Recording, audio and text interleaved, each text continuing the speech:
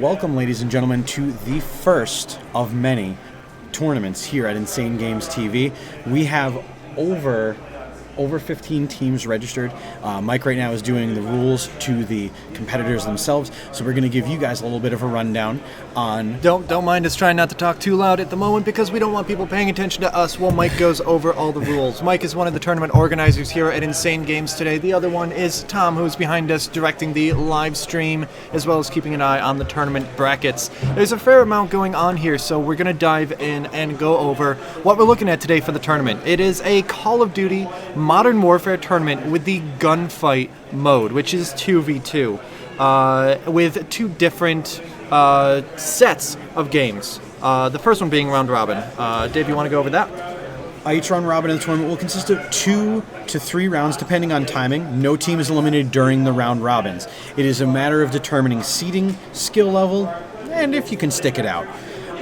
Based upon the results of the round robin portion, teams will be seeded into a single elimination bracket to determine the winner of the tournament. So everyone will get a chance to warm up, get their hands on the controllers, sit in front of the setup, get a feel for themselves and the competition. Yeah, then it's time to be live and in charge. We've had a few people that are saying that they're used to playing on PS4, so just getting used to the controller, or PC, yeah. So getting used to the controller and how it plays over the course of 2 to 3 separate round robin warm-up matches, really. And while seeding is important, nobody is getting eliminated during this first set of matches. That is for the single elimination set afterward, where once everyone is seated together, teams will play each other, and best 2 out of 3 takes the spot and moves on, and the loser goes home for the day. We are looking at different maps available during this game. We are having the competition on Docks, King, Pine, Speedball, Stack, Gulag Showers, and Cargo. The other maps were determined to be ineligible for this tournament. And it is in the original gunfight mode with default gunfight settings. Yep.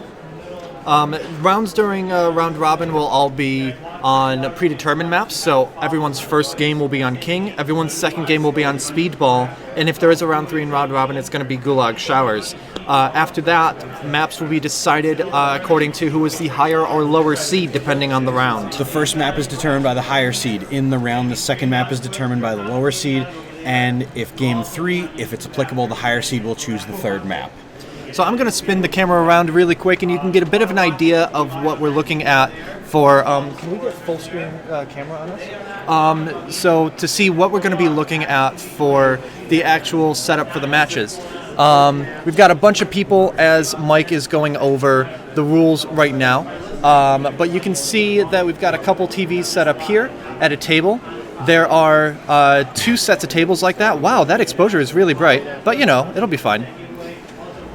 There are tables on either side, like this and like this. There is a center large TV that is being directed by Steve today, who is directing the Codcast and looking at what everyone is going to publicly be able to view out there, as well as what we're going to be seeing today on the stream. That is going to be on a delay here on the stream, so that us talking about it and people watching Twitch at home aren't going to be in any way able to influence the matches. So, Boater, I've got a couple keys and things to look at in Gunfight as a difference between other Call of Duty games and things of that nature. Yeah, it's a very fast game mode, and yes. One that is we've talked about it on the Nerd Glasses podcast before. But yeah, what are some of the things that you're going to be looking for out of these teams today? Your win, the ways you can win. You can kill all your opponents. You can capture the point after a certain amount of time has lasted in the match, or just survive. When the time runs out, then you are moving on to the next round, and no one gets a point for it, and it's considered a draw. Gunfight is one. On the TV inside of here. Gunfight is the first team to reach 6 wins, correct? Yes. So the first team to reach 6 wins. If you realize that a round is unwinnable, if you can just avoid getting killed for the duration of that round, you will bring it to a draw and move on to another round that may be more favorable to you. But if you know that your team is lower on health or higher on health, that will cause win or loss. Ah, yes, okay. I really like that idea of preventing someone from Keeping someone finding from a just break in the camping map. and- yes, and finding a place. Some of the keys during these games are to start ASAP. Once the game map loads, everything you see is going to be what's on the map. So it always helps to look left, look right, look around you, what guns are available, what cover you can find. It's a moving game from the second it starts, even before the countdown is finished. Shooting and moving, running and gunning is a very viable strategy. It's a feasible strategy. It's a very good idea. Or get flanked. A lot of teams are going to be working together and hunting and killing on one. If you pick a spot, if you try to pick a spot and say this is where I'm going to camp out to run out time, the other team knows where you are. These aren't big maps. They're going to try to hunt you. You don't know where they're coming from. They know exactly where you are. It also goes along, you could use the strategy of the wolf in sheep's clothing, or the idea of leaving a teammate who doesn't necessarily know what's going on out in the middle to be found by someone so that you can pick everyone off while they're feeding on your teammate. Not the nicest strategy, but one that could win you $200 tonight. We didn't mention that, but that is the stakes that are up for grabs, $200 for the winning team. But what people are going to need to coordinate a strategy like that, and really any strategy in this game, is communication. The talking heads will prevail. You need to be able to talk to your teammates. You're sitting right next to each other, and it's somewhat loud and echoey here in the mall, so your coordination might be overheard by the other team, but if they're listening to you, they're not watching their screen that well. So by all means, it behooves the teams to talk to each other. They're getting ready for the first round. Sorry, is there anything else that we should keep an eye on? Audio cues. When people use their weapons and things of that nature, reloading, things like that, you can hear it. The map is that small, so you can get echolocation on where your enemies are, what they're doing, or what weapons you hear getting fired, because it's the immediate spawn is usually a pistol. Further away are the more powerful weapons towards the center. Teams are playing on TVs, and I'm going to spin this around now that I'm going to spin it around one more time now that people have cleared out. Apologies again for the exposure. But we've got teams here that are they're playing straight on the TVs, so it's not like headphones. It's not going to be super slick, but it is still, wow, that's really bright. But you will still be able to hear through those TVs to hear the various audio cues that we're talking about. Scooch that back that way a little bit. So. Looks like, so they are seeding the teams to begin the first round-robin match. And kind of waiting on Tom to get things started. But it's exciting. So one of the teams that I see, the one that's seated closest to us, is actually the only team, as far as I know, that didn't come in as a pair. Where two people had come in individually to come in. So who have we got for the first team? So we've got Blue Mountain versus 2 Epic. Okay. For the first round. Awesome. And looking forward to seeing how these teams do. We will be keeping track of their wins. Maybe not necessarily their exact total amount of round wins. Right, exactly. But we're going to keep an eye on what really looks impressive. On these... Okay, cool. The first one shown, is that going to be like a particular side or team? What's that? Are people seated in a specific spot so that like... Oh, okay. So like as far as like we have no way of telling who Two Mountain is versus... I'll make sure next time we get... Okay, cool. Cool. So we're beginning off once again looking around the map, seeing what's available, where you are, where your opponent is. Ducking is key to a lot of these maps, keeping your head down so it doesn't get zipped straight off. Top team will sit on the left, bottom team will sit on the right. Okay. So that looks like a win for... A win for Blue Mountain. We're going to have top team on the left and bottom team seated on the right. So it's a win for Blue Mountain right out the gate. Awesome. If you can hear, our mismatched teammates are actually using a little bit more vocal communication than the other team. They're talking a lot, which is corners. really important. That's Always one exciting. down. And a really good ambush for the second win for Blue Mountain. For Blue Mountain. Always a little disheartening when you... Yes, sir? Blue Mountain State is on the left. The other team Okay. is on the right. Okay, great. Thank you. So Blue Mountain has won 2-0. Blue Mountain's 2-0, and again, they're the mismatched. They're the team that didn't come in as a pair right out the gate.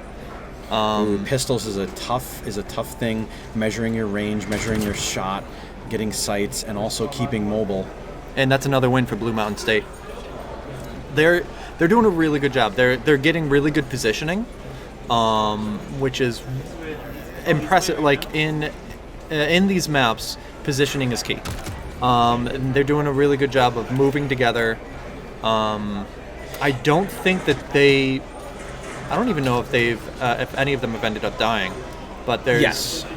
They have had a couple casualties. They have had, okay. Do you notice, though, that a lot of the other team seems to be taking the high ground very quickly, and the other team is using that to their advantage to know exactly where they are, and they're kind of hunting them around.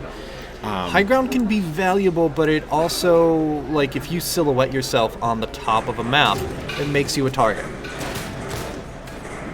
And Blue Mountain State is definitely Shotguns, looking for that. the most despised of weapons, and yet the most oft used here in the online maps.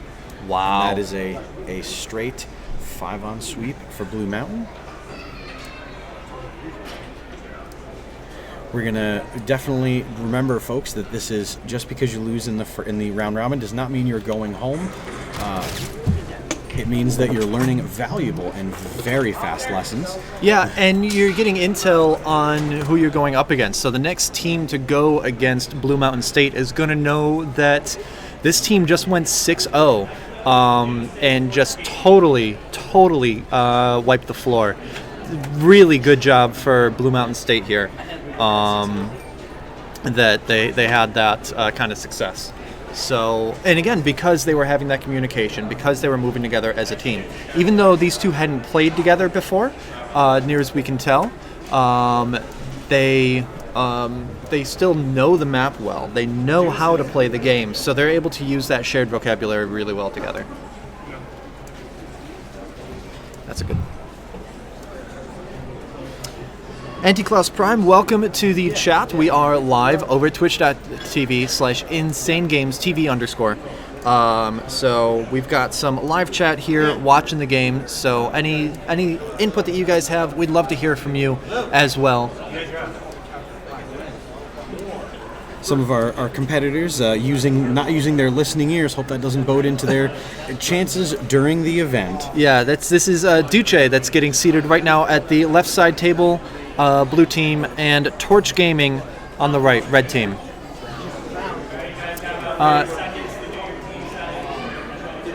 And actually, I've noticed that one of the people in Torch Gaming, as well as one of the people in Blue Mountain State, both have Torch Gaming hoodies on, Yes. or jackets, which is, they're based out of Rochester. I don't know if these particular individuals are.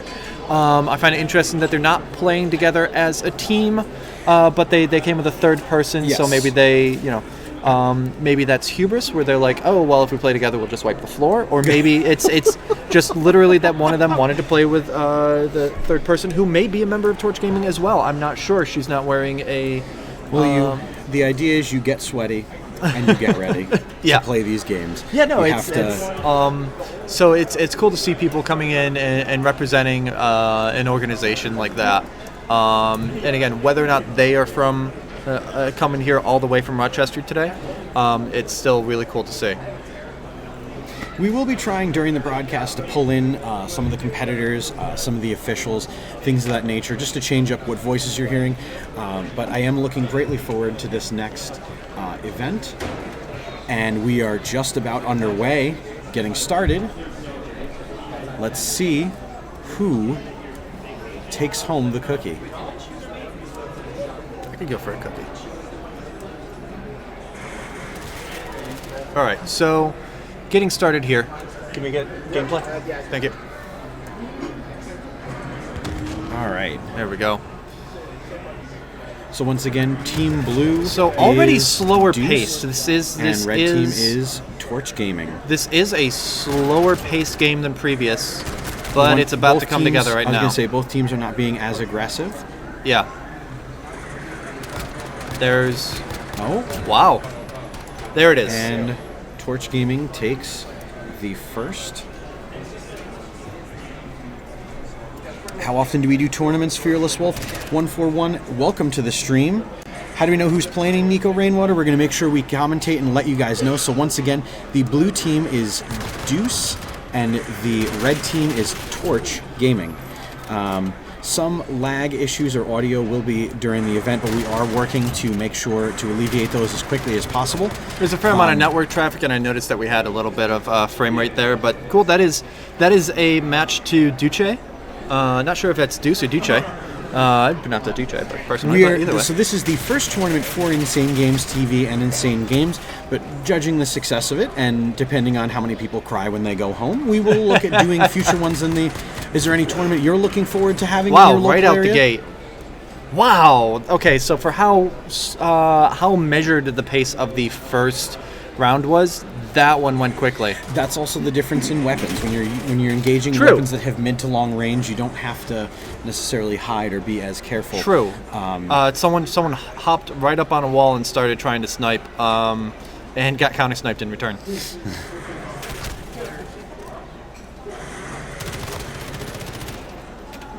Always of interest seeing the cat and mouse games moving around, seeing where your allies are, where your opponents are. Ooh. We're seeing good mobility out of a lot of the players in this one, and really, when someone stops moving is when they die, like we said right at the start, and that's what's kind of being borne out here. Very nice, Fearless Wolf. Is there a shout out for any of the people? May not necessarily want to say full names, but gamer tags or anything, and we'll definitely gladly give them a shout out for you. Fearless Wolf saying, I wish I could be there, but two of the friends are there and participating, so we'll certainly tip our Mountain Dew bottles. That's another one where the high ground didn't do him any good. People going for those high places, it's generally not working out for them right now. I'm wondering if it's the weapon sets and things that are determining it. But you know, as we see the maps change around and things like that. Here's a long range. Ooh, this will be very interesting to see, being that you have the long-range weapons as well as the quick-fire guns. Yeah. Switch around to the team Dog Bones.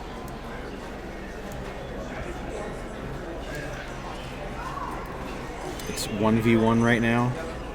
Everyone's hunting. This is Dog one of those Bones will be moments. playing in in match 9 of the first round of round robin. So we'll say hi to Dog Bones when they come on up. We are in round 2.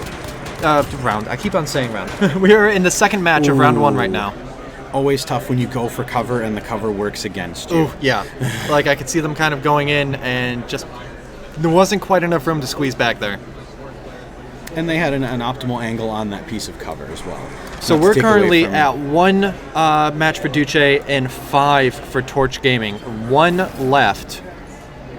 Or 1 Pistols round and left in this fists. match, yeah. The truest determination of skill, in my opinion. Nothing establishes dominance. Ooh, Oh, Animal. Ooh! Nice. Oh! Nice use of thrown weapons. People always forget to throw those on. Oh! Turning around, and Deuce getting the sneak around and eliminating both opponents with the pistol. The Molotov is a really good one for changing the terrain, too. Like, with these maps being so small, everybody knows everything about the map. There's not a whole lot to learn. And when you change the terrain like that, it can really disrupt someone who's not expecting it. I like that, seeing someone standing on top and just deciding not to get in a shooting match with them. Saying, nope, I'm out of here, I'll meet you at some other point. Checking your corner is always key, making sure you don't overturn and overshoot an enemy or an ally. Ooh, 1 and to 1. Using our secondaries, our gear. Ooh. And a shootout between the two. Yeah, and they're Everyone's going reloading, back ducking and for forth cover. between the two spots. God, There it is. right in there. So that's 2 in a row out of Duce, and can they come back? Like, this was a really impressive. That was a really impressive round. It was fought to that standstill. Another good use of thrown weapons to change the terrain. Sights on the pistols changes up how you may use them or may not. Also, the use of these stub shotguns. Yikes.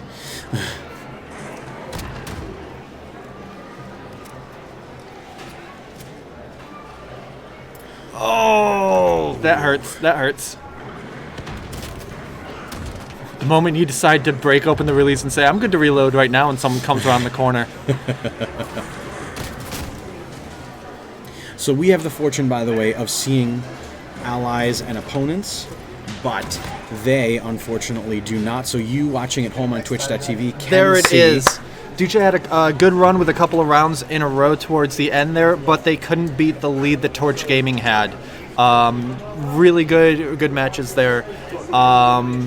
I wasn't hearing a ton of communication. Part of it is that it's loud in here. I don't know. Did you hear some good chatter over there? I did not, but if you noticed, a lot of the teammates were using looking at where their allies were, taking those couple of milliseconds. Yeah, using the to turn and nonverbal look. cues to make sure that, like, because teamwork is going to be very verbal, but there are nonverbal cues that you can use as well.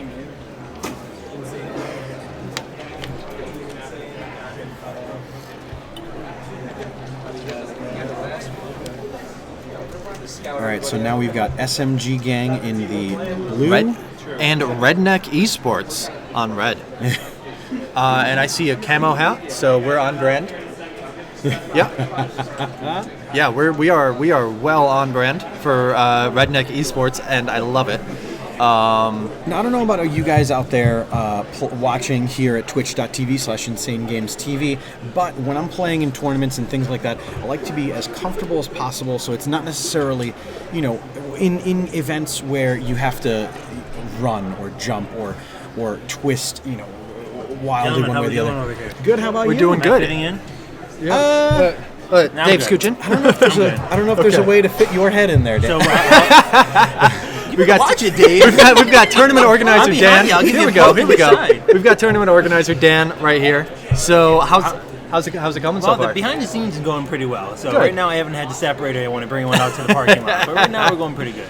How's game strategy over here going? You seen some interesting It's going battles? well. We're seeing a key strategy, which is the idea of a la Star Wars for the nerd glasses, but the high ground has not served anyone well in these maps so far. It hasn't. which A is lot of very people are going interesting. high and they're getting shot right down. Really? Interesting. Yeah. Well, you guys are doing a good job. Looks Well, good. thank you. Hope everyone's enjoying the show. They definitely are. We've had some people shouting out for other teammates and things of that nature. It's only going to get more interesting as we go. Yes. As we get into the final round, and Oh, you're yes. going to see some real sweaty hands. Yeah. And Dan, if you want to send anyone our way to chat about games and things of that Definitely. nature, let we'll us try know. to send some people over. Cool. All right, so I don't know how to switch that back to get full view, but don't mind us in the corner here as round 3 is underway. SM Gang versus Redneck Esports. Nico Rainwater, Dan has a massive head, and you know what? There's just some things you can't refute these days, ladies and gentlemen, and that is one of them. Shady Tim's right there with you, massive head. That's a win for Redneck Esports right out the gate. Again, someone coming down from the high ground. Wow. That pillar King- box has absolutely killed every team that has used it, Yeah. aside for the teams that know that the opponents are in the hiding locations to the left and right, the cargo containers. The map is called King. It's the idea behind King of the Hill is you want to control that high ground. And at this point, control has come from not being on the Yeah, high ground, no. but hunting everyone I mean, around. And in Redneck a good Gaming King of the with Hill kind another- of game, it should be hard to control that high ground. Actually, in a King of the Hill game, me going back to Halo as well as when I was a child on Yieldy Playground. But I'm laughing at all the jokes about my big head on the chat. but yeah, so it should be difficult to hold elevation. Instinct says get high so you can see everything going around there, but it makes it a really easy position to assault. SMG Gang has come back with a victory, using, once again, the high ground to their advantage. You're going to hear us saying that a lot during this match, we by are. the We way, are. being that it is... At least with King, because that is the predominant feature of the map. and it's interesting to see how people use it. Our first game where the teammates are sticking directly together. A very interesting strategy to do that, as opposed to the divide and kill, or the sweep around and pincer them method. In your experience, Redneck Gaming already suffering from not covering each other's backs, being picked off one at a time. Ooh, will this pay off? Wow. Redneck Gaming coming back from a one teammate loss deficit. How do you typically see whether people stick together or whether they split up and work together but not next to each other? What do you usually see as the more effective strategy? Should people stay together and cover each other's six, or should people move around and try to flank all the time? Personally, when I play, which is MLG level play, by the way. Yeah, clearly. I think it's silly for me to be asking. MLG at DAM314. You know what? I'll just ask any of these people to come in. No, you're getting the expert advice. But the point being that I haven't played a Call of Duty game in a decade. Hey, Boater, giving away trade secrets. But it was Modern Warfare. So you're among kindred. It was COD 4 Modern Warfare. We are looking at. That was another win for SM Gang. The dividing left and right does seem to work, especially when you're sweeping left and right and not allowing yourself to get teamed up on. It's the idea that if you see that you are if your team is traveling together, either going around them so that the pincer can be completed, or coming up entirely behind your allies. Wow. So, good job falling back and trying to use the thrown weapon to disrupt whoever was in pursuit, but then turning around and seeing your enemy just right there. Without someone to watch your six, it's really hard to make a retreat like that.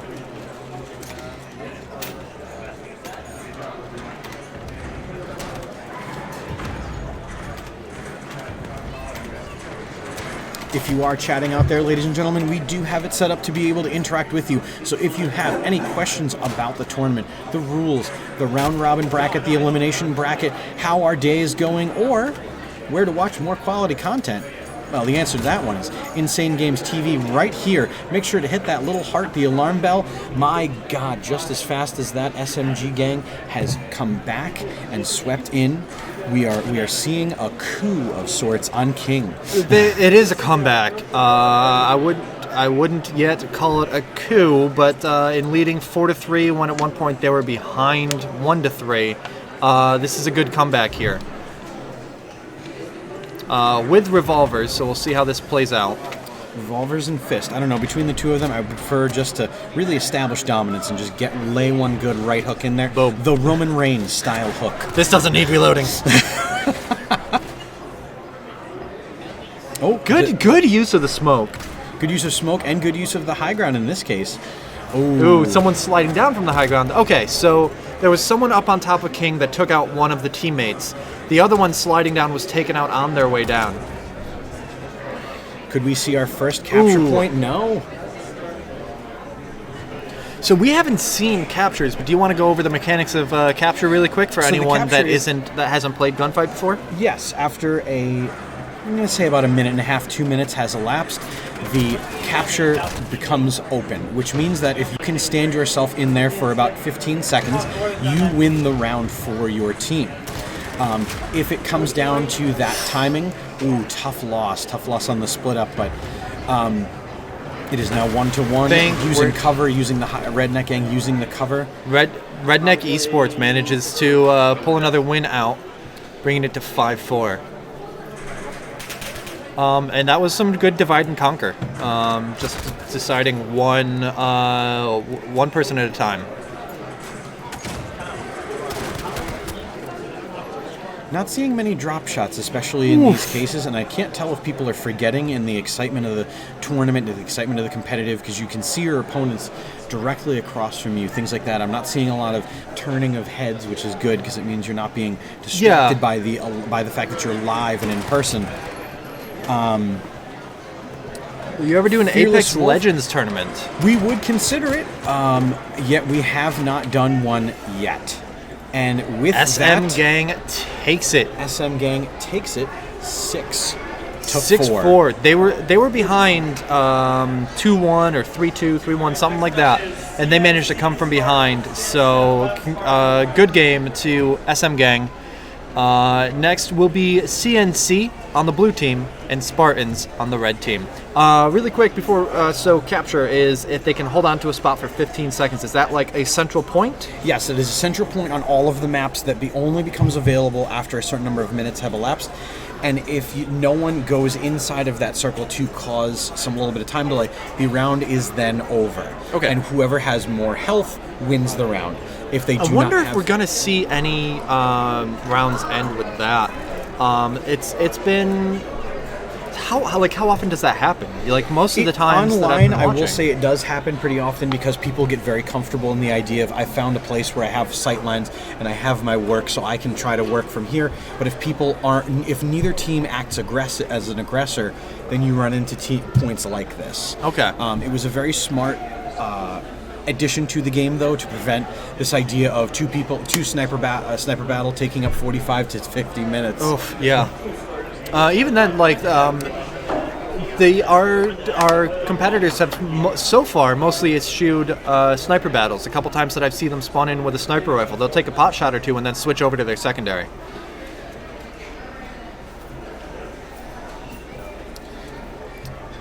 The teams right now are prepping their materials. Mike has signaled them. It looks like both of our teams are ready. It is and up to the action individual. Go ahead. will start. It is up to the individual players to make sure that their controllers are how they want them, to make sure that they have the sensitivity as they need it, to make sure that any custom button layouts, it is up to them. So there won't be any pause, hold, TO, we need to check this. Yes. Know what button layout you're going with, know what sensitivity you want to be at. And if you're unsure, that's one thing that these round robin matches are good for. If you're used to playing mouse and keyboard, but maybe have played controller before, and you're not sure what sensitivity you want the stick at, well, now's the time to find out in these 2 or 3 round robin matches. Good, how are you? Always good to see friendly faces during the tournaments and things. Friends and family alike. Someone drops from CNC immediately, and that's 2 down. The first round of the match goes to Spartans. I'm just gonna use rounds and match willy-nilly here. Hopefully, y'all can figure it out from context.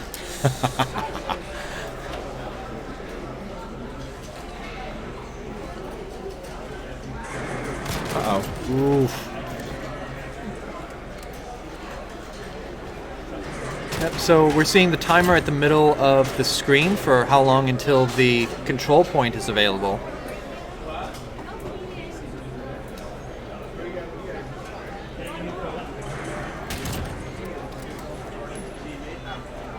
So that was a point for CNC, so they're evenly matched with 1 point each going into the third round here.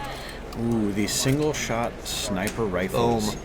Very tough to maneuver around these maps, things like that. They are not optimized for it, and yet, And just really, as we say there was a really good snipe right at the start there.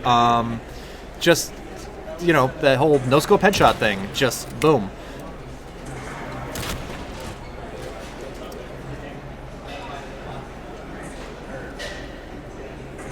They tried for another one, didn't quite make it that Trying time. for but- another. Ooh, Oh. and catching one straight to the Domed. gums. What teams are playing right now? We have CNC and the Spartans. The blue team is... The blue team is CNC, and we've got the Spartans in red, currently leading 2 rounds to 1. Things not looking good for the last CNC member, and there it goes. So that is 3-1 lead for the Spartans.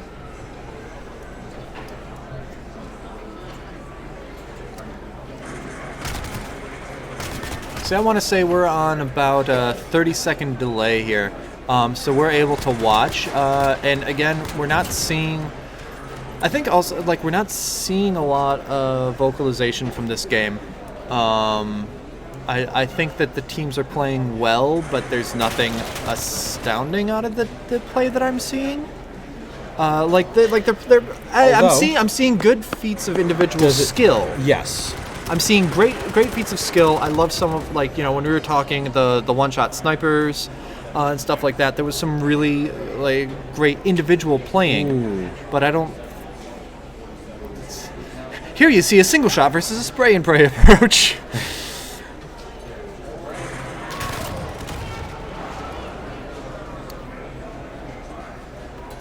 And when it comes down to one-on-one, we're able to see this.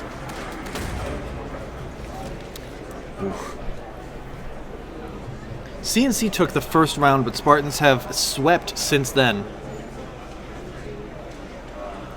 We are not sure of the composition of the individual members of the team, but it is always interesting to go to events nowadays and see who does come out, what people do. I and have things seen a of that nature. few women playing. I believe there was one on the Torch Gaming team, and obviously, she did really well there. Very tough. I'm not 100% positive on that. Again, we can't see the other table really well. And on the left and TMT Gaming on the right. the Spartans sweep. Spartans took that one 6-1. Was that 6 in a row, or did they take the first one? It was at least 5 in a row. I believe that it was 5 in a row. Yeah. So a couple of warm-ups and then just ready to go. Teams are currently using the available hand sanitizer and paper towels Lord knows when you're playing. We're using the shared controllers, and if you don't have something like a gaming skin here, that's going to get grody.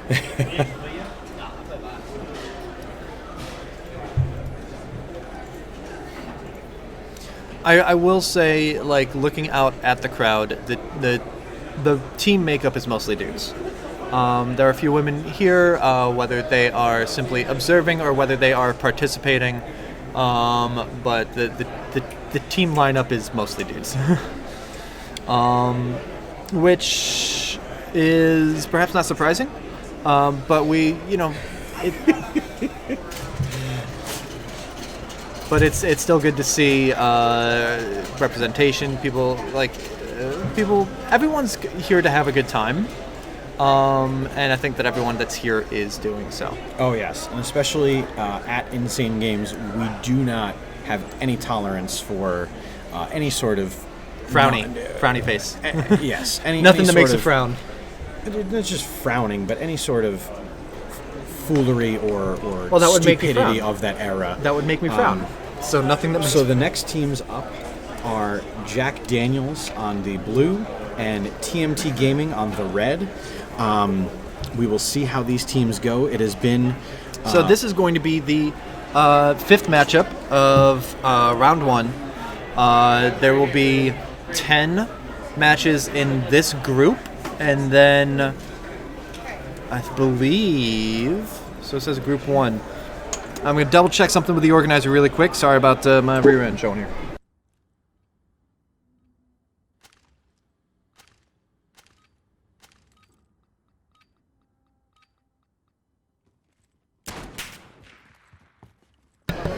Yeah, so just confirmed that we do have, there are 20 teams signed up, so we are doing 10 matches in the first round of round robin, and there will be a second round, but there is not going to be a third round of round robin. Every team will have the chance to play twice. Can we get full screen? Ooh. A win for Jack Daniels out the gate. So when you play, you've got that first game to try to get used to that. And then if that is not exactly words, I lost my words. If the controller isn't exactly like you need it, you get one more game to kind of get that dialed in with your settings. That's a win for TMT Gaming, so 1-1 right now. How long is the tournament expected to go for? Dave, what was your answer when I asked you? The answer is until it's finished. I think the answer you gave me was... but we're going at a good clip. Gunfight rounds go fast, and we've got some really skilled teams here. And even the ones that go a little bit longer, I think the longest individual match we've seen was like 2 minutes. Yes. There was a lot of cat and mouse being played. So each of these rounds is taking Jack Daniels pouring no it more than 10 smoothly into minutes. a win. I'm going to say it's somewhere between 5 and 10 minutes a matchup. If that sounds about right to you. So this is almost halfway through our first round robin set. We're also having a quick turnaround time in between, which eases things really well. Everyone's paying attention. Almost everyone has their listening ears on. So when we call them, they're showing up.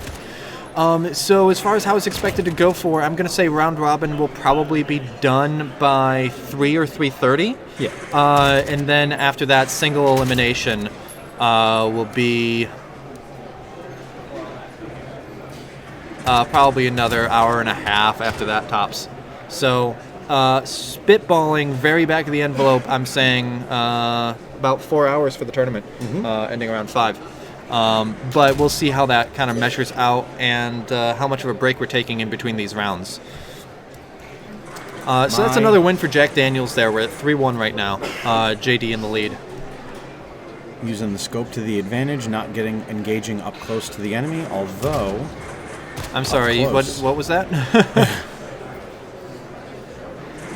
Teams are watching each other's back. I'm noticing that... Oof. I don't know that was the right weapon for the job, but you managed to pull it off.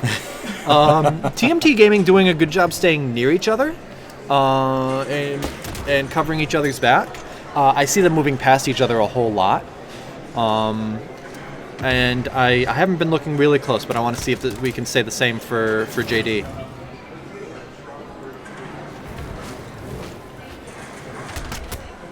Again, seeing a lot of smoke getting popped.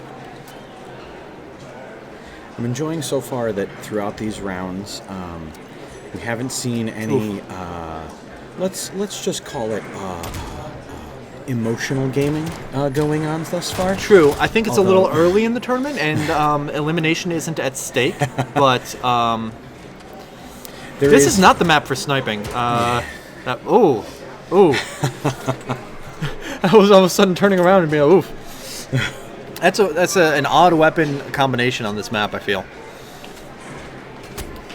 Last few rounds have all been long-range weapons, which the scope is good for that initial moment of looking across the map and seeing where they're going. I do like that the game randomizes what weapon sets you have available to you. It does allow for a little less predictability, especially knowing like, oh, this next round I have this gun and I can play this way or things like that. You just have to be able to think on the fly once you open up. Yeah, and you have your 5 sets. seconds to look at your weapons and say, how am I going to play this? And ideally, again, to communicate with your throwing teammate. Knife, a dangerous weapon, and yet when used properly, and very embarrassing when used properly.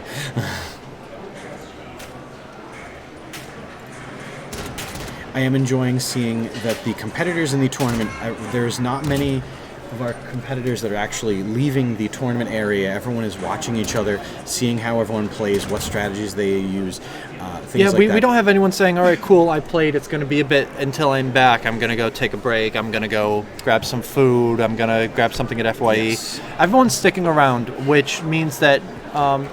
number one, like there's not the overconfidence that you see of, I'll come back and just sweep the floor. Part of it is that people are watching their competitors and getting a feel for them, which ones are going to be worth keeping an eye on.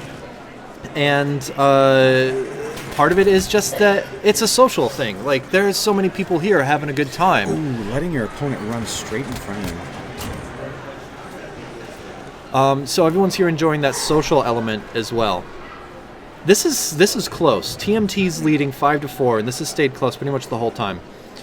So we're about halfway through here. I was going to ask a question. Let's let this one play out. There are at most 2 matches left in this particular matchup.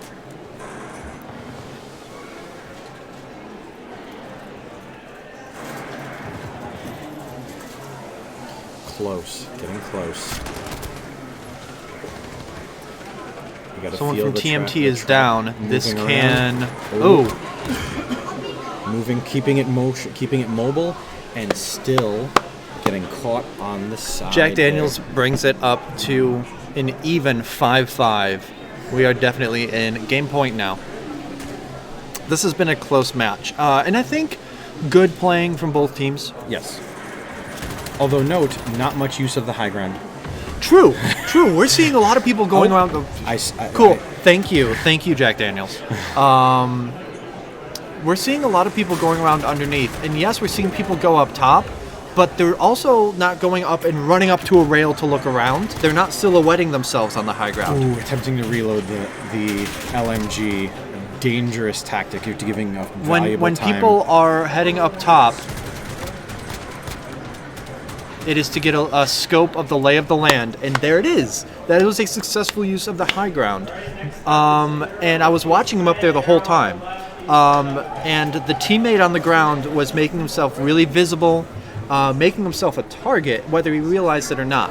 But in allowing himself to get taken out by the member of TMT Gaming, the TMT Gaming member revealed himself, allowing Jack Daniels to take him out from that high ground. Yes. So that was a really good use of the high point of the map, which we haven't seen effectively used that much so far today. So good job to Jack Daniels for that win. We're halfway through round one. What teams are you keeping an eye on right now? I very much am interested to see where and how 2 Epic goes from here, getting entirely swept off the board, to see if they can come back and show their stuff. Yeah. You know, it's always disheartening to go to an event like this and get taken off the table, but it also could be a motivator. Yeah, and to go into to play in the first round like this is always kind of like, okay, what's it going to be like? What's the atmosphere? What's going on? And that can be really intimidating, and that might have worked against them as well. And that's also, I'm not going to say embarrassing, but it's not a great start. So yes, it can be an absolute motivator for them to come out the gate in the second round robin set to do a lot more. We're getting ready to start the next round here. Our tech guy is currently running the store, so we're going to have to make do with picture-in-picture as Arrow on the blue team faces off against Ace Clan on red. Let's go, Jack Daniels. Big win. I'll drink to that. Big B, 54.75. And thank you for joining us on the broadcast. Always good to have active competition. Ooh, revolver with a scope. It's like having a cannon with a rock attached to it. It's just it's like using the sun to tell the time. You're putting in a lot of effort that doesn't necessarily Look, I have a slingshot here on top of the cannon to help aim it. I'm a little bit surprised to see no hand-to-hand kills. Ooh, the flag came out. There it is. And the win. That was really well done on the part of Arrow for taking that with a for taking that one. There we go. All right, fresh set of downs and a new competition to fit. Ooh, already one on the blue team down. We're looking here. Will Arrow be able to establish a 2-zip lead? All that, those Again, knives. a good use of smoke to deny an area to the other team. Now that was an ambitious choice to reload and turn your back on the opponent, knowing that they may not necessarily be as aggressive. Yeah, could be good strategy. Did not necessarily pay off in that instance, but it does not mean that it did not pay for them. My goodness! Wow.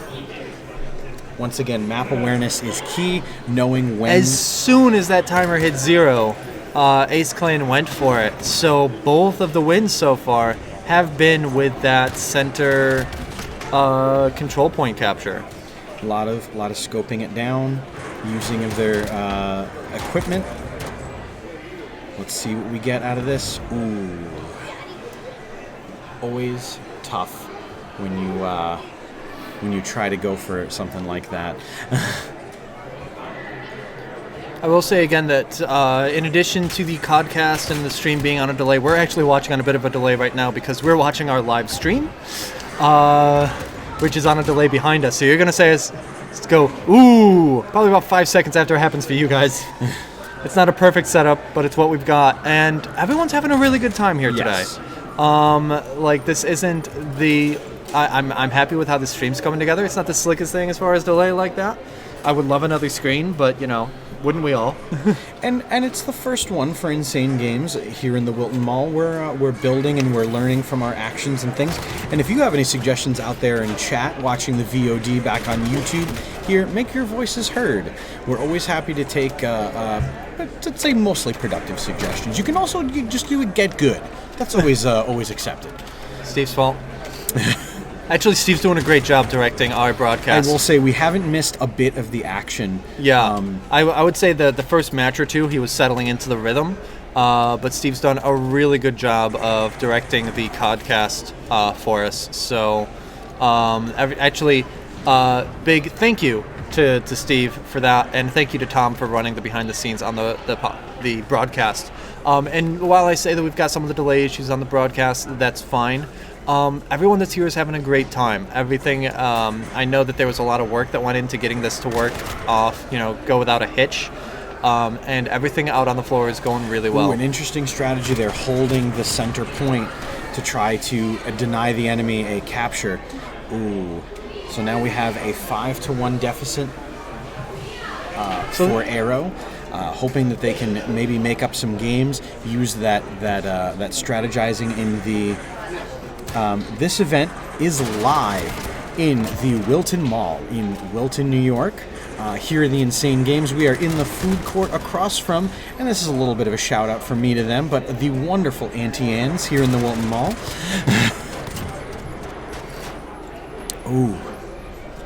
And a nice win for Arrow. So this was interesting in that the first two matches was a capture point for each team, but after that we're going back to the more traditional kills. I think that each team had a chance to say, oh haha, they're not paying attention to the capture point, and now everyone really is. We're seeing good map awareness out of everybody. Yes. Another question from chat, which we will answer right after this round, seeing if Ace Clan can pick up that last win that they need, or if this round will continue for Arrow's chances. Nice. Arrow grabs another one. On Arrow. The winner today, after 2 rounds of round robin and then single elimination brackets, will take home $200. And that's cash. Yeah, we're not talking store credit at the store. You can spend it at the store. It's as good as store credit. Cash, as good as store credit. I'll try to use that one as people trade in with Insane Games. Shotguns and pistols, one of the more dangerous. I think we got to laugh out of Dan for that rounds. One too. Always dangerous here, not knowing where your range sits at, where your opponents are possibly at. I'm noticing a lot of pistol usage, although here we go, switching over. Nice. And that's another one for Arrow. They're doing a good job coming back right now. Breaking it a comeback. They're going to need 2 more matches in a row to take it. But they've definitely shown themselves now, and I'm seeing some good communication over here. Should we? Very, very. We're looking. Oh, so they close. couldn't take that last match, but they're on the Arrows on the table that's closest to us. I could see them, having a good time, smiling, laughing, talking amongst themselves. So good attempt at the comeback for Team Arrow. Come on over here. Let's chat about that. So, you guys had a 4-1 deficit. What were you thinking? What was the feeling in that moment when you realized you're 4 rounds down? What do you do? Honestly, just trying to play our best. Yeah, but it's I always a good That stretch. shotgun, turn the table. So I've never played this Modern Warfare. Very nice. Never once. So I'm just coming off of having played a couple of the previous games, and then I was really out of practice. So, yeah. So do you like the idea of the round robin structure and then the elimination, or would you prefer the more direct playing out? What do you guys? I do appreciate the opportunity that even if you lose the first time you get wiped out, you do have a second shot to. I like that at least 2. Yeah. Because just getting eliminated in 1 round, I mean, if someone like with that shotgun round, that was more luck than anything for me. I can't believe how much range that shotgun had. I was like, oh wow. That was something that we noticed was keeping an eye on who was familiar with what they were doing with the weapons. And when you were familiar with what the shotgun could do, we saw some ineffective shots, and then we saw some that were just close enough to be really powerful. So, awesome. Yeah, but as soon as that knife hit my foot, I'm like, oh, man, this is great. Gentlemen, best of luck in the coming rounds. Enjoy, and we look forward to seeing you in the future. No worries. If I don't throw it off the table, someone has to. So that was Team Arrow, which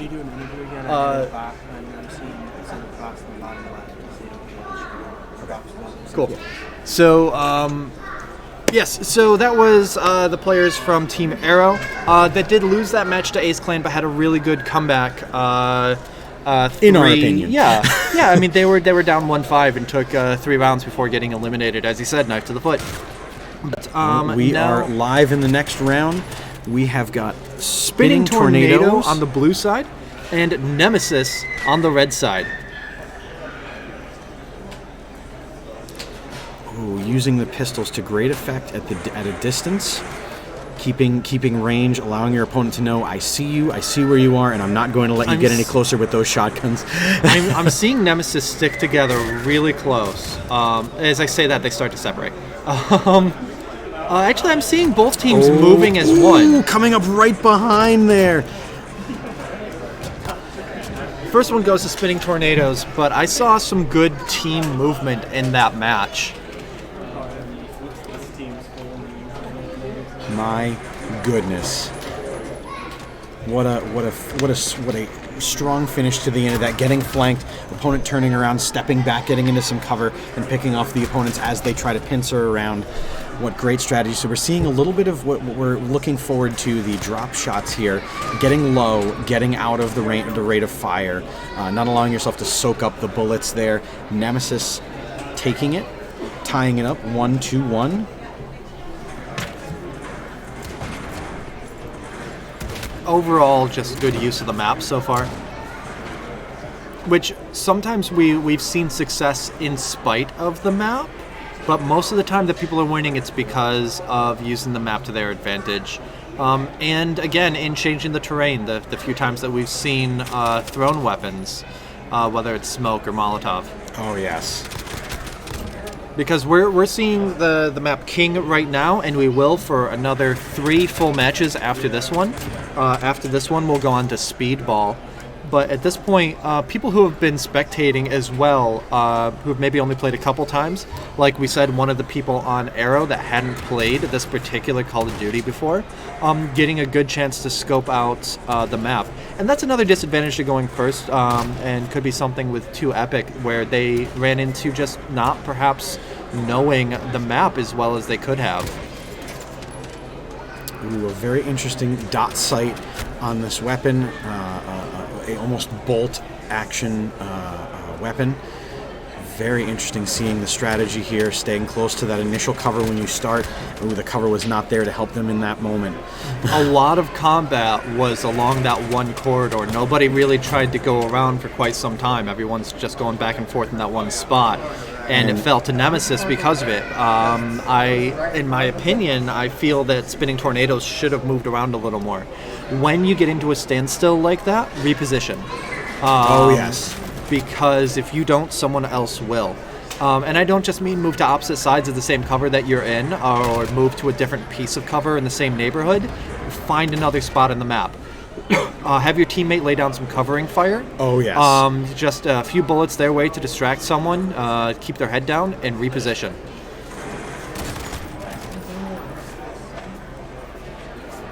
Tense waiting on as each teammate are now solo standing, seeing how that goes, and the spray and pray takes it for the Spinning Tornadoes. Yep. 2-3 as we check in at this moment on the scoreboard. Still an open field for many teams. Again, games 2-6 for those of you first time watching. Thank you for joining us here on this sunny Saturday in the Wilton Mall here at Insane Games. Shout out to, I believe, Tom, who was keeping an eye on chat on the Insane Games TV Twitch account, answering some questions in chat as well. We're trying to cover them here, but he may be able to pick up on something that we've missed. So now we're seeing good repositioning. This member of Nemesis took a look down the hallway, didn't see much, didn't like what he saw, decided to move. The capture point's open now. And the capture point being used to the advantage of the Spinning Tornadoes. It wasn't what ended up getting the win, but it forced Nemesis to come out of their hiding spot. It forced Nemesis to engage, and Spinning Tornadoes was ready for it.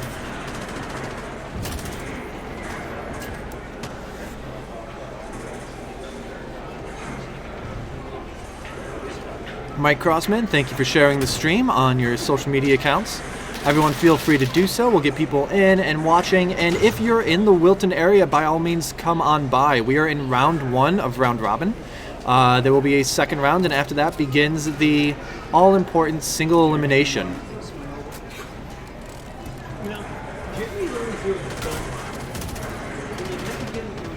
Reloading those LMGs is a killer of both time and mobility. That was a good spot to do it. So risky. Yeah, I mean, it's ideally you don't want to have to do it. Oh, that was well done. So he waited there and knew that Spinning Tornadoes was going to try to take the point. And as soon as he saw that bar filling up with Tornadoes starting to capture the point, he knew where his target was, and he dove in and took him out. Really good job on the part of the Nemesis player there.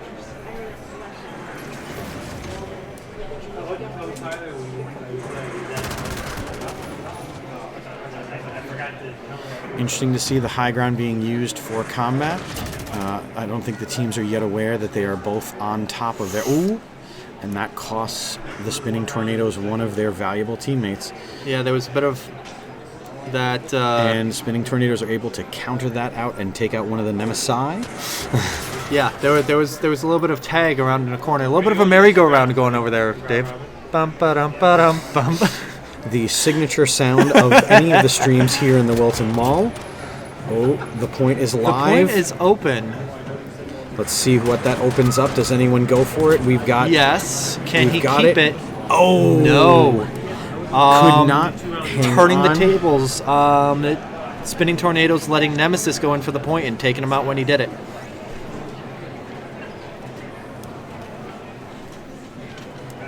Spinning Tornadoes is on this 5-3 right now, going into the final match. It could be the final match, remember. True. They're hoping it's the final match, but they've got a little bit of leeway. We've got a tornado on the top and one coming around the side. That was actually a good job using their team member who was on the high ground to flush someone out, but again, they lost their high ground team member in doing that. Was the bargain worth it? It definitely got them the win. It got them the win. Like, that kind of thing can be really chancy, but...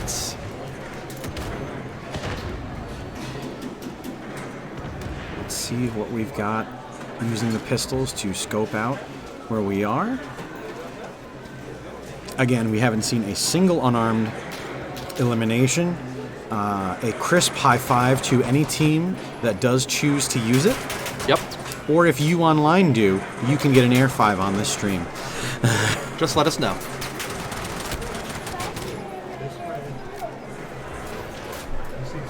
Got Nemesis up top, but dropping down. Doesn't look like it worked for him. Now, Spinning Tornadoes using the high ground to their advantage to keep an eye they've on got where him the on the opponent run. is. They've got their... And the capture is there it is. unneeded as they are able to clip down the opponent. Combination of high ground and having someone down below, they were able to keep the Nemesis player on the run the entire time.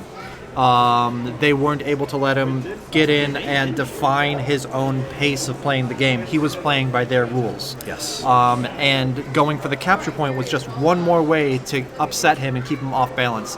And ultimately, it got Spinning Tornadoes the win in that match. We're not getting the full team here. There goes NW. There's a couple more letters.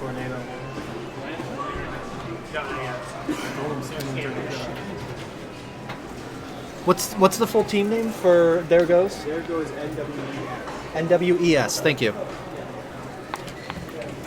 So There Goes NWES is going to be playing blue in this match. They're going to be going up against Du Bois on the red team.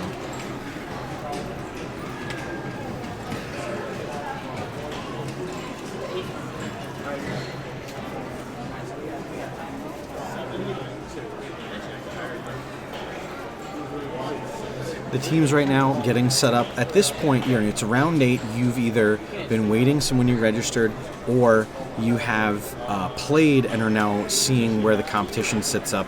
I know personally, I'd like to be seated around these points.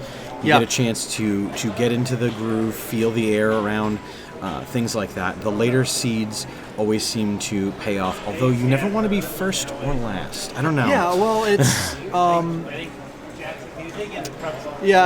to play at this point. At this point, people have been standing for about an hour, and people that have been getting seated. And it depends. If you drove in from Rochester, maybe you want to stand for a while. Yeah. We're seeing people take advantage of the seating area here in the store. They're able to watch us on stream. Hello, seating area. Hello, seating area. As well as keep an eye on the round robin team lineups that we're seeing. Match starting in 10 us. seconds. We've got blue for There Goes NWES and red team The Boys. Da Boys. Wondering if that's an allusion to the Cowboys of the Dallas persuasion, or if just some sort of reference to their camaraderie.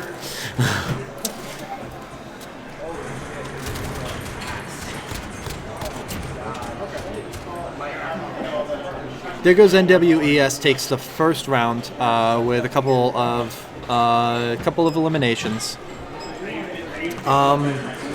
I got to keep an eye on that. I feel like the boys weren't doing a good job moving as a team, but I could be entirely wrong. I heard one of them mention. Yeah, I'm seeing NWES moving more as a pair, and the boys are sometimes moving together and sometimes they're not. And that kind of coordinated movement is so far paying off for There Goes NWES. Well, especially that's the idea of it's the rock paper scissors. If you split up, you are now one person firing against two, and by vice versa, two people firing against one, you are more likely to take them out and pick them off. Which isn't to say that you shouldn't separate, but you need to always do so as a team and know what you're doing. Yes. Third one for There Goes NWES. And let's give credit where it's due. There Goes NWS is playing well. They are running the table. I'm going to say that the boys aren't playing well right now, but that doesn't discredit the job that NWES is doing right now. NWES holding on the high ground, making sure to draw most attention on their teammate up top. Now they're both on the ground now that their opponent has tried to move and flank them, engaging on all sides. That was a Molotov elimination. That was well done. An even swap and a win. That's what I liked. That was a good match. I'm sorry, I'll get a complete sentence out eventually. I think both teams played really well there. Good use of control over the map. Good use of thrown weapons. I don't think we've actually seen a kill by Molotov until this point in the day. Yes. It's mostly been used to change the shape of the map. Here's the trick. If you listen very carefully underneath us, you can hear There Goes NWES using vocal communications, telling each other, They're talking really well. They're here, there, and everywhere. It's such a good strategy. It works very well when you can get it, and it is proof in the pudding. Although it's not necessarily an absolute guaranteed because of that, but it still helps you play a lot better. I'm hearing a lot of good communication from NWES. Again, we're not close enough to the other side of the table to hear if the boys are showing a lack of communication. I'm seeing some lip movement, so the boys are talking too.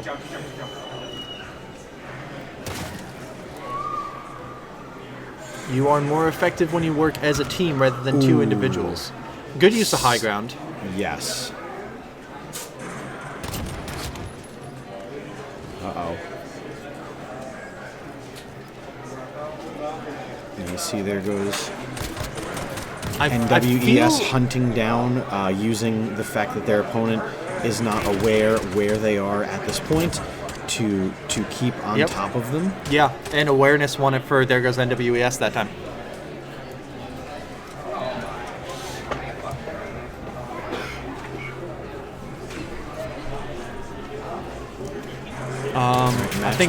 I think the boys are after their eliminations in the first couple rounds of this. I think that they are playing together a bit more. I think they're learning quickly. They're using the vocal cues. The high ground once again sweeps them straight. But I definitely think that There Goes NWES is going to be another one of my the teams to keep an eye on. So far, 2 teams have won 6-1. That's There Goes NWES versus Du Bois and Spartans versus CNC. And again, Blue Mountain Gaming. I forget the third name of Blue Mountain. Versus Blue 2 Mountain Epic. State. Blue Mountain State versus 2 Epic was an utter wipeout. So, as far as who's playing well, those are the teams to keep an eye on. But there's other ones that, Arrow had the comeback that was exciting to see. So there's certainly not just looking at the win-loss, but looking at some of these other things can really be indicative of who we should keep our peepers on as we start to wrap up. Steve stole your chair. Blame Steve. Steve's fault.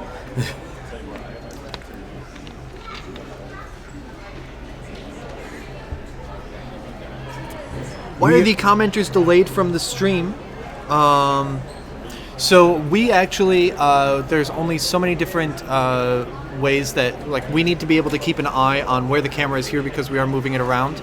And we can either view that to see what that's looking like, or we can see the podcast as it comes in live. So unfortunately, we are a little bit delayed from the stream.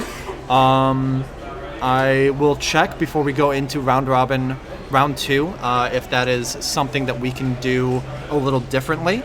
But this is also the first time that we have done a tournament here at Insane Games TV. So while the tournament itself is running really smooth, the way that it's being streamed... our commentary isn't running smoothly either. Our commentary is going butter smooth. But everything else about the stream, no, everything's going pretty well. There's always going to be kinks to work out. So thank you for joining us for the first tournament stream that we're doing here at Insane Games TV. And we will see what we can do about reducing that for future leg programs. issue. Yeah. CGI on the blue team, dog bones to the red. We're going to see how this round goes. Will we see another total shutout? Will we see a competitive back and forth? The high ground coming into play, and just like that, back down. I don't think they realize that there is an ally in their midst. Ooh. And CGI pays dearly with that.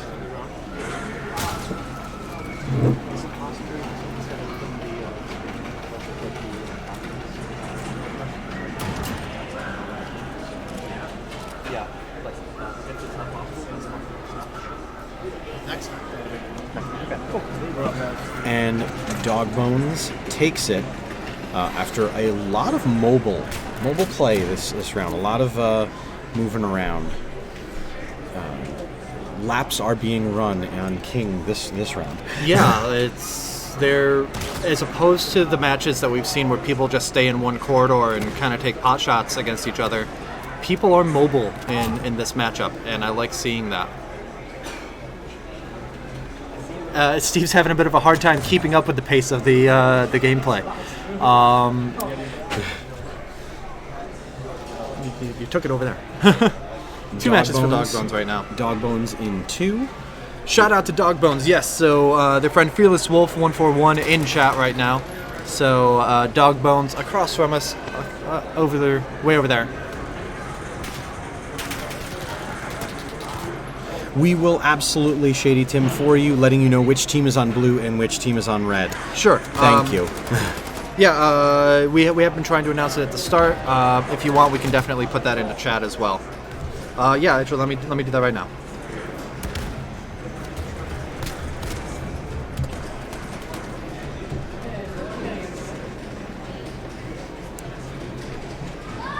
CGI staying mobile, staying frosty, and not allowing the 2-1 deficit to carry them to anything but a victory. 1-2 as the action is still young on the stream, and they are using vocal communications. Earlier teams, they're not so up on that attempted use of secondary gear. And that's people getting stuck in one spot. Ooh. On the high ground. Ooh, it looks like the teams are not aware of where the others are. Very interesting. Interesting to see. Ooh, you can't tell where these things are going to go when the two teams are not aware of where they are. Oh, both teams staying away from the point, knowing that it can cause a trap. In the past, we've seen, and there it goes. CGI. That's a win for CGI. CGI using the fact that they realize that if they haven't gone through the tunnel, they must be hiding. Just gonna get that typed in ahead of time. Yeah.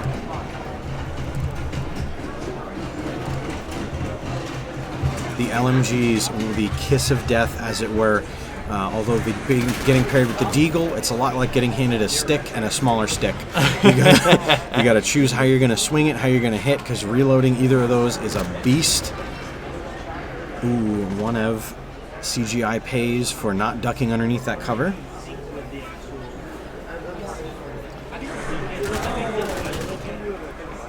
Geo-Legend 04 saying, "Let's go CGI." Rooting on their teams, their friends. Ooh, but had come around the corner, knew where their quarry was, but didn't see. Really good shot from down below.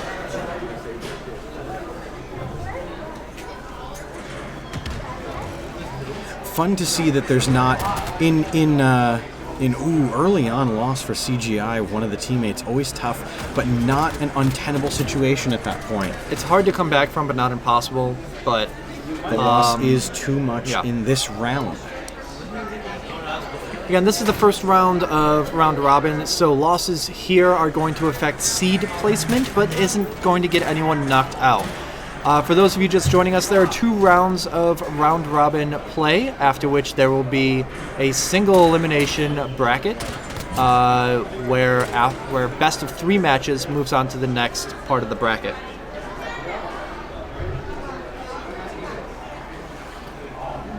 We're getting some cheering in chat. CGI versus Dogbones. And that round was over just as quickly as it started, not to besmirch on anyone else, but it seems like the Dogbones really went in and got it. Yeah, they're doing a good job pressing advantage as soon as they find it.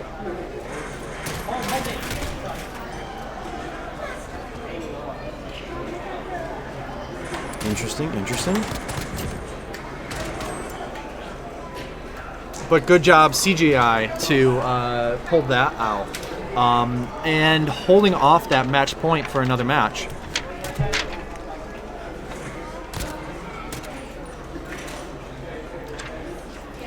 Cool. So, just got word from our stream director that team names are going to be displayed on screen starting in round 2.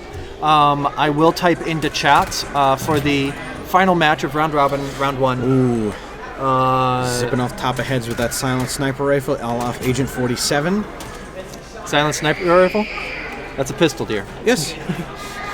What did I say? You said sniper rifle. Oh, very You called that a excited. silent sniper rifle. Silent sniping with a pistol.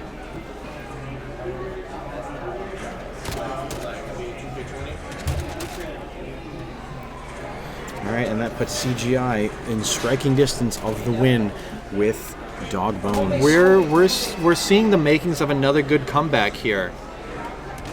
If they can work together.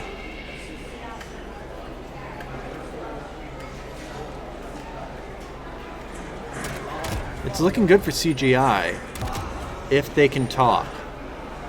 If they can talk it out.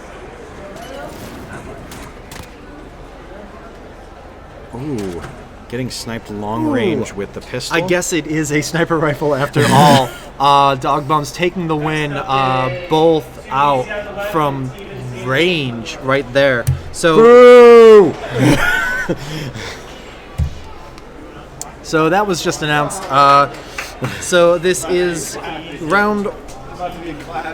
Okay. Too easy. It's gonna be blue. And Team Insane Games on the right. Who's playing Team Insane Games? It is Mike and Tom. Oh boy. Oh boy. So a couple of. It's about to get exciting. It's what? It's about to get exciting. About to get exciting. Have you not had your eyes closed for the last 9 rounds, sir? These have been some Nail-biting really rounds. good matches. I have plenty of faith in the skill of your compatriots, but I think they're only going to go so far. We're going to have to find out. How do we know that this game isn't fixed? Watch the rounds, you'll see. Okay, so clearly we're familiar with the competitors on Team Insane Games, but I'm excited to see what comes out of Too Easy here. And I know that Tom and Mike are good at communicating, and we're gonna need to see the same out of Too Easy. We're gonna need to see good map placement. We're gonna need to see all those things that we talked about. I'm sorry to put Team Insane Games on one of those lists of teams to watch before they've even fired a shot, but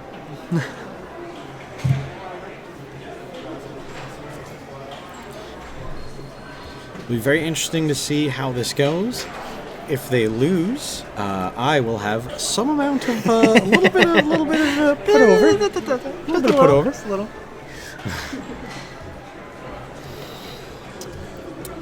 All right, teams are getting ready Gameplay now. is They've had beginning. their chance to get their controllers prepped. So we are on King for the last time in a while. After this, there's going to be the second round of Round Robin, a bunch of matches on Speedball. But we are on King, and we have Too Easy versus Team Insane Games in just a few seconds.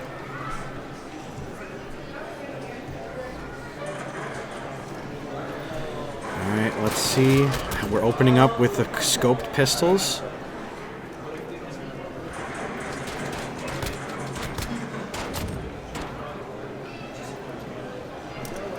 Ooh, and that is Too Easy sweeping on the first round.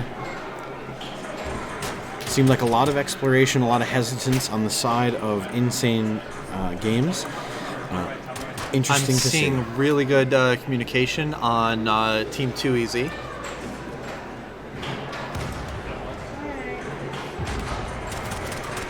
Too Easy using the high ground to their advantage.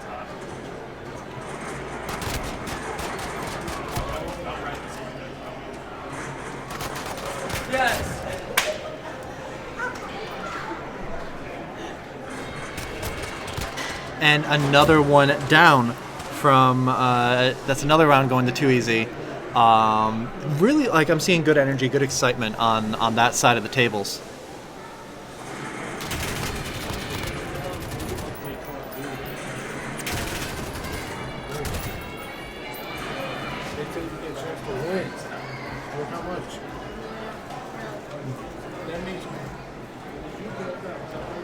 Testing the waters, firing, seeing if they can't flex them in some way. Already down 1-2. We're seeing ample use of the high ground on the part of Team Insane Games, which historically hasn't been something that we've seen effectively used in much of this tournament, but it worked for them there. They stayed up there long enough to draw fire and then came down from the middle of King for that last kill around the side.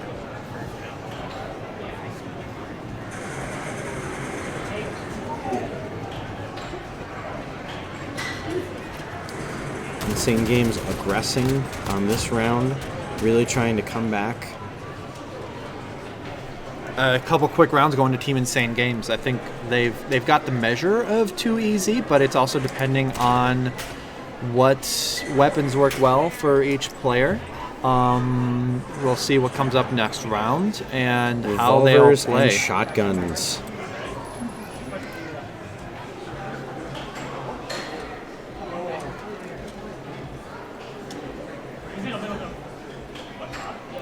Always good to see, though there are many supporters and/or detractors, not seeing anyone giving each other cues or things like that to give away opponents' positions, things of that nature, because it cheapens the play and doesn't prove anything. Yeah, we're seeing fair play on the part of spectators. There's no position that really gives someone a good overview of the field just because of how the tables are set up, but. We're seeing good spectators on both sides of the table as well. A lot of people hanging out behind the Insane Games team, certainly, which has a couple of the organizers on it. But we're seeing a lot of people watching Team 2EZ as well. Sorry for the dip in stream quality that we're getting here. I'm not sure if that's incoming or outgoing. Doesn't look to be outgoing, fortunately. Cool. Ooh. Another one for 2EZ. 4-2. And as much as I was saying at the beginning, like, oh wow, keep an eye on our boys on Insane Games, on Team Insane Games. 2EZ has been playing really smart and really sharp against them, so that's been really enjoyable to see. Sniping battle. Everyone seems to have picked their spots, and they are going to try to take advantage. Ooh, Team 2EZ. We've got Team Insane Games trying to go for the high ground here, but can't quite get the angle.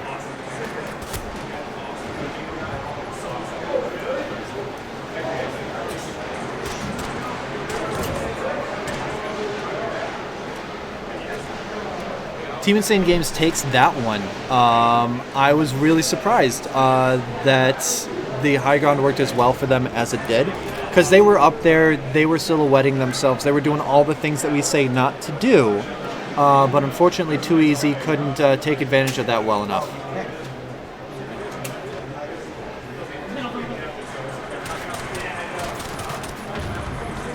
Already Insane Games down 1 player to 2. Seemingly taking a little bit of a hide, making sure that the high ground again, flirting with disaster, and allowing 2EZ comes to take down a win and there. gets 1 kill, but is taken out by the teammate. So they're doing a really good. 2EZ is doing a really good job of watching each other's backs. What I'm seeing a lot of is one goes down, but is immediately avenged. Interesting that it seems each game one team seems to lose a teammate almost by the starting points. Terse combat here. Who brings it out? And Insane Games hiding behind the cover, looking to go over top. Secondary thrown. And there it goes. Really, really good job, 2EZ. Can we get them in here? We wouldn't be able to switch to our camera. Okay, cool. That's But no, really, that as much as we went into that saying, "Oh, keep an eye on Team Insane Games," 2EZ did really, really well that game. They were talking a lot. They were watching each other's backs. They were doing everything that you need to, and it paid off majorly for them. Can we take a moment of your time? I know you're organizing the tournament and all. So you came back. You had a couple losses, tough rounds, but you managed to get in a groove, start to get some wins. What changed? What happened that you suddenly started? I came completely prepared, but my teammate Tom is kind of stabbing me in the back tonight. Hopefully in the next round robin we can do a little bit better. A tactic of champions, throwing your ally straight under the bus. That was, I couldn't have asked for a better answer than that. Better clip.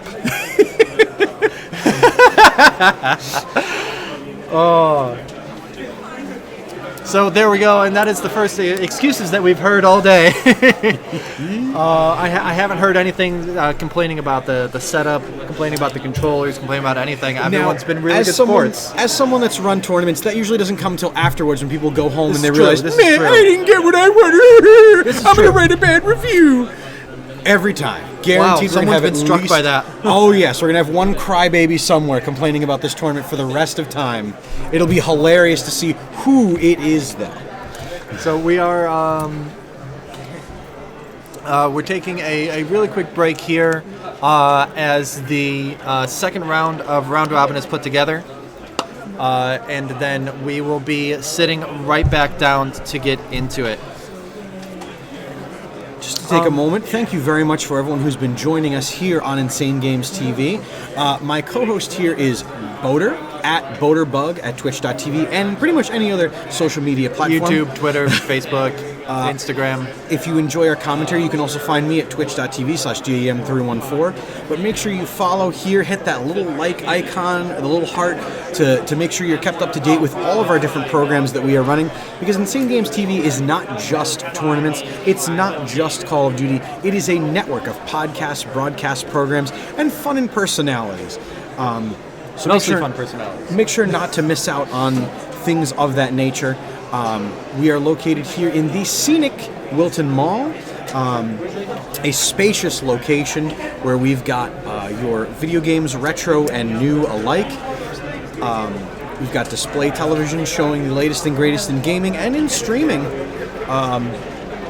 Always a fun time to be in this area. Interesting to be around and seeing who. So now we've got the updated second brackets. We have got Blue Mountain. Ooh. Blue Mountain State.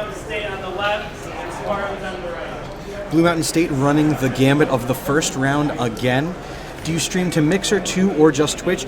As Insane Games TV grows, we do look forward to trying other broadcast mediums, softwares, and things of that nature. For right now, to start, we are using just twitch.tv/InsaneGamesTV_. But we will look forward to adding other handles and other mediums to present you further content. What kind of gloves are you wearing? I am wearing a Ritual Motion Warrior 2 gaming skin. I will drop a link in shortly, but it is. I'm not gaming right now, but it's more or less like one thing that we're seeing here is that there is hand sanitizer and paper towels at every station because some people, where's Mike? Some people get really sweaty and schwitchy when they're playing. So. An update handed to me. Team Deuce was actually a miscalculation. It is supposed to be Team Juice, Team not Juice. Deuce. Okay. We will be correcting that for future broadcasting. I'm dropping a link into chat for the Ritual Motion gaming skins that I mentioned. Hand sanitizer is very good. Does keep your hands very very nice. Although constantly using it does dry your hands out and or make your controller kind of goopy, but that could be a strategy used by one of the teams. Just get nice and grippy. See, if you can't get good at the game, you try to make the controllers untenable for future opponents to use.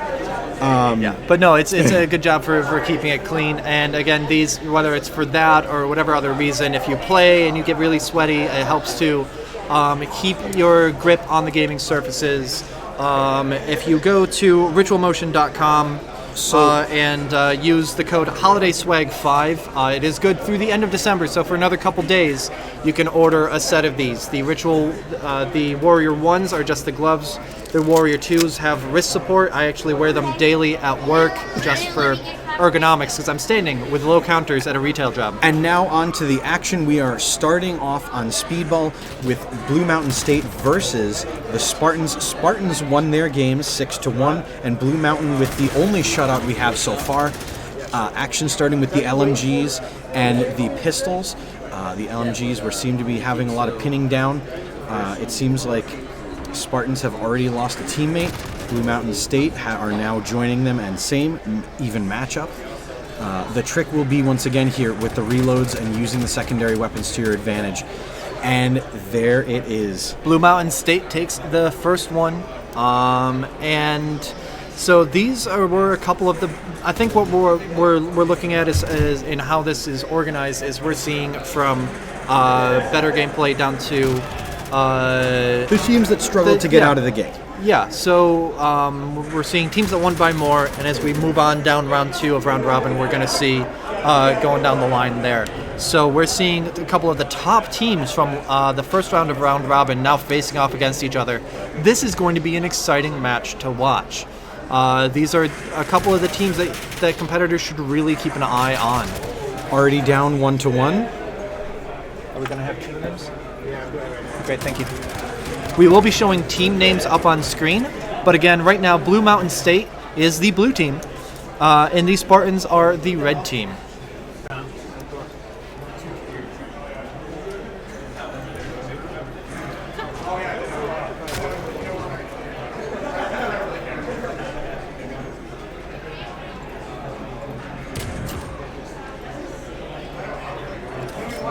Ooh. Spartans take a win, meaning that for the first time, Blue Mountain State has lost a round. and I'm seeing that Torch Gaming hoodie come off. It's getting serious now.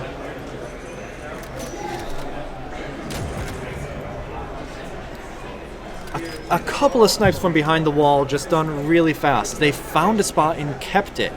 And if they needed to, they probably would have started moving, but they're using the map to their advantage. They kept good sight lines with the sniper rifles.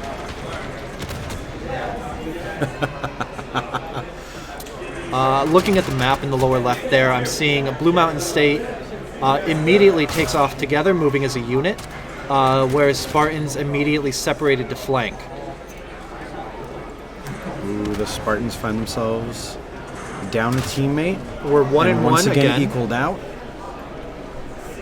Using the pistol for reloading, because that shotgun is a killer when you don't have ammo in it.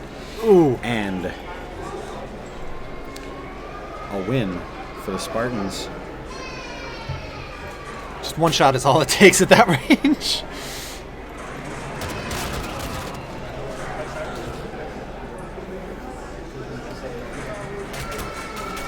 Apologies, that round was so beautiful I had to wipe a tear out of my eye. So after having seen King for so many times in a row, we're seeing a change of pace with Speedball now. Dave, what do you look for in this map that maybe wasn't the case in King? A lot more easy cover to dip around left, right, and center. In the allusion to Gears of War things, a lot of chest-high walls. A lot of chest-high walls. Oh, yeah. Just a tonnage of them left, right, and center. These cargo containers at the bottom of the map are a place on line that you will see a lot of people running straight through. Scoped revolvers. My goodness. A reaction out of the crowd, seeing if you can't get anything closer. Getting closer. We're having some... Oh! Yep, there it is. That's what the reaction out of the crowd was. You were looking for it, and we got it. Really well done. Okay, so Spartans have just come out strong here. We've now got above us here the names of the teams: Blue Mountain State versus Spartans. And after a couple of early ones by Blue Mountain State, I think we've had 5 in a row from Spartans. So this is kind of a comeback that we were looking for here. And there it is. So, well played, Spartans. Blue Mountain State came out early, came out hard, but they couldn't repeat their performance from round 1. So in the first round robin, you got a sense of what the good teams were. But here, when you see a couple of good teams matched up with each other, you're starting to get a sense of what some of the best teams are. Not that anything's been decided yet. This is still round robin. There will still be rounds of single elimination to go after we're done with 9 more rounds of round robin. I'm honestly looking forward to the looking forward rounds. To see Too Easy take on Jack Daniels I want to see, because those were two teams that were very confident, very Yeah. boisterous. To see them take each other on in just actually after this round, not to speak over There Goes NWES or the Spinning Tornadoes, but a very interesting game that will be. How's it going, Nick? Not too bad. Did you see that move in that last round? Yes. Was that not exciting to watch? That was incredible. The Yeah. first That melee was the kill. first we've seen so far, right? The first Yeah, melee yeah, yeah. kill Haven't seen of that the yet. tournament. Great move. Some strategy being played there. Some I'm in this to win this moves. Also some showing off, knowing that everyone is watching. That is. They're making a statement for all the teams watching. We're getting the overlay corrected. For we are having There Goes NWES on the blue team and the Spinning Tornadoes on the red. We're going through these rounds really fast, so Tom has to keep up, but he's doing a good job back there. I think everyone involved here today is doing a good job. There we go. Thank you very much, Stats. Just in time for There Goes NWES to take the first round of the match. Once we start elimination, top seed. Shady Tim throwing a little bit of comedy on Dan's part. We've used Dan's in the past. Just to keep an eye on chat because phone battery's only going to last so long.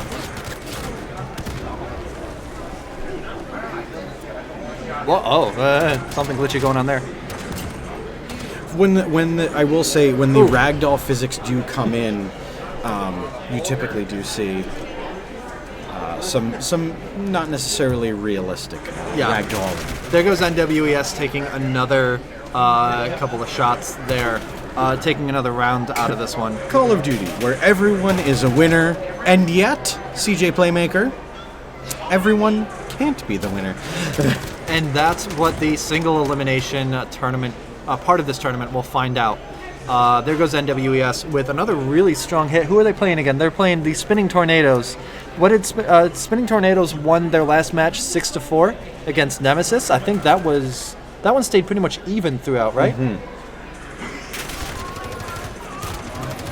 Whereas NWES were definitively able to shut out Du Bois almost entirely. That was a 6-1 game. So we're seeing this now at 3-0. One player down from each side, but NWES takes this one as well, bringing it to 4-0.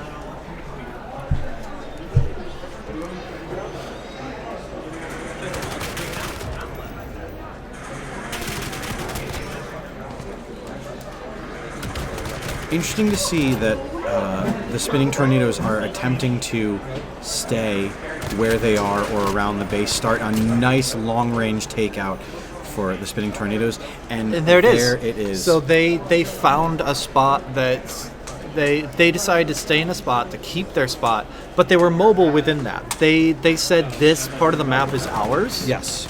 Come get us. But they were all over that part of the map instead of just trying to find one spot to snipe from.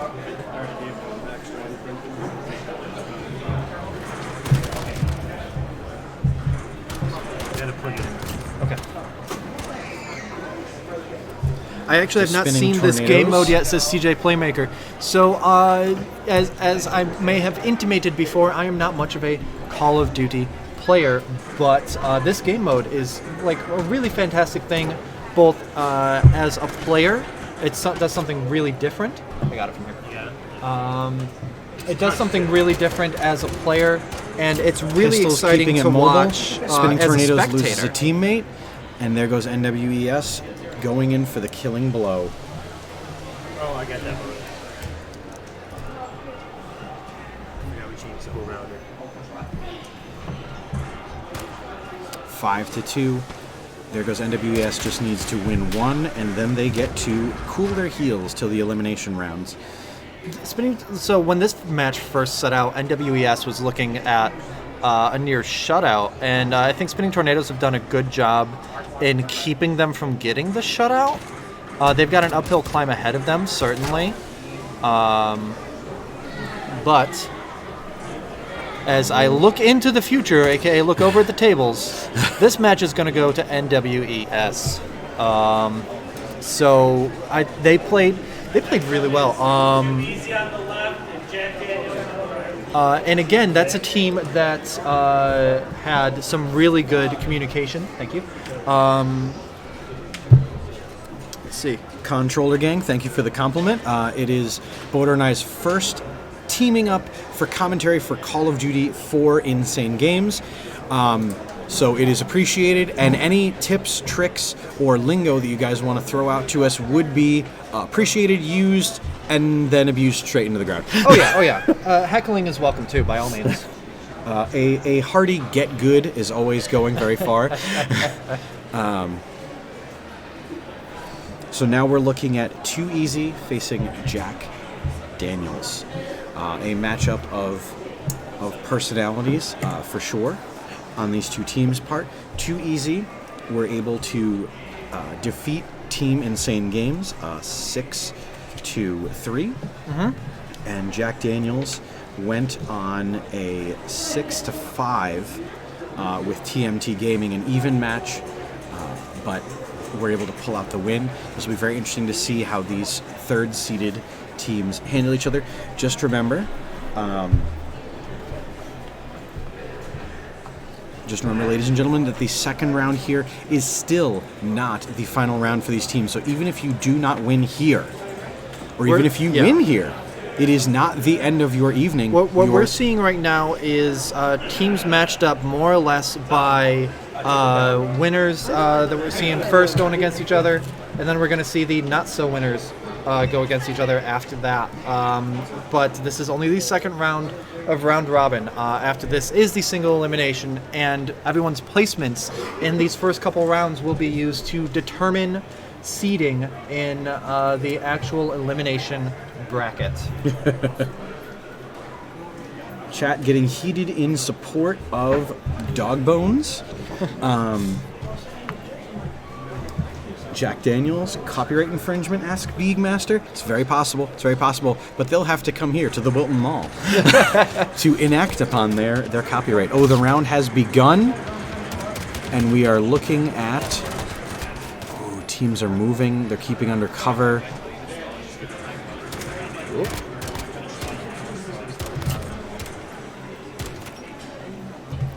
And that is a win for Too Easy. I'm biased. Spartans, my bros team. Nice. We're getting the overlay set right now, so as we go into the gameplay, because we're trying to keep up with keeping the team names on screen for you. Good use of smoke, but rushing straight through. An ambitious choice, and one that did pay off in these cases, moving up and moving around. I'm just here for the commentary and the fresh popcorn. or Yes, or is that popcorn chicken? Is that a crate of popcorn chicken? It is potentially a crate of popcorn chicken.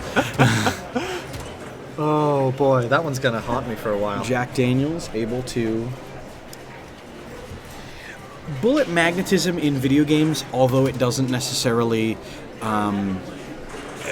help the quote-unquote realism, does assist in the getting on with it part of a lot of these games, where if you fire 1,700 rounds, you damn sure better hit something. Although, what do you think, Controller Gang, or anyone in chat? Bullet magnetism, does that take it away from you, or does it kind of help? I know I'm personally a little bit of I'm a pugilist. I like to fight with my hands, so So that means you were happy last round when someone had a win with that. Oh yes, seeing the Spartans use that to their advantage. Oh yeah, sorry, that was in round one. These are again moving at a good clip. Jack Daniels taking a second win. And now with a long-range fight, teams are staying on opposite sides. Jack Daniels looking to move through the crates. And paying dearly for separating, opening up a shot. Tried to move forward, but was taken out, I think, by a grenade. Their second one moving into the same kill box. manages to get a kill out of it, but was it worth it? Because he took Ooh, some the hits along FAL, way. one of the more popular weapons in the game. The control point's open now. I don't know if anyone's going to go for it. Looks like Jack Daniels heads to it. And He doesn't win by taking it, but he uses it to flush 2EZ out of place and takes him out. That is one of those things that you do have to just move for it when someone's standing there. Yeah, because it's done in about 3 seconds, I want to say. 3 seconds tops, and the point's yours. It really forces an immediate reaction out of the other team. Yes.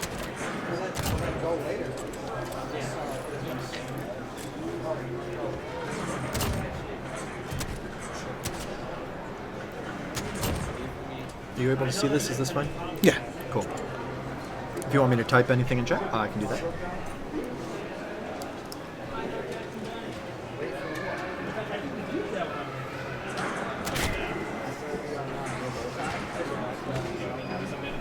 Big B5475 in chat giving a Jack Daniels let's go. Jack Daniels up on 2EZ, 4-1. 2EZ trying to sneak around behind the Jack Daniels player, manages to get him.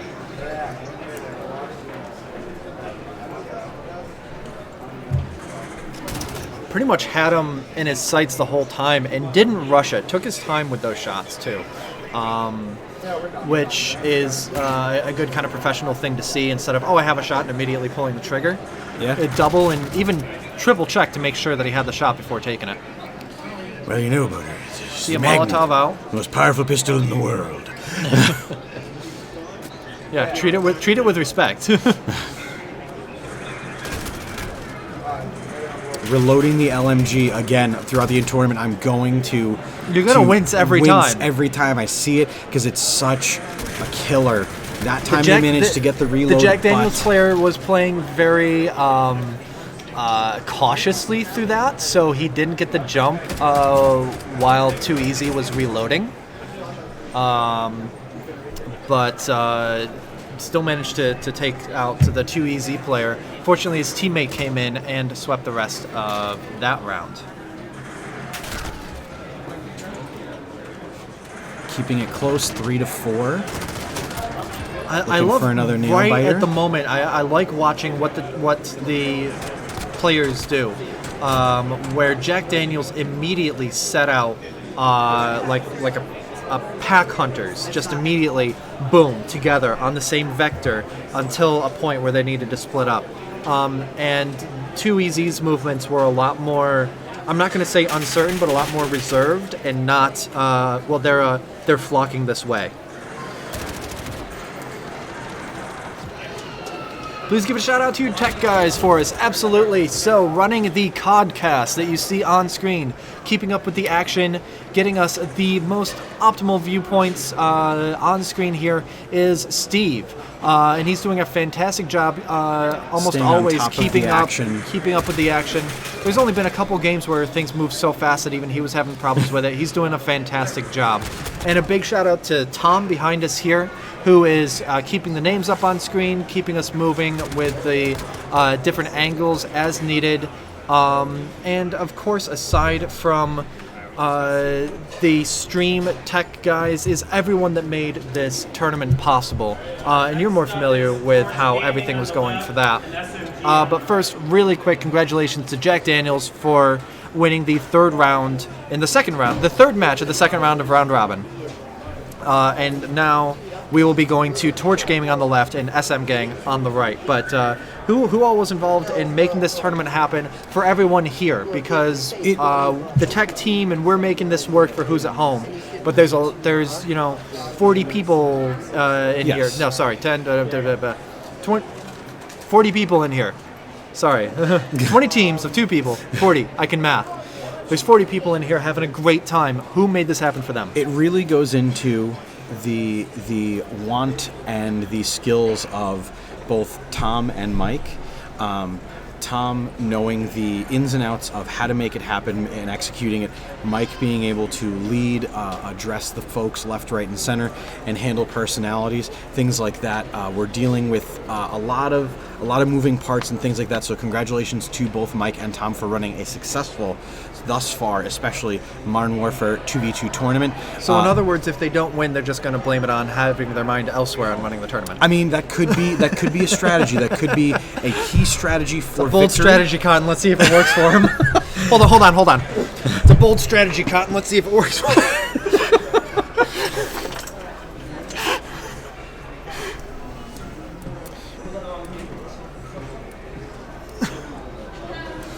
Okay, so we are going to go into the next round now, and Tom doing a good job of keeping on top of who's playing. We've got Torch Gaming on the blue team and SM Gang on the right.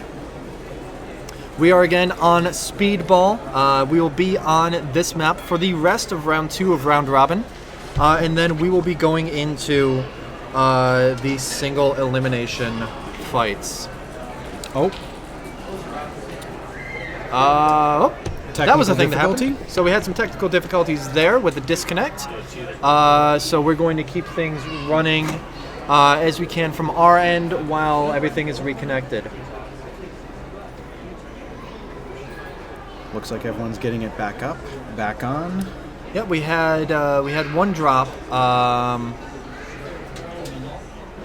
And currently, again, we just mentioned Tom and Mike keeping things running for everybody here. So they are making sure that we get back in, making sure that the two that dropped are resetting themselves to allegiance, making sure that things go smoothly here. And with downtime of 90 seconds tops, we're jumping right back into it. It's like walking on a cloud. Oh yeah. And just like that, we are back in with Torch Gaming on blue team and SM Gang on the So red. can I get applause with everybody here for the people running this tournament and making that happen? Is this being run off of LAN or wireless? I heard the word system link being thrown around, which to me would be physical Ethernet wired. Oh yes, it is wired LAN, so that there is no Because chance. we don't want to of- hear any of that. We want no excuses and no crying about connection and lag and all those things. Ooh. Torch Gaming is setting up a pincer move there as SM Gang actually falls straight into it. Oh, but there goes Torch Gaming, not worrying about a single thing and sweeping into the victory.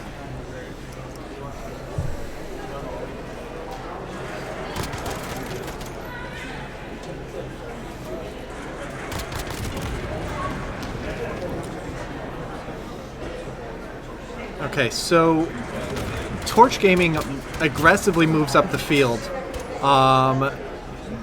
With SM Gang trying to flank but can't do it. Just immediately taken out at close range like Flanking that. is one of those strategies that you have to be able to execute it in less than seconds, because Yes. as you're swinging it around, your opponent is there and they are potentially catching a 2v1. You can be taken out while you are repositioning. And then when you execute your flanking maneuver, you need to do so at exactly the same time. Otherwise, you are giving your opponents two individual targets that are staggered, like the Kung Fu enemy protocol. Instead of attacking all at once, you're coming at Chuck Norris one at a time, and you're gone. So flanking needs to be done simultaneously, and you are vulnerable while you are positioning yourself. Done right, and we've seen it done right. Done right, it can be a very powerful thing.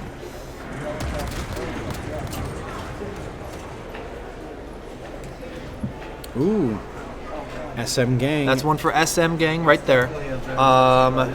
Catching around there, making sure that Torch Gaming doesn't get away with it too easily. Putting the pressure on Torch Gaming.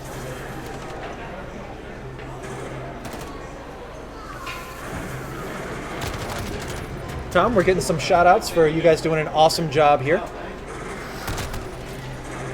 I mean, I had to ask for it, but still.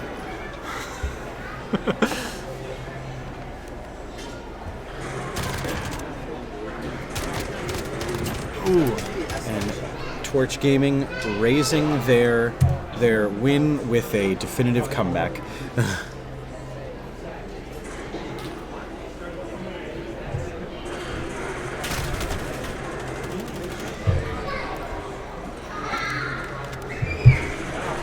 Okay, so overhearing from behind me, it's actually SMG Gang. There was a letter dropped somewhere along the way in creating the thing. So we will be referring to them as SMG Gang in the future. You were calling it right before. I apologize. No. And I apologize to the players on SMG Gang. Although,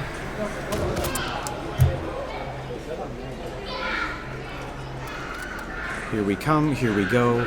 Shotguns. Again, Sawed-offs. Torch Gaming aggressively moving forward. Got a kill, but suffered one from it as well. SMG Gang playing a lot more conservatively. Takes time to reload the bolt action afterward. Torch Gaming takes it.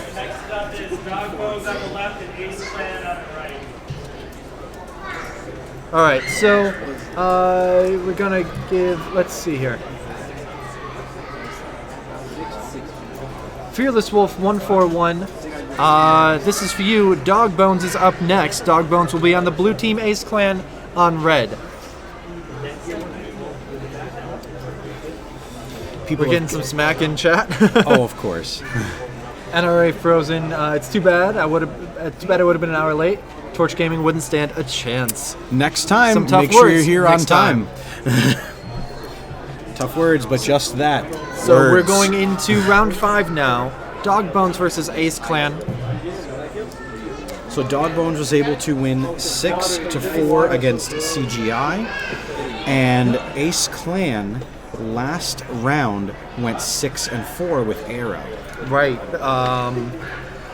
So these first 5 rounds are all people who won their first match, I believe. Mm-hmm. The next 5 after this are going to be the people that lost matches. And while this was interesting to see which ones came out on top for winners going against winners, I think when we get to the second half of this bracket, we're going to see which ones were just warming up and are starting to come into their own.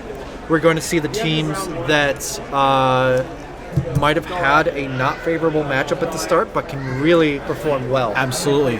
Geodash Legend, CGI is not playing for another 2 rotations, but we will make sure you're right on top of the action. The game starts off, everyone's sprinting out to the right, taking Right over now we those are Dog shipping Bones and containers. Ace Clan. These are a couple of teams that won their first round-robin match.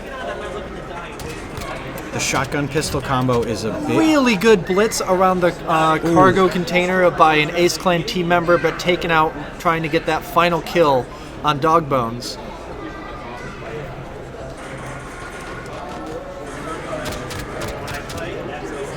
Hi, how are you? that was the best hug I could do.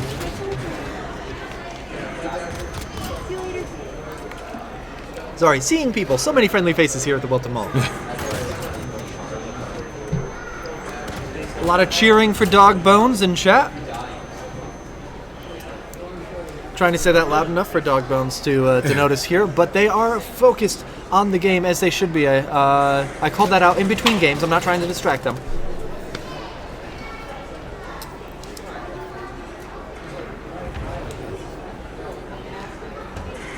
Dog Bones with a comfortable... with a 2-1 lead. 2-0. And we will see. The prophecy is not yet foretold.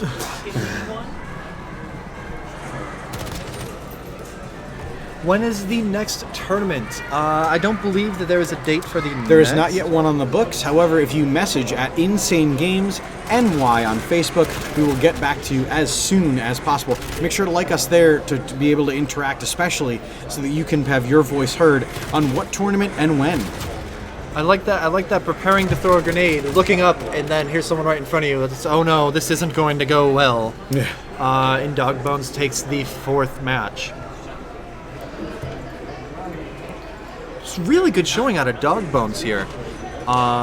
Ace Clan had a really good start to their first match, and it looks like they're struggling to find that energy again. Oh, here comes the sniper rifles. This has been so far in the tournament where the turn has happened for some teams. This brings out a very different skill set. And yet? It went to Dogbones, but for the large part, sniping he's usually brought out longer, more protracted gameplay. But I will also say that this particular map doesn't have nearly as many long sight lines as King does. So while there are, like, you can see across the map decently, but if people are staying below all the chest-high walls, it's not going to work well. And so we are seeing another sniping match now, with a point for Ace Clan. Ace Clan manages to keep it from being a total shutout, and they're looking for the kind of comeback that Arrow had against them in the first round.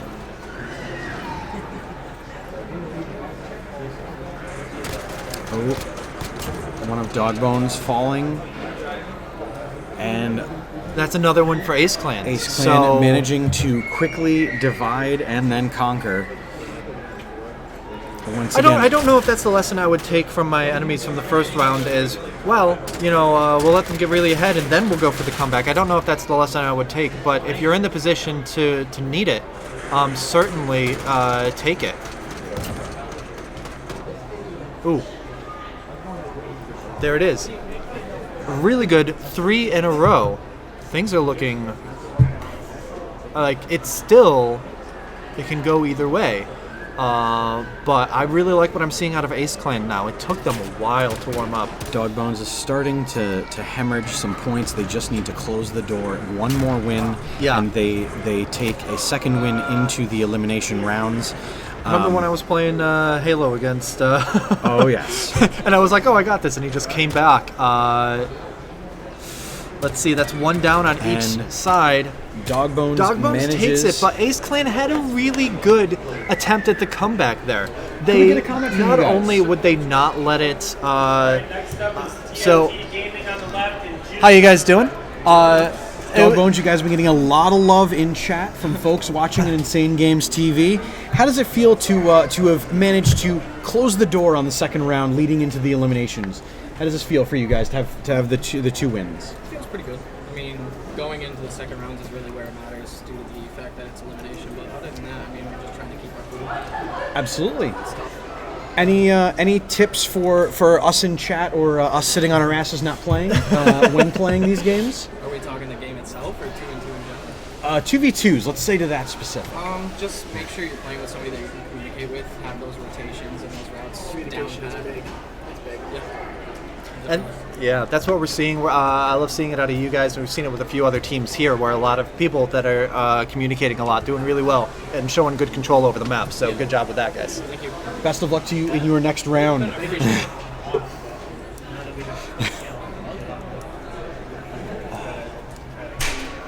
So next we've got Yes, get in there. TMT Gaming versus Juice. We need more WWE style commentary or chairs being thrown. I'm mean- comfortable on my chair. Auntie, I will gladly start throwing out that my team to win the entire thing, my team to win the whole thing. Don't, sir.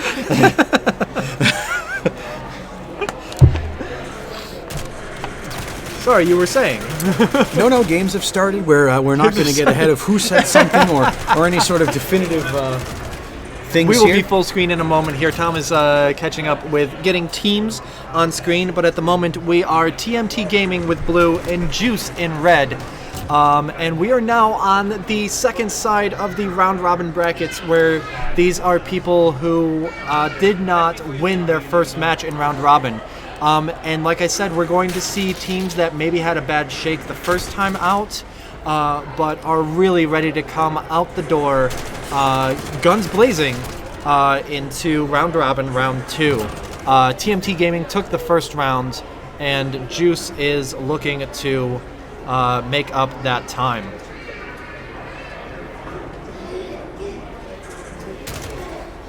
We're down to 1-1, as we tend to see a fair amount. I mean, as the teams do divide, that is what occurs. Yeah, I will say I need to keep an eye on what happens at the start of the next couple matches because I wasn't looking too close before. Because I wasn't looking too close before, but I want to see what the teams do as they, as they leave. And the answer is both teams split up, and it immediately went into 2 different 1v1 matchups. That was interesting to watch. Scoped Pistols allows TMT Gaming to take a second victory here. Why isn't Ace Clan trying? Ace Clan had a really good attempt at a comeback last match. So let's not besmirch the name of any teams. And at the same point, knowing that this is a warm-up round and things like that, next round is when next round is when it counts. Put up or shut up time. Yeah. You win, you lose. I think someone just went in for the melee, but didn't quite take it. Or it may not have gotten the job done, but a respectable attempt there with the attack. So Juice taking. I don't know why I keep looking at your tally marks for how many points they have when it's right on screen here. I'm like, move your hand against me. TMT Gaming leading 3-2. No, sorry, 3-1. That's why you shouldn't look at your tally marks. You're bad at tallies. Maybe I'm tallying just to throw you off there a little bit there. CGI is going to make a scene, easy 6-0 win. That's some tough talk going up against Arrow next round. So keep an eye out for that. But right now, TMT Gaming takes another round against Juice.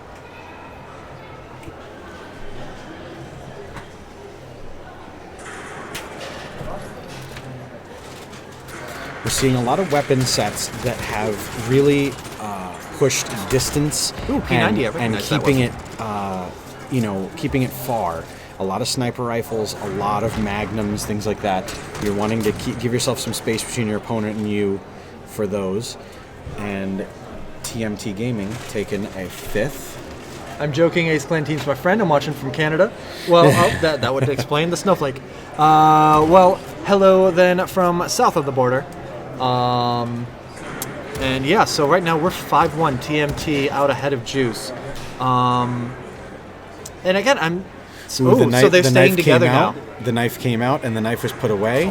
a bold decision there, Cotton. I'm seeing the teams. It took a while, but I'm seeing the teams start to move together. Ooh, the knife kill. Well done on the knife kill, but Juice manages to take that one. Couldn't quite clinch it.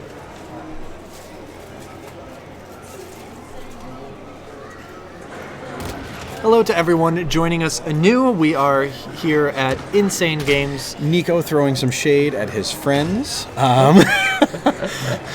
His friends and family on Team Juice, voicing his opinion and in not a positive way towards Team Juice.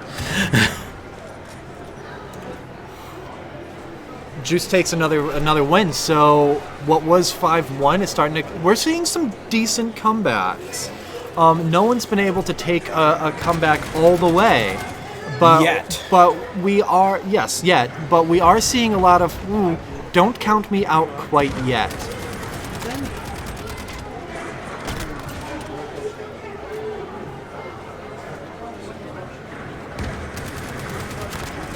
Ooh, dropping in behind to get both. Really good job, TMT Gaming, by looping around, getting behind both of them.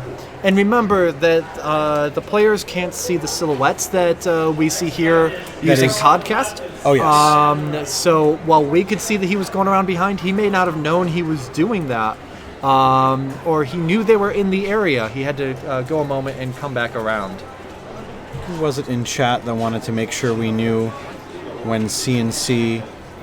The CGI? CGI was up. That would be Good Dash Legend 04. So CGI is now going up against Arrow.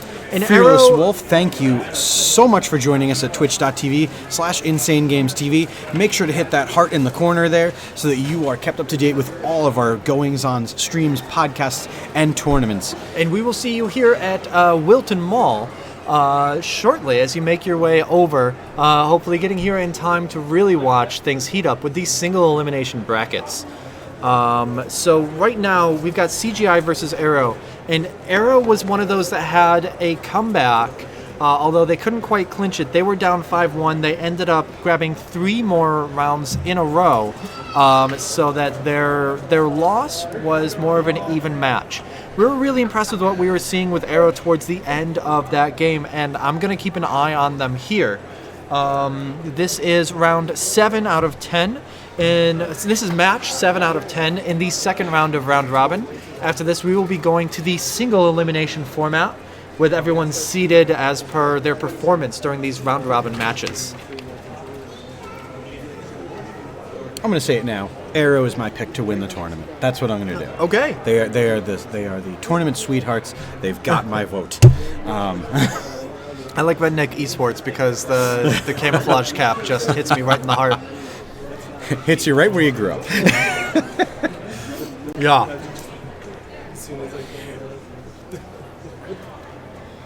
All right, Arrow versus CGI. Thank you again to Tom for getting those up on screen nice and quick so that as the match starts, we are ready to watch and see how they do. CGI erupts into motion. One of the Arrow teammates does. The other one hangs back. They weren't really working well together there. And I don't know if that was down to poor communication or if they had a strategy that just ended up not working out. CGI definitively taking action, going for it, and then grabbing that win.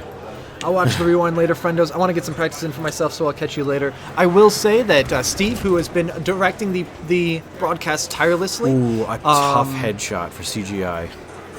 Has been directing the broadcast tirelessly, has been doing a good job of keeping the action front and center. He is actually going to be downloading the VOD and editing that into a more highlights version up on our YouTube page as well. So whether you watch the full broadcast or just the highlights, I don't know exactly how much that's going to be pared down to highlights and how much that's just going to be let these play out, because there's not dull moments in this. Yes. This game type makes for very engaging gameplay all the way through. Controller gang wanting some breakdown on the CGI. I'm enjoying their aggression. I'm enjoying the fact that they are keeping the pressure on their opponents and they are not allowing them to necessarily pincer attack them or divide and conquer. Ipso facto, the fact that this round is literally over before I have finished talking about the round. They're moving really well. Out the gate, they move, they get in position, and they push their position on their opponents. They don't let their opponents get comfortable before they're in and saying, hey, what are you doing here? Oh, well, I'm just going to come in and say hi with, at 752 to the head. Well, that's a bit closer range than that gun's usually used for. Spartans are getting no respect. Spartans had their match about 5 or 6 rounds back and beat out Blue Mountain State. That was one of our favorites. Certainly, when their time comes, we'll be talking about them. But it's great to... Oh my God. I mean, that's one way to do it. That's getting a little... confidence is good to see. Overconfidence could be a thing, but in that moment it worked well.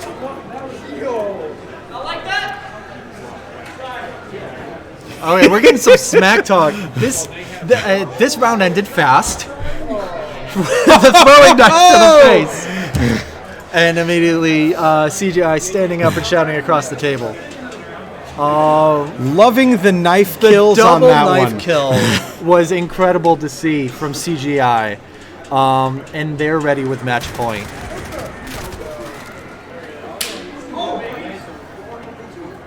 LMGs, sweeping it around, keeping the pressure on, picking them off one at a time. And down they go. Walking around. CGI. Come on over here. Really good job. Having the smack talk and backing it up. So I would say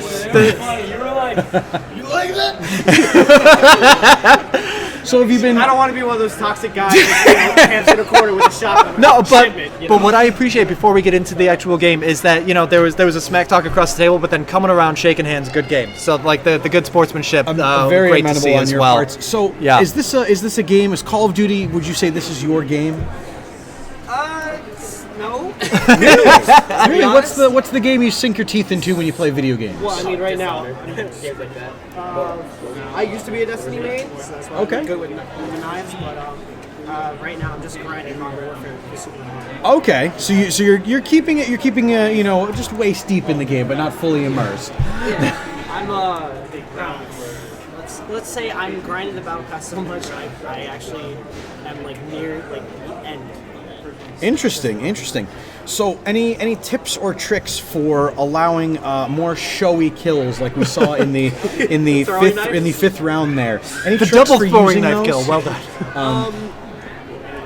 Honestly, my best tip is just the more you play the game, the more you practice it, the better you'll get. Okay. Obviously, we don't have headsets right now, so that kind of messes with everything because I'm so used to hearing footsteps and all this and that. But if you're gonna use throwing knives, if somebody's running, aim it just a little bit out of the range so they walk into it. But if you know somebody's gonna peek something, just flick it as soon as you get in. And just call it a day. Absolutely. Do you think you guys could get an unarmed kill during the next round? Okay. I'm asking. We haven't. Execution. We haven't seen any. We've seen the one execution. We haven't seen an unarmed bash kill. The next round has already started. Thank you so much, guys, and best of luck in the coming rounds. So we've got Nemesis versus Team Insane Games. Okay, so we've got Team Insane Games on the right. Again, this is Mike and Tom over on the right there. That we know that they're good at communication. How does Nemesis do with this? Team Insane Games takes the first one.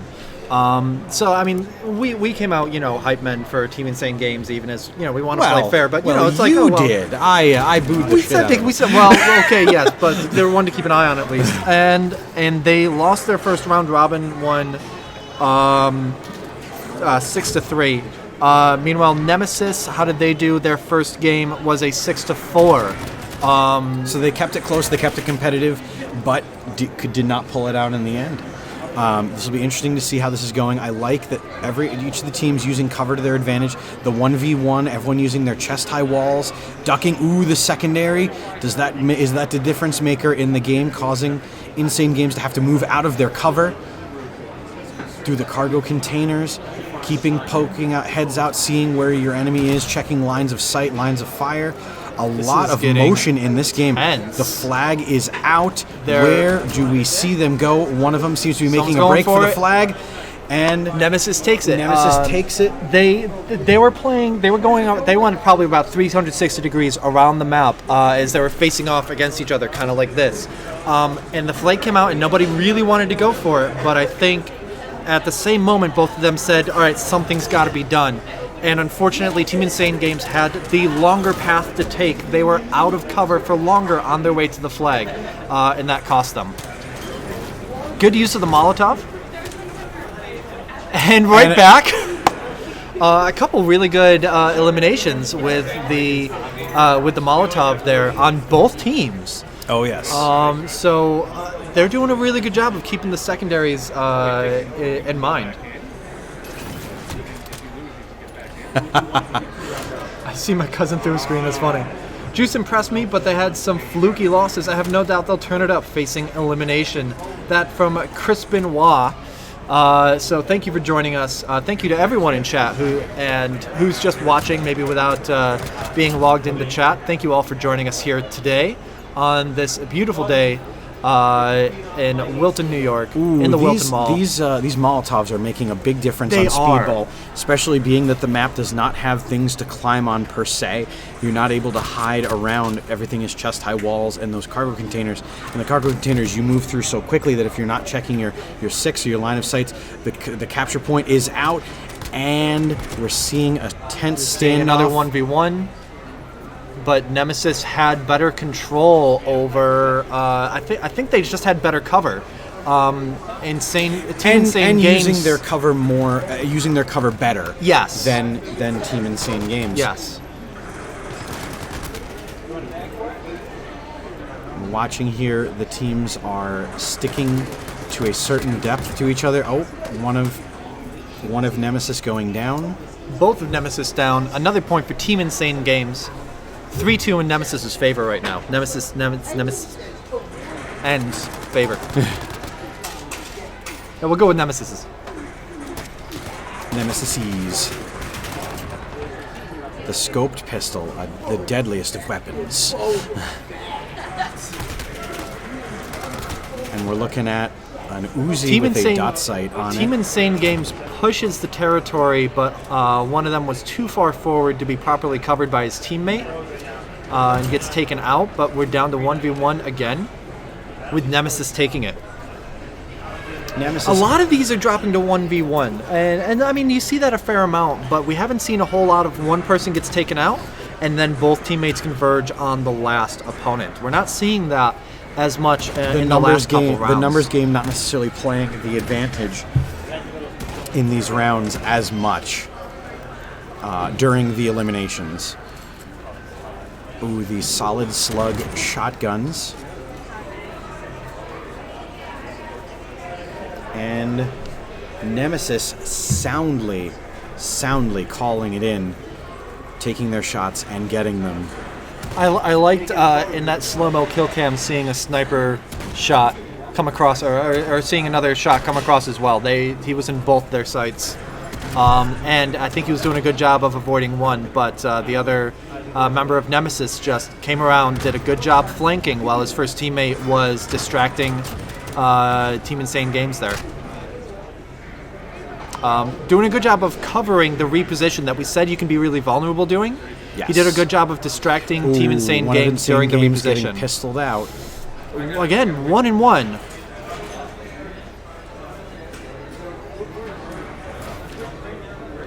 On these games, the action great on Nemesis, an excellent addition to the tournament. We're very happy to have them here.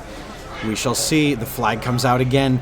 These games, these teams are taking their time and they're not allowing the enemy to force them. Insane Games getting a third notch, but Insane Games playing it patiently and waiting for Nemesis to come out to take the spot. Although on the other side, a good decision on Nemesis's part to have chosen to go for the flag, because when you're not sure where your opponent is, it's a good idea to force the hand and move the action along. Yeah, if he didn't know where his opponent was, it could do a good job of flushing him out. Just unfortunately, for Nemesis, Insane Games was in position to take it. Nemesis throwing it around, throwing it out, and getting that and sixth. cinches its win 6-3, Nemesis over Team Insane Games. Nemesis getting their first win of the tournament, and again, ladies and gentlemen, it is the next round that will help them determine whether or not they take home the cash prize. Look at the kill count, Dave.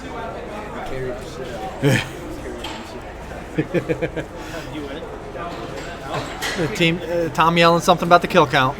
I saw a 10 and a 3, so I'm guessing Tom making sure to emphasize that, being a good teammate to Mike and showing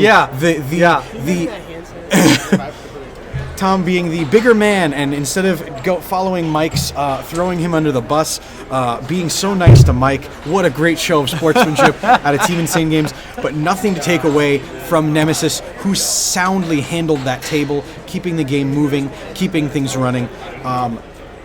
You know what I'll say? My next pick to win the whole thing. Nemesis? Oh, yes.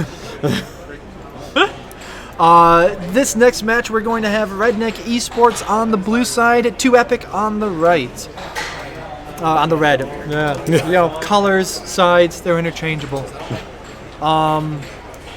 This is the 9th match of the second round of round robin. After this, and then after one more match, we will be going into single elimination. So CNS Bros, we do not actually have a leaderboard of sorts, being that the round robin rounds do not affect other than your seeding. But I can say that the Spartans, there goes NWES with 2 rounds wins, Jack Daniels with 2 round wins as well, Torch Gaming with 2 round wins, Dog Bones with 2, and then after that you have everyone winning 1 and or 0 wins. Is there any team in particular you are looking for? We will be glad in chat if you ask for us to let you know what they're doing in the tournament. And yes. once we get the list of seeds for where people are ranked for single elimination, we will absolutely be bringing that to you for all 20 teams. But for now, we are getting 10 seconds underway on the clock for the next round. The penultimate round of Round Robin. Redneck Esports on blue versus 2 Epic on red.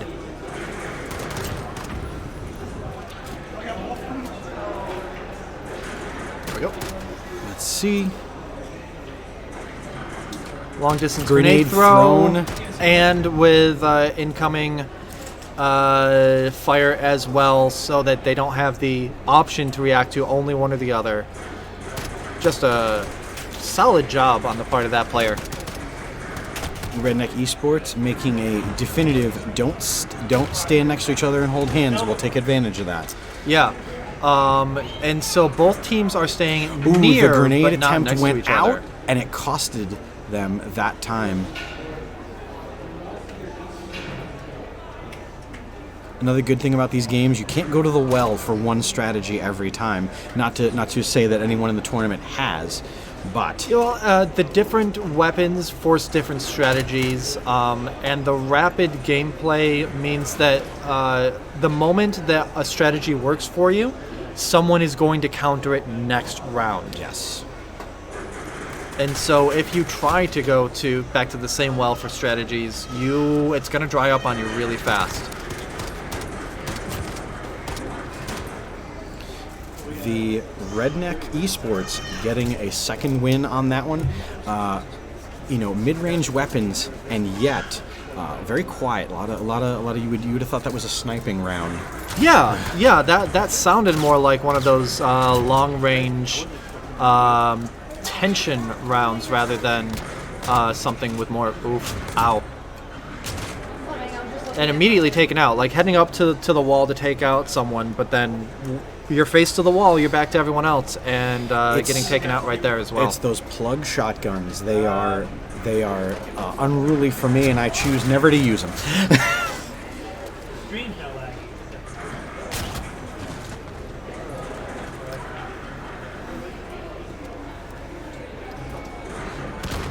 One Redneck Esports down, returns the favor, down to another 1v1. Redneck had a decent vantage point, but was still open to a grenade throw, which did hurt him. But he's repositioning. Everyone's repositioning right now. I'm not sure that they know where each other are at the moment. 10 seconds left on the clock as the control point will open up.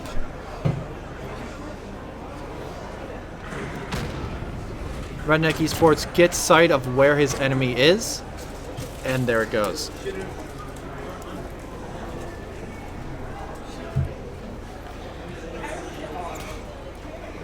Oh, pardon me. That's one of those kind of painful things where we're able to see the silhouettes. We know where everybody is, but they had no idea. They kept the cover kept getting in the way of knowing the full layout of where your enemy was.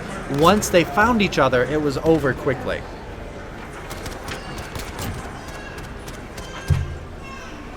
Redneck Esports taking this 4-1.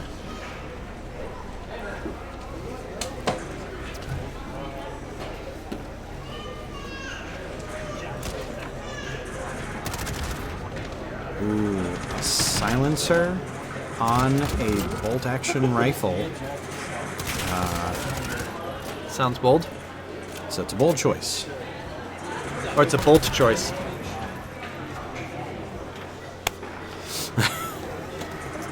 One-on-one right now, Redneck Esports versus 2 Epic, and Redneck Esports takes it. They're 5-1 right now. They're looking to clinch it in this final round. What has been more engaging for you to watch? The matches that were on King or the matches on Speedball? because I actually really enjoy speedball, I enjoy the fact that the chest-high walls do keep the action moving. I personally prefer this map over, which brings us to the nail biter.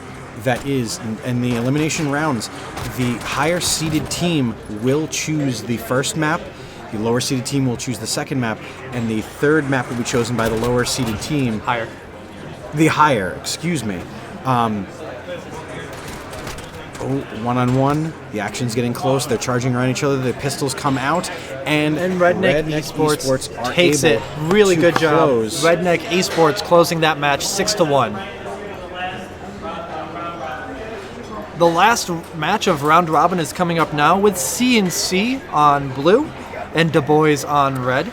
In chat, CNS Bros had asked about their friends, the Ace Clan. Ace Clan is right now sitting 1-1, so they are right now middle of the pack in the tournament.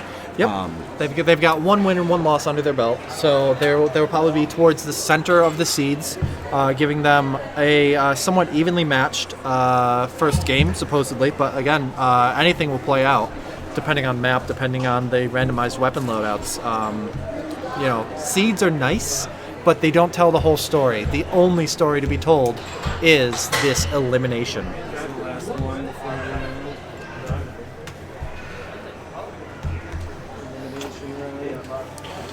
Once we're in elimination, can you just get us a printout of seeds? Oh yeah. Great, thank you. Great, cool. We'll be taking I'm getting from our production manager, we'll be taking a short intermission after this nail biter of CNC versus Du Bois.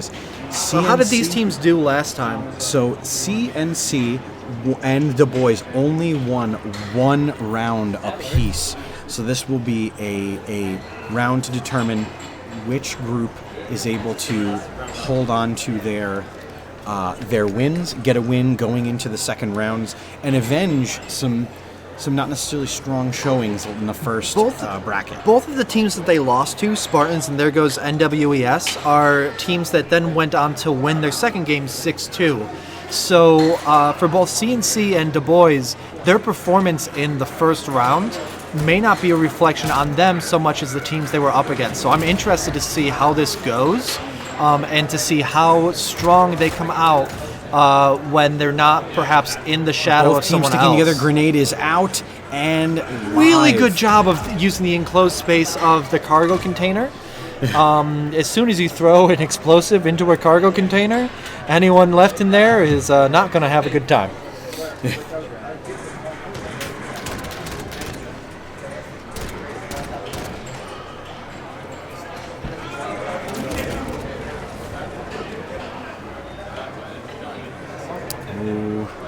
Pistols are out. People are shooting at long range, attempting to get some motion going. And CNC cuts it close with a win. So CNC up 2-0 over Du Bois.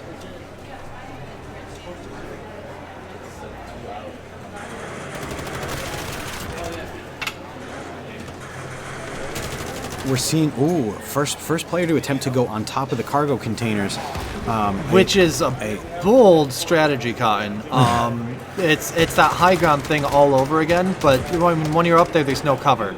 And there's... not my fault. Someone put a wall in my way. that's gotta hurt, especially because it's the one time that you do it out of 1,000 that it backfires on you. But And again, good that that's in a round robin match and not an elimination match. Yes. Action immediately getting some hits on each team. Yeah, neither fully taken out, but certainly both teams have taken some lead.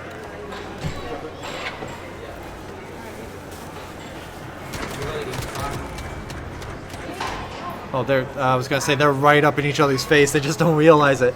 There's a lot of that sort of thin cover in this map. Most of the cover in King is crates, is boxes, is big things. Here it's all walls where they can be right next to each other and just not realize it. As the player from CJI said a couple games ago, we're not using headphones here, so you aren't able to get the really good audio cues of footsteps, of hearing someone just across the wall from you. We're all just on TVs with the built-in speakers, so you're not getting that like really fine-grained audio cue. And so on this map, we're seeing a lot of really close calls that the players may not be fully aware of.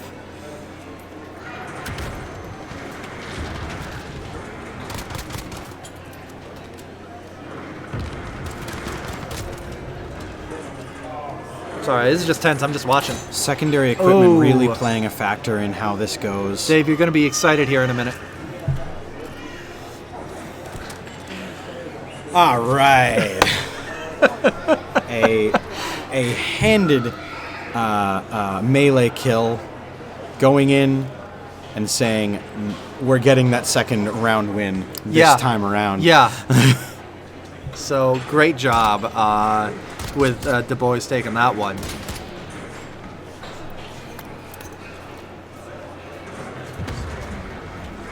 In a tournament like this, would it not behoove someone to not necessarily seat very high? To sandbag, basically. Yes. That only gets you so far. That might get you past the first round of elimination, but that doesn't help you after that. That can only get you so far. CNC closing the door on a 5th win.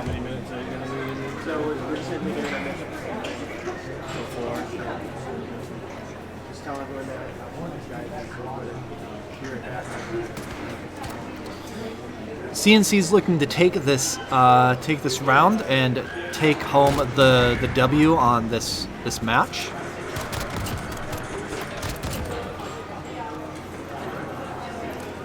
Interesting action happening, left, right, and center. It's a long distance sniper rifles, but closing in to use one kill from pistol, 1 kill from the sniper rifle.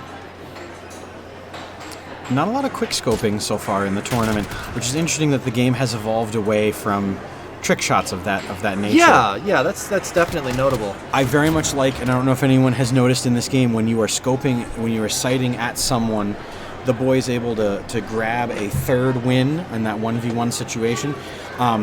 Interesting though that they've added a scope reflection when they are scoping at you, and I enjoy that because it does allow you to see what's happening or it's where more of an they indicator, are. yeah.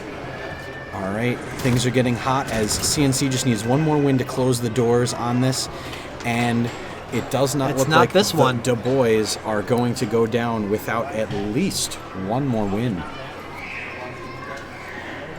Weapon sets changing up always change how everyone plays, though. Yeah, I mean, you can be totally ready to take that number 6, but when you look at the weapons and say, oh no, it can just come to that. The Deagle being used for what it does best, which is massive. There is CNC taking their final round.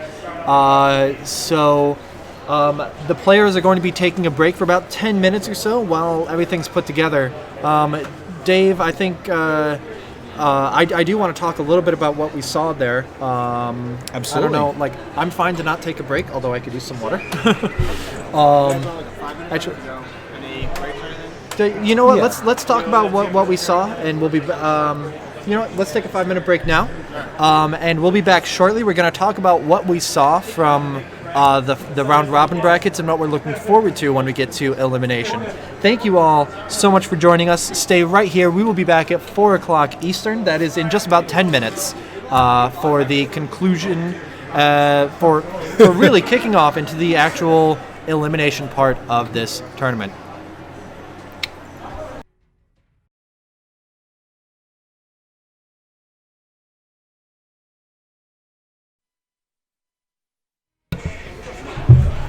Hello everyone, and welcome back. We had a really fun couple of rounds for round robin, and right now as we speak we're getting a printout of the seeding for single elimination. Before we get that and we talk about the matchups that we're going to see going forward, Dave, what excited you during round robin? I greatly enjoyed the exactly 2 melee kills that we got.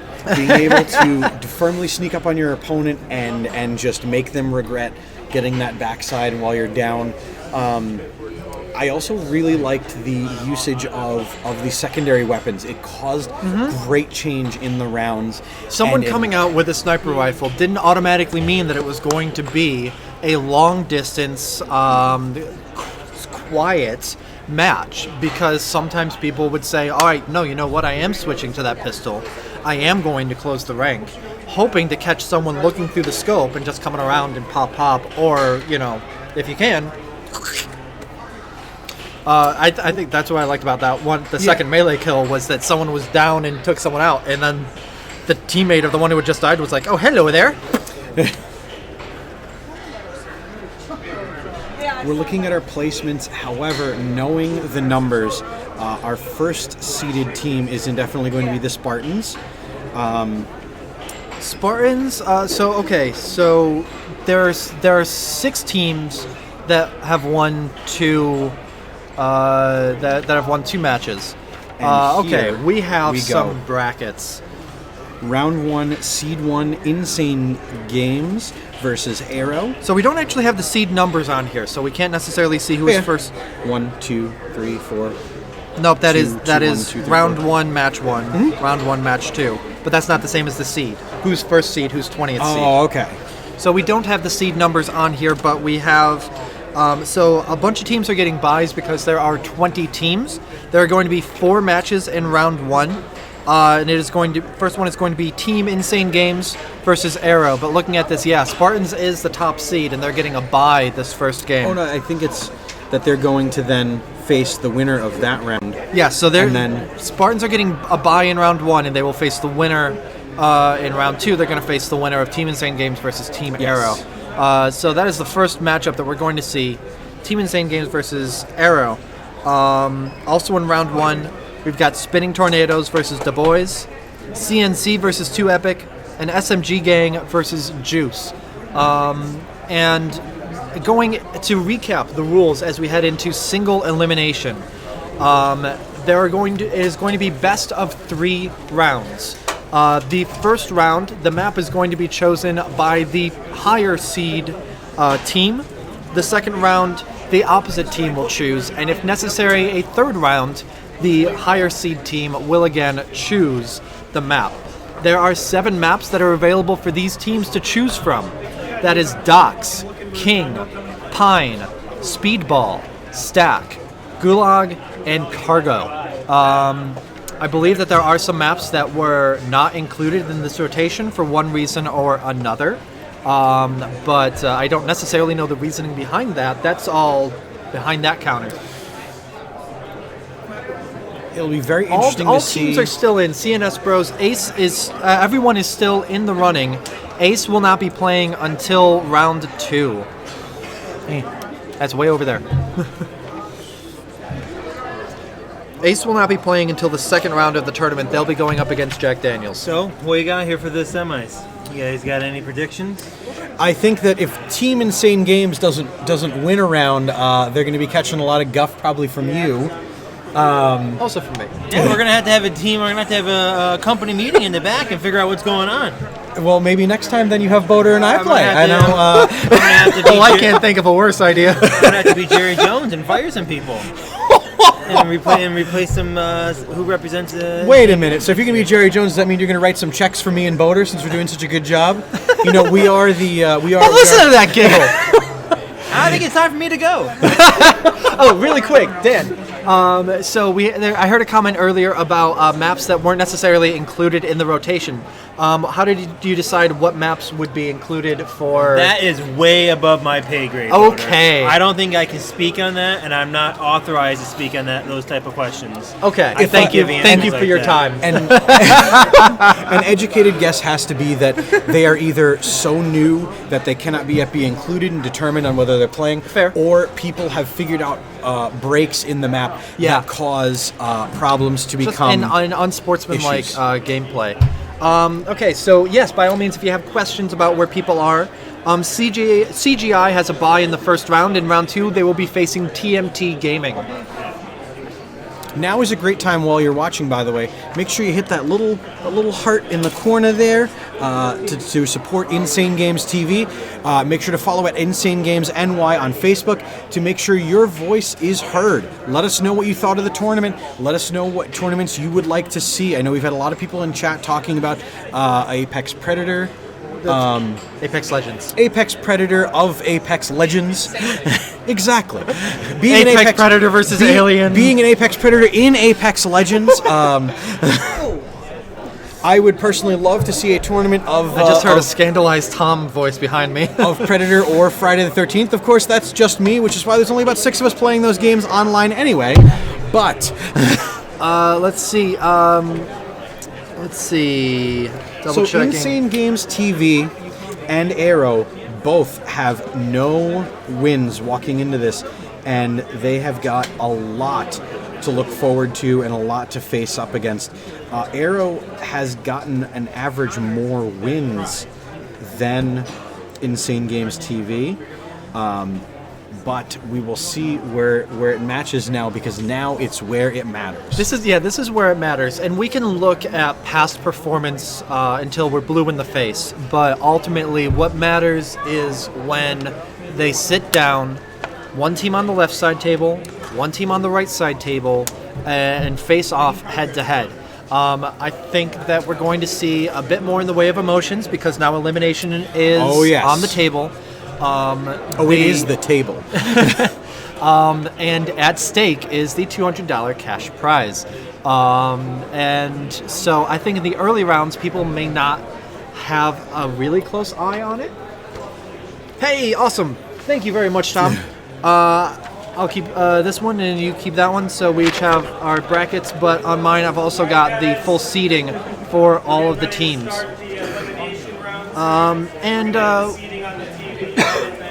As Mike gets everyone seated, I'm going to, we're going to do Team Insane Games, which is the 16 seed, and Arrow, which is the 17 seed, facing off against each other. My pick to lose the tournament, Team Insane Games. Really quick, I'm going to go from lowest seed to highest, 20 up to 1. Du Bois in the 20 seed. The top team, the top seed, how do you have this? Yeah. Okay. So Du Bois in the 20 seed, Juice, 2 Epic, Arrow, Team Insane Games. Again, both of those Team Insane Games seed 16 facing off against Arrow, seed 17 going into the first match. CNC seed 15, SMG Gang, Spinning Tornadoes, Ace Clan, Nemesis. That's the back half there. Going into the top half of the field, the 10th seed is TMT Gaming, then 2 Easy, Redneck Esports, CGI, Blue Mountain State in the 6th seed, which is a little lower than I had expected considering their first round performance, but they were really pushed hard by the Spartans in round 2. 5th seed is Jack Daniels, 4th seed Dog Bones, Torch Gaming 3rd, then 2nd seed is There Goes NWES, and 1st seed is Spartans. Both of those very strong teams from their performance that we saw in round robin. It'll be very interesting to see now that this is it. The lights are on. The lights are on. The sun is. People were commenting about how bright the sun might be and making glare, but now it's 4:10 and the sun is starting to set here in the cold north. I know CNS bros that you're up in Canada and it's a colder northerly north, but still. Sun's starting to set, so oh my gosh, I'm getting like definition in my face instead of just being blown out white with eyeballs. You wearing your shade with it would you help the whole if you time. can, Boder. It would. You know what? You know what? I'm here. Am I the type? So, top seed picks the first map, second seed picks the second map. And if it goes Mike is getting everyone organized right now. Controller gang asking for some predictions. Tell us your predictions. Do you want to play a prediction on who you think is going to get all the way to the top? I mean, we're right here. They're all in earshot. I don't necessarily want to. Here's what I will say. Knowing This is between us and you. Yes, knowing tournaments in the past in this area, Torch Gaming have carried a lot of wins around this area, so they are definitively the team to show up against. They are the one of few teams in this that came to this tournament. They have an organization, a unification, a website, all those things. So make sure that you keep your eyes on them because they've got a lot to win and a lot to lose. I can't really Type it. I can't really pick a team because there have been strong showings from a lot of people, and I don't, I'm just because Antonio and Jeremiah. just because I'm so amused by the camel cap, I'm gonna say Redneck Esports, which is the 8th seed. Let's see you guys bring it. It seems like one of our teams did not stay. Currently trying to locate Arrow.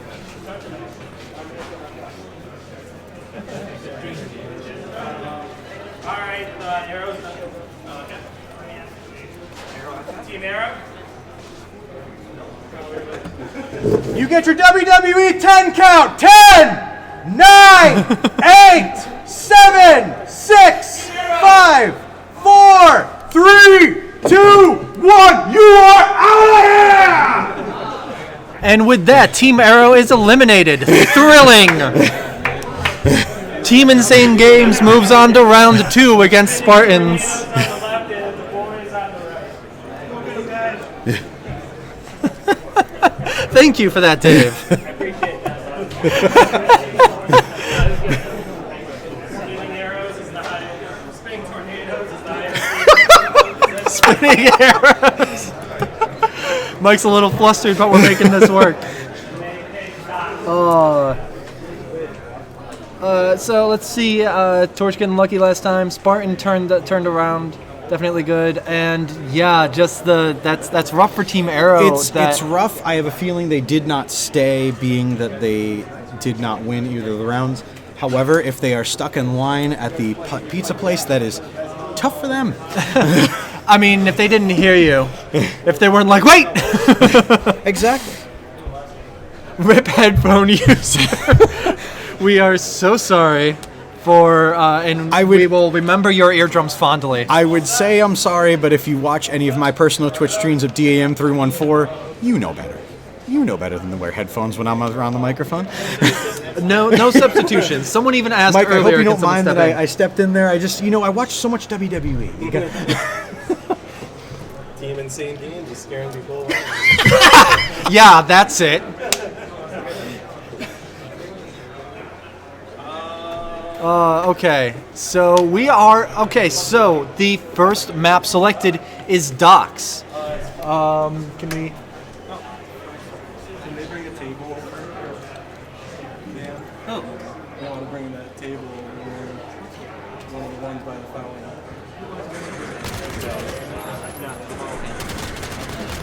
Action has started. Firing has begun. And we're already getting into the action. Both teams are splitting up and dividing and conquering. 1-1. Now we're back 2. We've got the AK, and that And is the sign. Yeah, we need to fix the names on the top. It's still Team IG and Arrow. Okay, so Du Bois taking the first round. We will fix those up top. This is not Team Insane Games versus Arrow. This is Spinning Tornadoes versus Du Bois.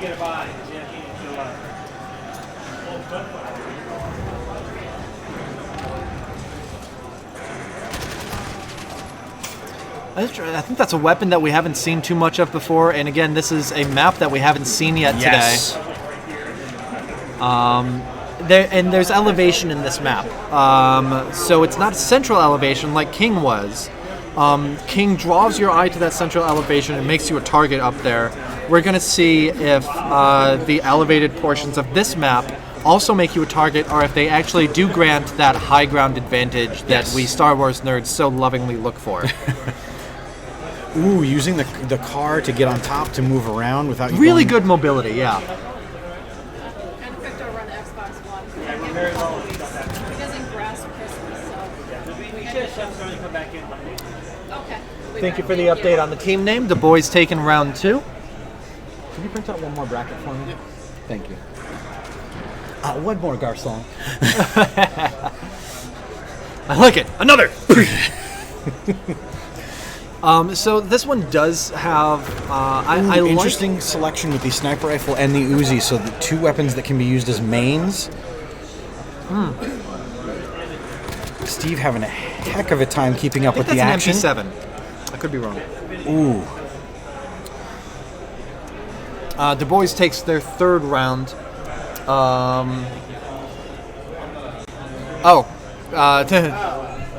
Spinning. Yeah. We're on it. Thank you for catching us there. Okay, so like looking at the map now, because I hadn't had the chance to study it too much, but there is elevation going up both sides, radially symmetrical opposite of each other, that then goes into the bridge over the top, but that you can go underneath as well. And so far, I'm not seeing a whole lot of. Talk to people at the counter. I'm not. Ooh, underneath. I'm not seeing a whole lot of elevation being a big factor. I think because both teams have matched elevation as opposed to one raised central location, you're seeing. Oh, the flag is out. Is it going to get capture on this point? Oh. Ooh, really close to capturing it, but Du Bois ends up taking them out. I'll always err on the side of it's a better idea to try to take the point, because if someone's not paying attention, it's just quickly that much over. If they're not close enough, then absolutely. And there are spots on the map that if you're caught with your pants down when the opposite team is taking the flag, there's not much you can do.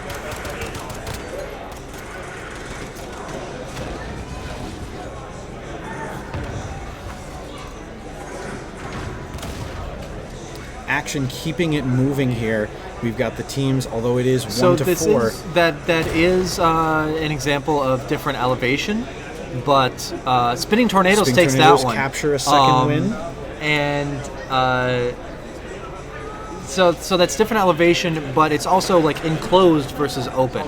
So we're seeing a lot of variety in the terrain and a lot of different matchups. So elevation definitely isn't playing the same role that it did in King. Yes.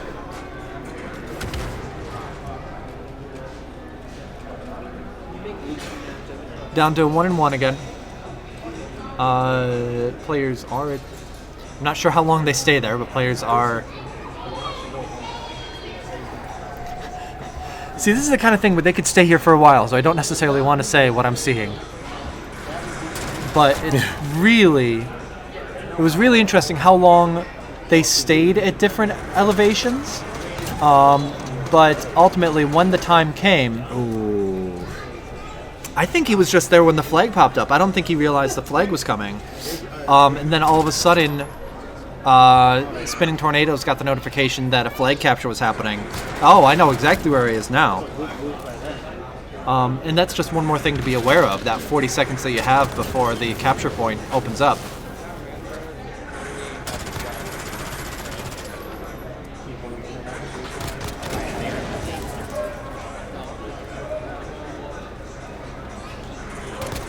And this is a close match too, and I think that's what we're going to be seeing. Spinning Tornadoes is 13 seed. Du Bois is 20 seed, so they're not super close, but they have been playing somewhat evenly against each other. In fact, it's the lower ranked Du Bois that are coming out on top. Can you give me the bracket sheet, please? Bracket sheet.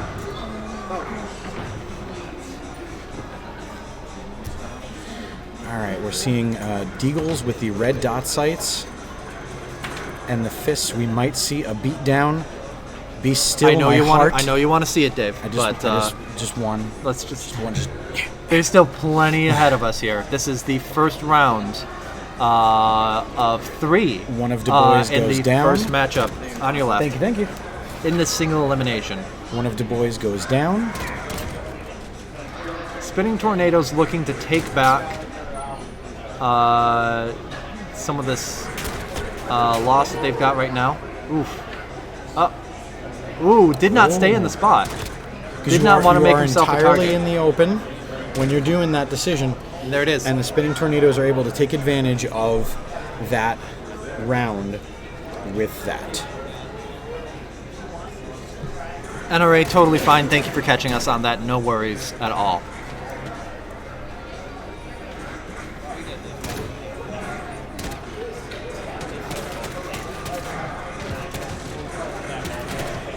The games are getting closer. The teams are getting closer to that first win. It is double elimination. So do not fret. If you lose one game, you're not out. But if you lose two, you're going home. And that's a win for Du Bois. 20 seed in our first game that we're actually seeing. So this means that Du Bois not only won, but now they get to pick the map. Yes. They were the lower seed, so they get to pick the map going into round 2. And with a win under their belt, they may be able to pick a map that is more advantageous to them.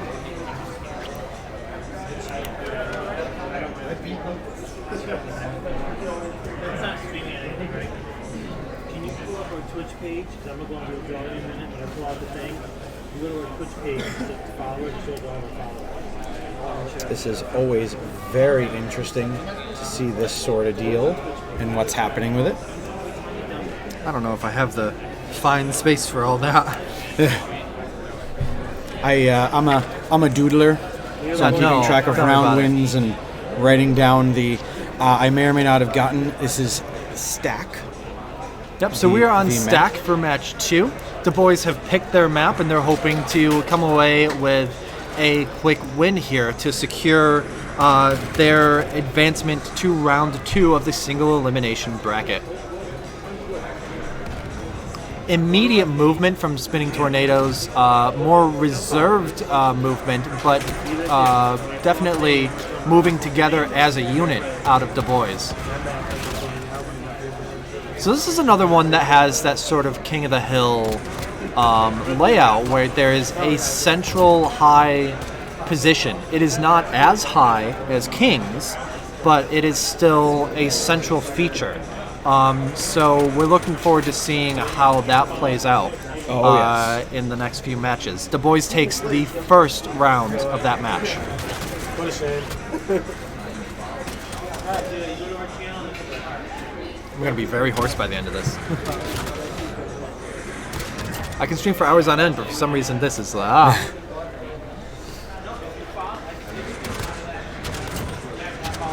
Ooh, the shotgun's always being the difference maker in the close range boop contests. Yeah, who boops harder, and interestingly, who boops at the right time? If you're too early, not quite in range.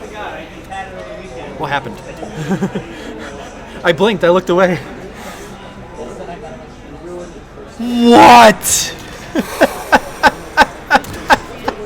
That's tough. That's tough. Wow. Barely getting out of the starting gates. He had the weapon, he had the angle, and he went for it. At that moment, the player on Du Bois realized that he was staying just a little too still, opted to go for a grenade throw and reposition. Not a bad thing to do. Reposition yourself and make sure that your opponent isn't too entrenched either.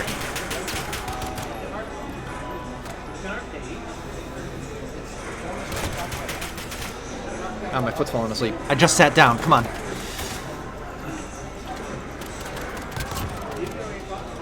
Reserved movement now. We're not seeing anyone rushing out of the gates with this particular matchup, this particular weapon set. Ooh. We're getting really close. We're having a 1v1. Oh. There it is, Dave. You got it. No, I didn't exactly get it. It wasn't an unarmed... well, okay. But it is that very tough to see. Du Bois looking to try to grab a shutout here in round 2. Their choice of map has worked really well for them today.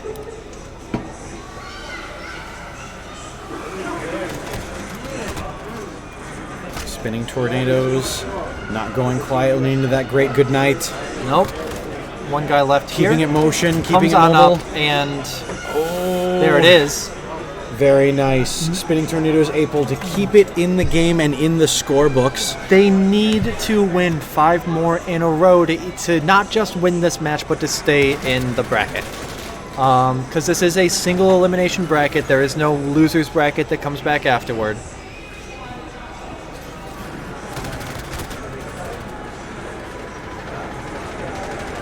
I'm like watching their screens to look ahead. And it looks like with this, Du Bois take it 6-1. Good job to Spinning Tornadoes from keeping that being a shutout. yes. So far, the only one of those that we had, I think, was the first match of the very first game. But very good job to Du Bois, who continue on to round 2, where they will be facing Dog Bones. But for now, coming up next is CNC on the left in blue. CNC are the 15 seed. They will be playing 2 Epic, the 18 seed, on the right in red.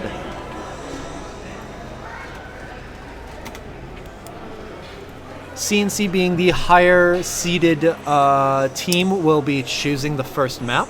Ready, Dave? You're going to pick the winner of the raffle. all right. Your hand in there and pull one out. Down to the check. Good to go. He's got one there. We've got one.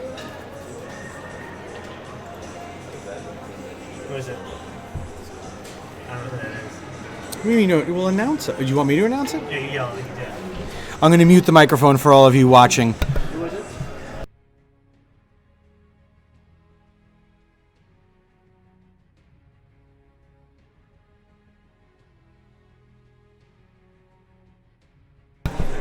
The winner of the raffle is TMT Gaming. Please come collect your prize. As they came right over, as they should.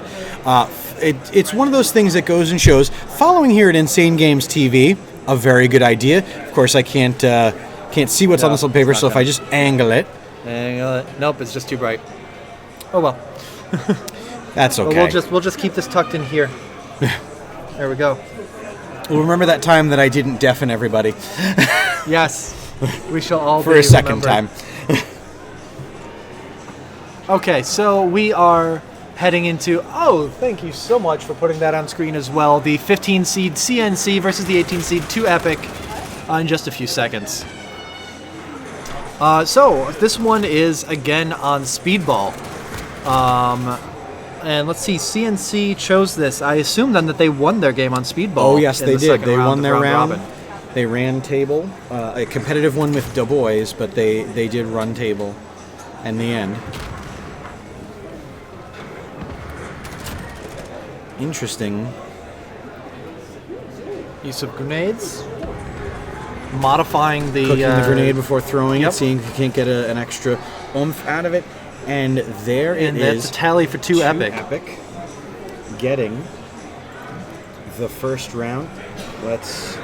Controller Gang asked, what did they win? It was a 50-50 raffle that was just for like an folks additional... that were here at the tournament, Yep. unfortunately. But fortunately, Insane Games TV will be doing future giveaways. Make sure to stick around on future streams and check in to see what we're up to. In the past, we have given out a next-gen console. We have given out a copy of Red Dead Redemption and many other things when Red Dead Redemption was new. Yes, yeah, you know, and might have been Red Dead Redemption 2, but either way. So we've got 2 wins right now for 2 Epic going into the third round of this match.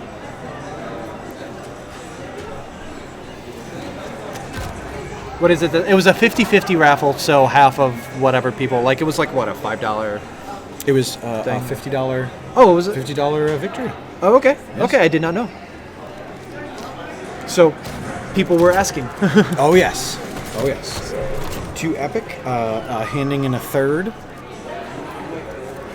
I have no idea what's going on. They just sat me at the table and I'm talking. Which is more true than you might realize. Well, it is also, let's be honest, Dan doesn't tell us anything. Nope, and so we find out for ourselves as 2 Epic just is doing really well here. Yes, they won a 50. Was that credit or cash? That was cash? Cash, which is just as good as store credit.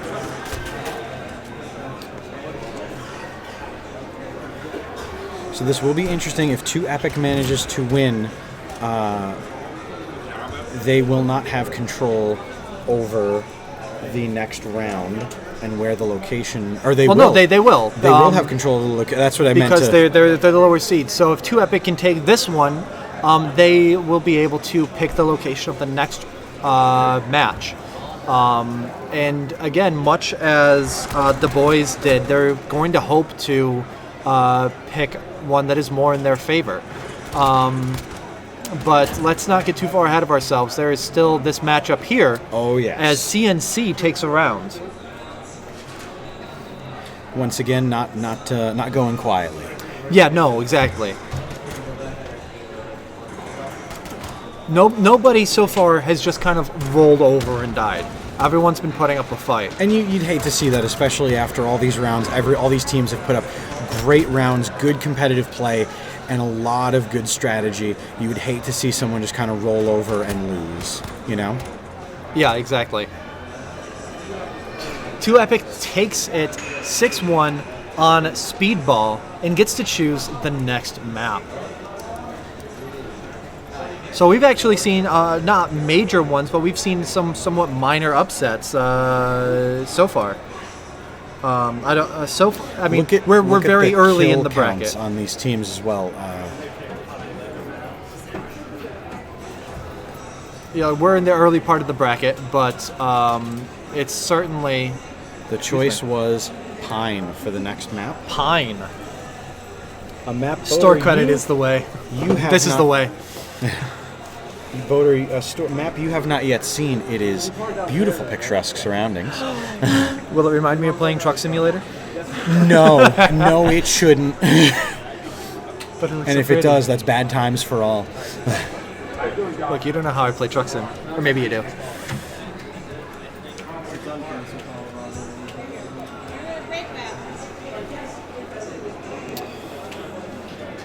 Okay, so... Ooh. Yeah? Interesting weapon combination. Long-range rifles right out the gate. And I'm seeing some pretty decent sight lines on this map. Going for that hunting stand up top, while the other is hunting around. Oh, goodness, you're walking right into the enemies. Wow. And getting... Wow, it's CNC making that work. CNC walking straight in there and saying, not today. Yeah. Definitely catching that second kill, who was busy focusing on the first guy who was up in the hunting stand. Just absolutely really bold move, and it did work out.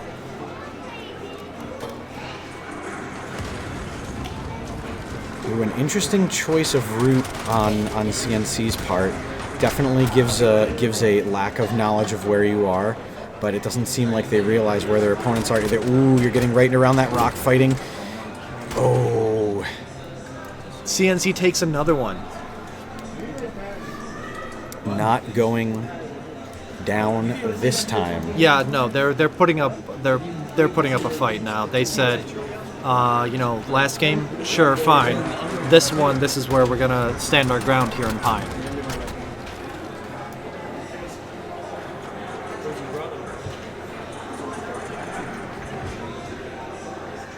Both of these teams are moving together quite well. They're not going the lone wolf thing. And while that's kind of like a standard thing that you want to see, we're going to see that more and more. We're going to be seeing more, I think, of this coordinated movement as the tournament continues. Because at this point, the teams that haven't played well aren't going to continue. So these first couple rounds are where we're going to see some of these eliminations, and where we're going to see some surprise moves up the ladder from teams that maybe we weren't watching that we should have. Seeing where this is going around the rock, sneaking up on, and giving it... Wow. CNC doing a great job here right now. It would almost seem as if CNC, this is an optimal map choice for them. Yeah, They're like really, it's interesting. Rocket launchers for the first time. Oh my! Most teammates having used their rockets now as opening barrages. The Molotov going out, taking out the hunting stand.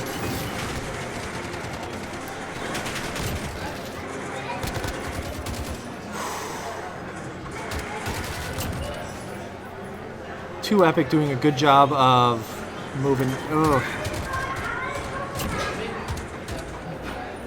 And now, Ooh, CNC though. Both of these teams have excelled on the other team's choice of maps. So, assuming CNC clinches this, they will be clinches this, then we'll be going on to a 3rd round, and they'll be choosing the map. And you almost want to be like, no, you guys go ahead and choose it.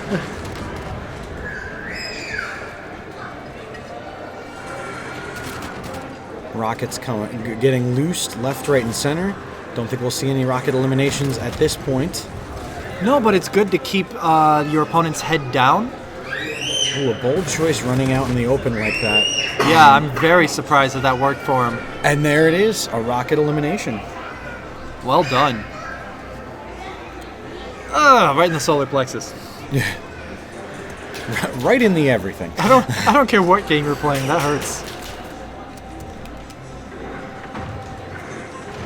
Shotguns, pistols, knives are out, getting thrown. I like just the long distance knife throw. Which, like, if it lands, that's a big thing, but it's just kind of like, hey, stop getting ideas. Yeah. Getting low, seemingly. CNC got flanked there. As soon as they took out the first teammate, they immediately separated. One stayed here where that one had died to draw fire. The other one immediately circled out and around.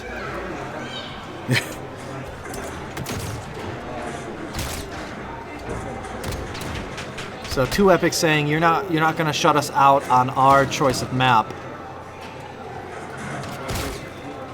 CNC seemingly playing with their secondary weapons, but not to good effect.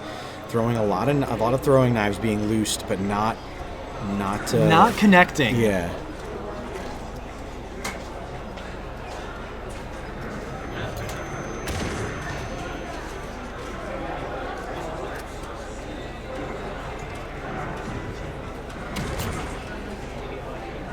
Secondary equipment getting jammed on.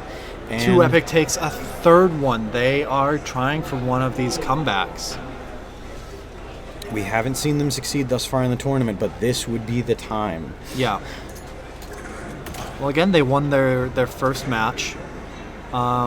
If they can succeed in this comeback, then they take the round. And CNC is... if 2 Epic can do this, then CNC is eliminated. But they've still got quite a bit of lead to try to swallow up to do so in this round. If they can't do it, then there is still one more round, one more match in this round. You gotta like the mobility, the moving around. Ooh, missing those critical shots. That could have been it right there. But that position right behind him, and CNC takes it. Very nice. So CNC takes round 2, meaning each of these teams have 1 win, and CNC gets to choose the next map.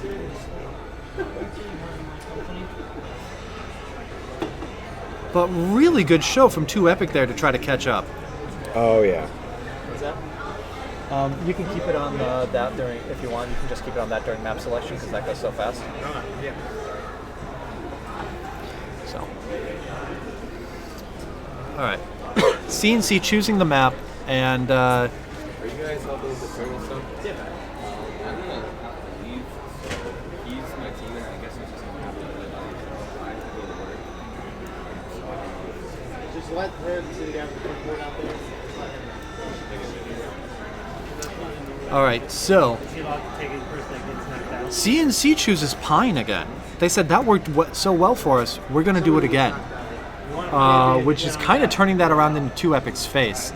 But 2 Epic picked Pine for a reason. Let's see if they can, they had a really good comeback last game. Let's see if they can really show us what this map means to them going forward.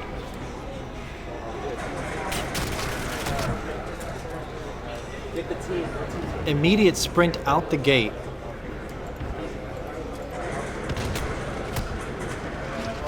And eliminating someone on CNC. So this is it, ladies and gentlemen. CNC or 2 Epic are going to advance into the next bracket to fight. There goes... Winner of this match advances in bracket against NWES. There goes NWES.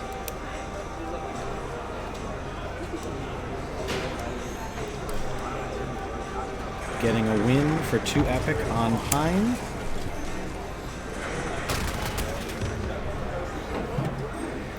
But this is what it's about. This is all the gameplay. This is all the telling. Mom, 5 more minutes? I gotta get this win. No, I can't pause the game. We're 1-1 right now in the 3rd match of single elimination. Keeping it tense, keeping it close. Everyone playing, keeping their cards very close to their chest with how they're doing. Changing up strategies. Oh, looks like one of them a little bit slow to start moving out of the gate. Doesn't seem to affect... Oh, that costed their teammate.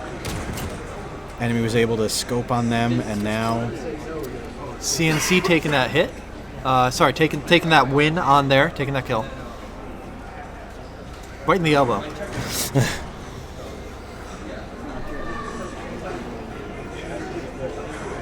I think it took 2 Epic a bit of time to warm up on this match, but I think that we're seeing now a pretty even match here.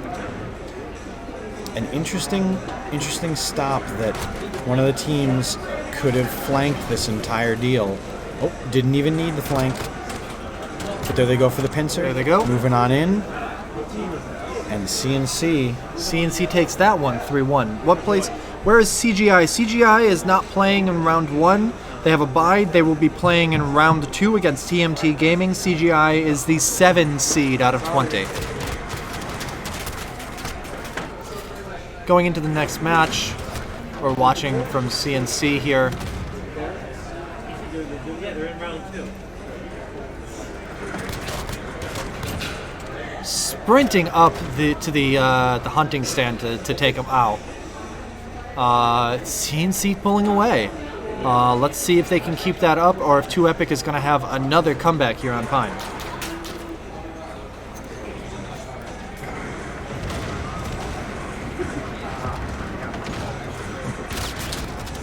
A dangerous weapon set, this one. Oh yeah, you really these are don't some have a biggest lot of guns. range. Yeah, So you kind of gotta get up close and personal. 2 Epic takes the win on that one. Says, hey, that pulling away thing that you're doing, stop that right now. And takes him out with the machine gun.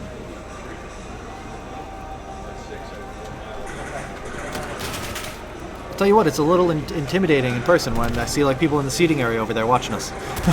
I'm like, oh god. Not only are 15 people watching us on Twitch, there's people watching over there too. And that's everyone watching this single elimination tournament. Because as fun as round robin was, this is where the stakes are. And CNC goes down 1-2 to 2 Epic, catching back up, trying to make this an even fight, and then hoping to pull ahead after that.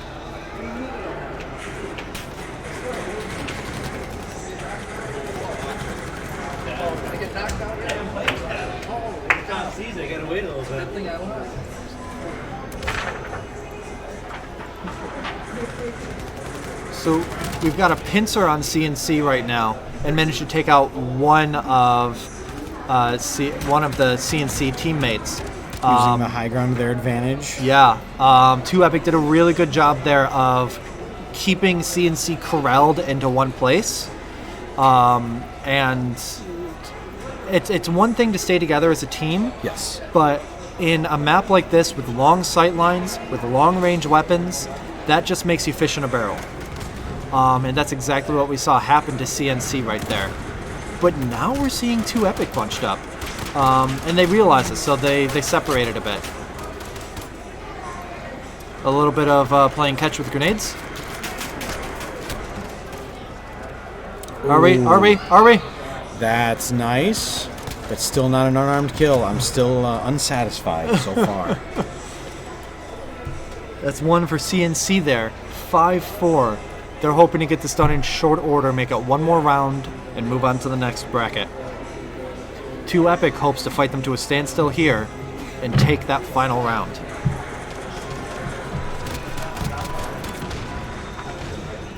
They're out of the gates. It's pistols and unarmed. They're sprinting. Both teams kind of going the same way. started out bunched together, but now are separating and trying to find good flanking position on the other One down, teammates. and here inevitably comes the second.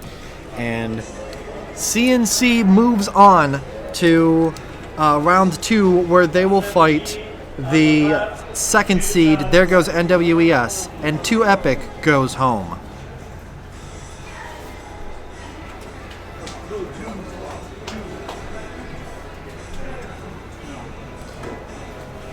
We had a good showing from 2 Epic, though, all day. I felt that they were strong yes, a lot of the time. Just a good time, I think. They played well, but unfortunately, they were not the best team. We will find the best team winning at the end of the day. And unfortunately, they were not it. But good game to them. Good game also to Spinning Tornadoes that was knocked out. Good round robin games to Arrow. Don't know where you were. Although I did overhear someone else saying that they would have to go before the conclusion of the tournament. So I'm not sure what is going to come of that, if they're going to find a substitution for their second teammate. Sub in, or if we see another team drop. It would be a shame to just walk away with that money still on the table. Yeah. So in match 4 of round 1, this is the last match of round 1. Other teams have had buys. We are going to see SMG Gang seated at 14 against the 19 seed Juice. So SMG Gang is picking the first map.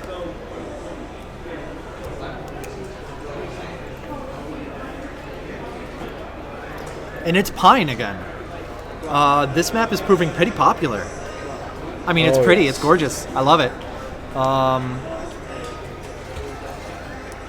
Again, CGI is the 7th seed. They have not played yet. They will not play until round 2. It's not exactly like places in a race. Out of the ranking during round robin, they are the 7th seed. The 7th seed team. And we'll see how they do versus TMT Gaming. But first off, we have SMG Gang versus Juice.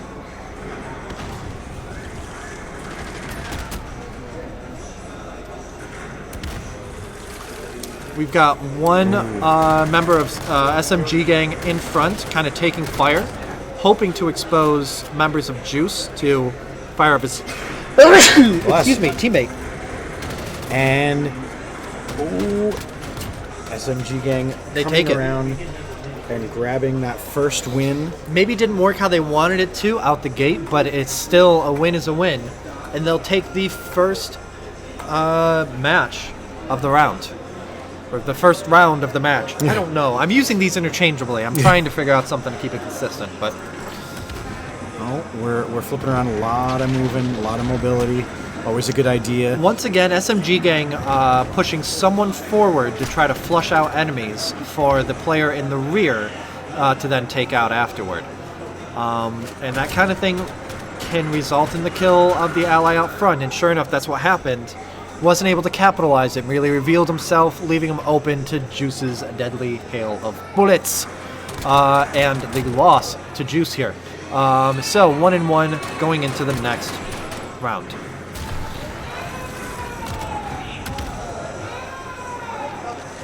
Long range using the pistols and things and firing it. Ooh, tough to catch that with the back of your head. The last couple ones went really fast. This one, didn't go that fast. This one was over quickly. Not the quickest one we've seen. That was the 2 birds, 1 stone headshot with a sniper rifle, which was impressive.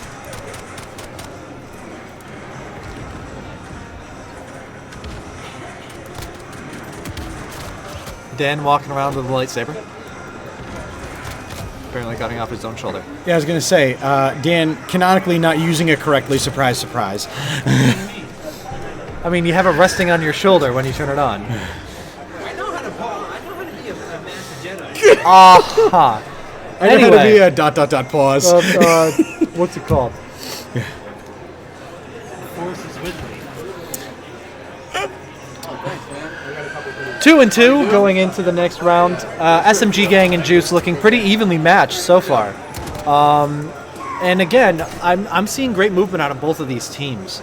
They're doing a good job of coordinating their movements with each other.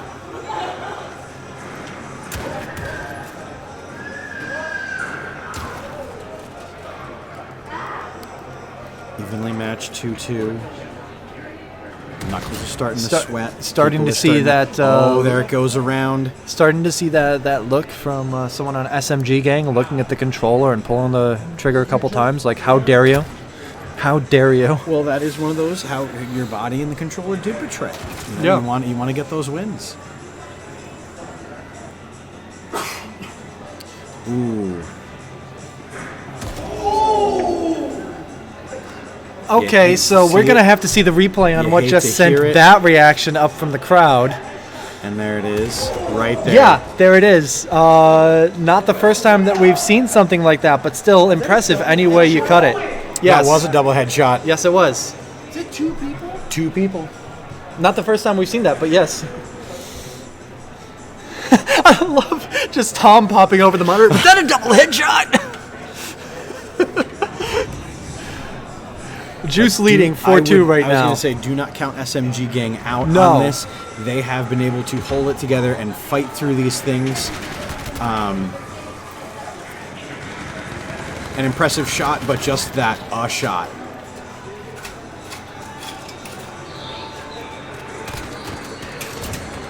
Oh. Going around, getting that. Well getting that done. kill.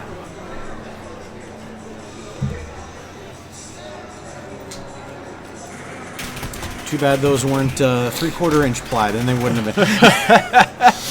Yeah. Like that's a good point where like visually, yes, those planks provide cover, but not against guns. Or more specifically, bullets. Yes. No, I'm talking about throwing the gun through the plank, David. Yeah. I believe the word you're looking for is yeet. If only this game could handle yeeting one's weapon. That ticks the 5th win for Juice.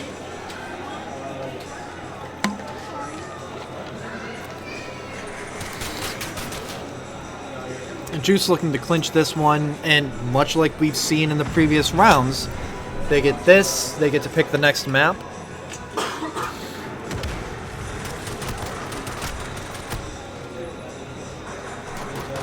But again, even if they don't manage to take this, they'll do their best to try to get advantage on that. Not quite aiming where I needed to on that, just always trailing slightly behind. But one member of SMG Gaming down. Both members down. Juice takes the first match out of 3 rounds in the final match of round 1 of single elimination. Listen, I only have the words match and round, and I'm trying everything that I can here. Hopefully it's coming across well.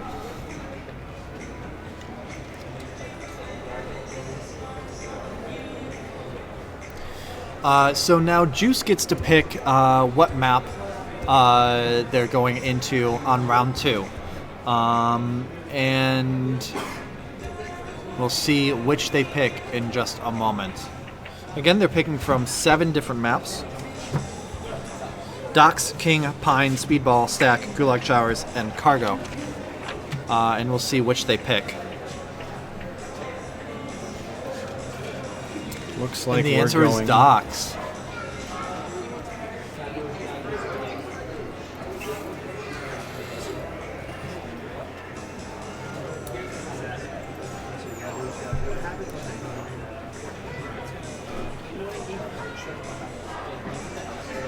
Match or rounds? What?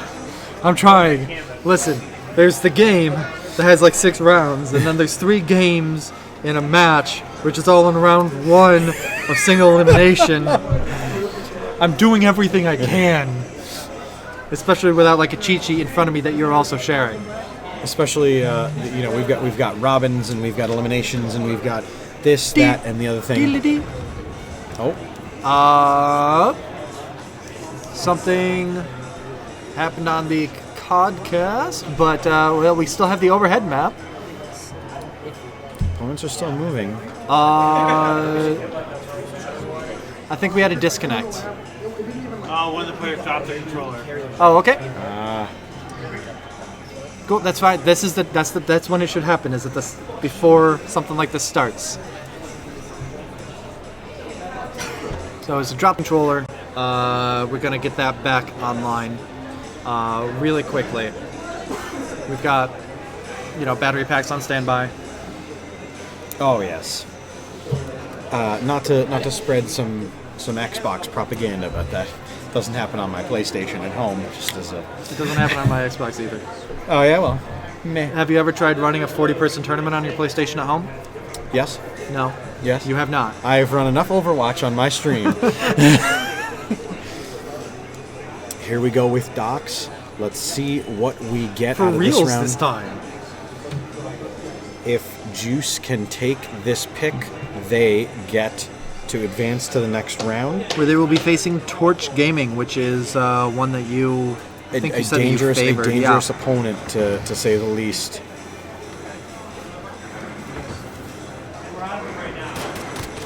Oh.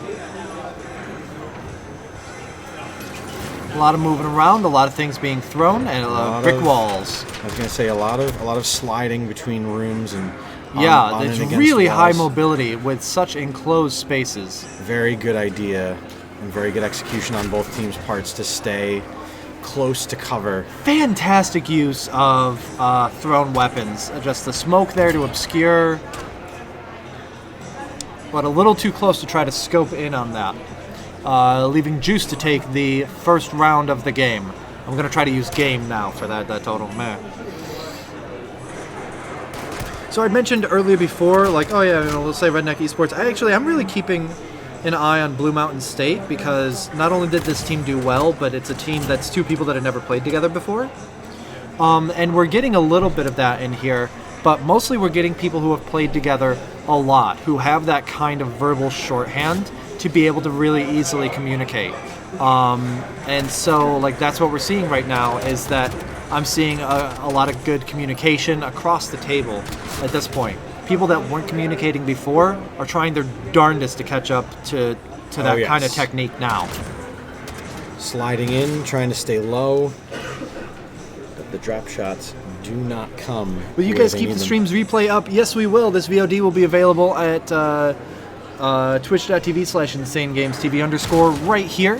And we will be downloading the VOD and doing an edit to at least the main matches, if not paring down to some of the highlights that we've seen. That will be going up on our YouTube page as well. And that's going to be edited by Steve, who is currently directing the podcast here, making sure that we stay immersed in the action however we can. We just lost the map in the lower left.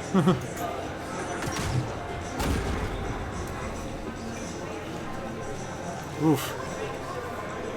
SMG gang. Yep, keeping that even there. Fire.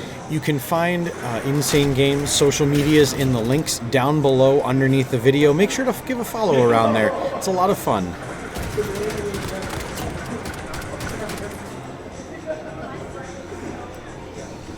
Ooh, Juice stepping ahead with making it 3-2. Yep. They've managed to stay that step ahead, just barely. I'm gonna try to get the. Steve accidentally hit something, so that we don't have the map in the lower left. Tom's looking. Got it. Cool. Once this match ends. Okay, cool. I think there might be some sort of button to hit that he accidentally full screened the map. Oh, That's yeah. fine. There's a lot to keep up with. If your thumb slips and you hit something, that kind of thing happens. So real MVP, Steve.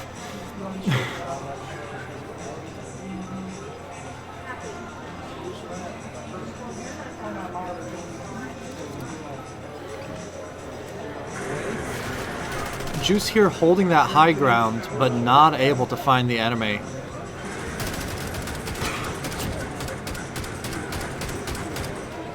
Capture point comes out, but no need. Yep, capture point comes out, but on the way. Are these tourneys being held at the venue you're podcasting from or remotely? It's actually being held right here. And you know what? Now that it's darker out there, I'm going to spin the camera around. It's probably still a little bright, but this is the setup that we've got in front of us right now. The blue team, in this case SMG Gang, is right here closer to us at these tables. Steve is playing that big central TV, codcasting right there. And then the other team is at the tables on the other side. No need to worry. We are streaming on a delay from the codcast. And then, of course, as you may have noticed, we are actually reviewing the stream in front of us, so we're on an even further delay behind the action that you're seeing. This is the first time that we have streamed a tournament here. I think it's going really well. And there's always optimizations that can be done, but everyone here is having a good time. Yes.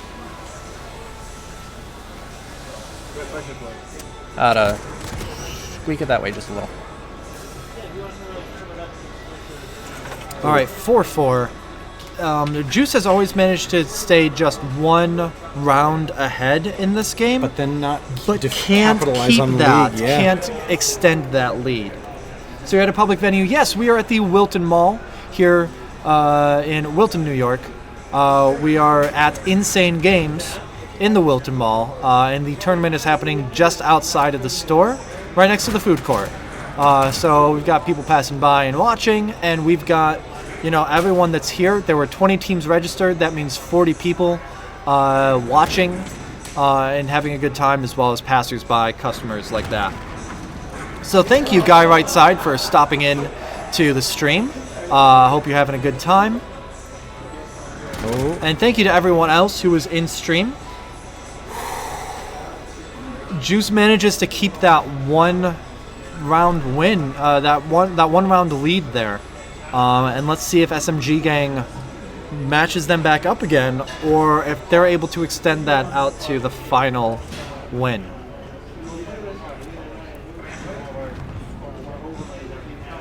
Going the low road. Interesting choice, and we haven't seen that yet, but it is a We've seen it once or twice, but tactic. we haven't seen it used tactically. In this case, it was used as a different way to try to get out and move around. 1-1 right now. Couple of pistol eliminations. SMG Gang manages to hold on, tie it up. If SMG Gang can take one more, then it's going to go into a third round, a third game in this match. The Juice is hoping to keep the pattern of staying just one ahead. And spoiler alert, they done did it. Pushing it in, looking down, one against two, pincered, and out. Good game to Juice. And good game to SMG Gang, who has made a good showing here. Sportsmanlike handshakes all around. Yeah. That was a really close match. It was always just and SMG Gang could never come back from that tie to try to get one ahead. But are these CDL teams playing or amateur? These potentially could have some CDL teams in it, or it is 90% amateur though. Yeah, this is open to the public, so we're getting a lot of local people who want to play. But we have people who are, certainly again with Torch Gaming showing up, and perhaps some others as well.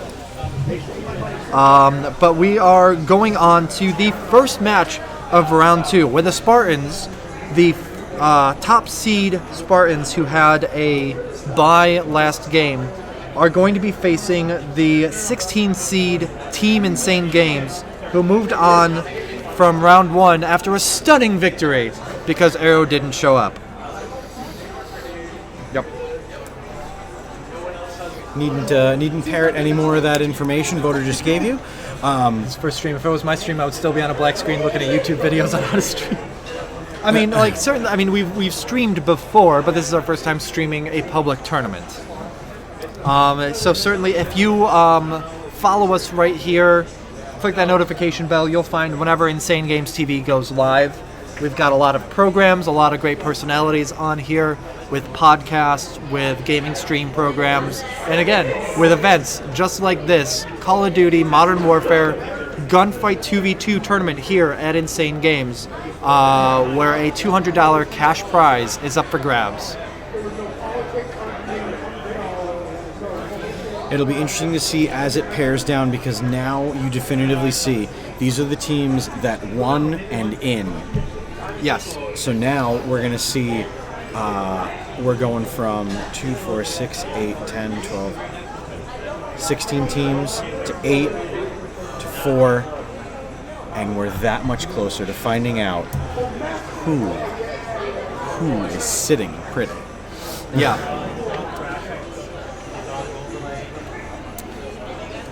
Not gonna lie, if Insane Games can't pull this out,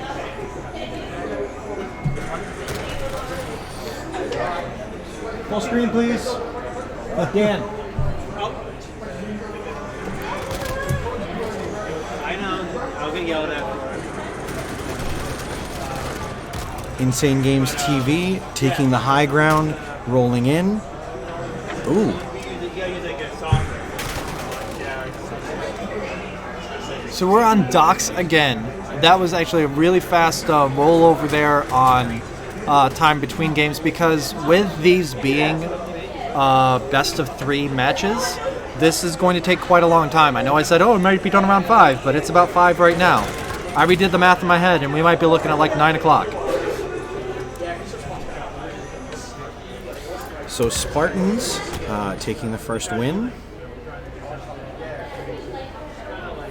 Insane Games taking up positions around the map, trying to keep it moving, keep it spread out. You're hearing that excellent communication between the teams.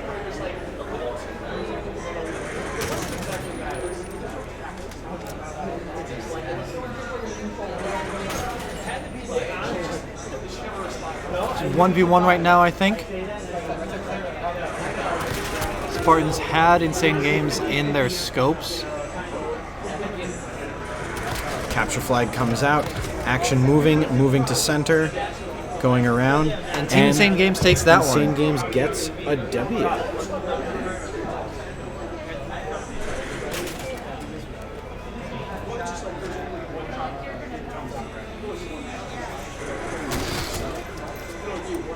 All right.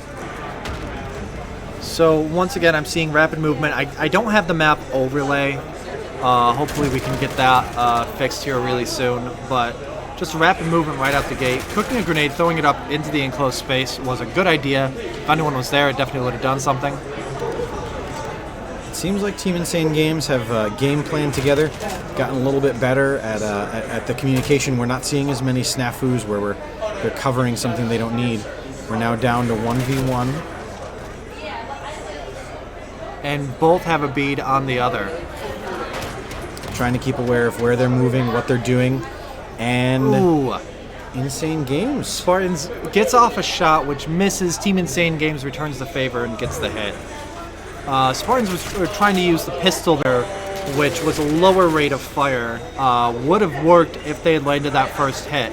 Team Insane Games also missed a hit or two, but when they connected due to their higher rate of fire, they were able to cinch that W.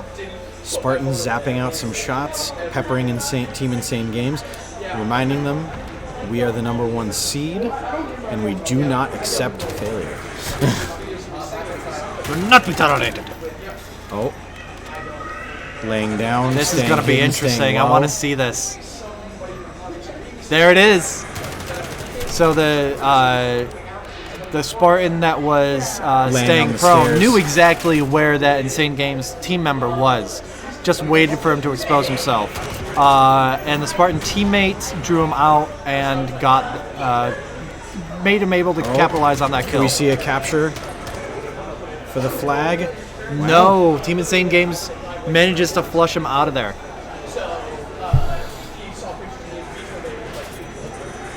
Not sure what happened to the other Spartan. Unfortunately, I missed that. We're definitely having the teams trading off, showing off what they've got and where they can get it to. Happy to see some Insane Games getting... Ooh. Tried for a grenade throw through the window, ended up bouncing back at him. Lost out on a chance to take out one of the Team IG members. Some Insane Games cornering up. Ooh, getting peppered again. And that's valuable HP. There's been a lot of sniping across that center this game, which we haven't seen in previous games on docks. Spartans keeping a distance, and it seems to excel for them. Yeah, if you get in, I think what we've seen a fair amount of is that if you get in close with Team Insane Games, then you're much more likely to get hurt. Whereas if you're able to keep them at a distance and you play your sniping game right, particularly with weapons that aren't as designed for long range, yeah, you're gonna have a better chance of pulling it off. Oh. 1v2 on the Insane Games, getting cornered. Gotta pick something. Ooh. There he goes. 3-3 right now. Spartans caught back up. They're not gonna go lightly. I think we're also going to see a longer time until the tournament ends because because now we're getting, like right now these are both good teams, and this isn't going to be 6 or 7 rounds and then it's done. We're 6 rounds into this one and they're evenly matched. Meaning my voice is going to be very hoarse tomorrow. Yeah. Dropping in one on Insane Games member down and 2. Spartans getting the W. Scratch what I said about not wanting to get in close to Team Insane Games. Spartans are doing it anyway, and they're doing a very good job with it.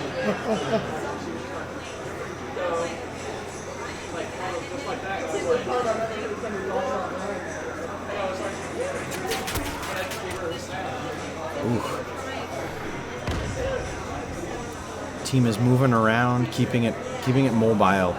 Insane Games seems to have split up across the maps.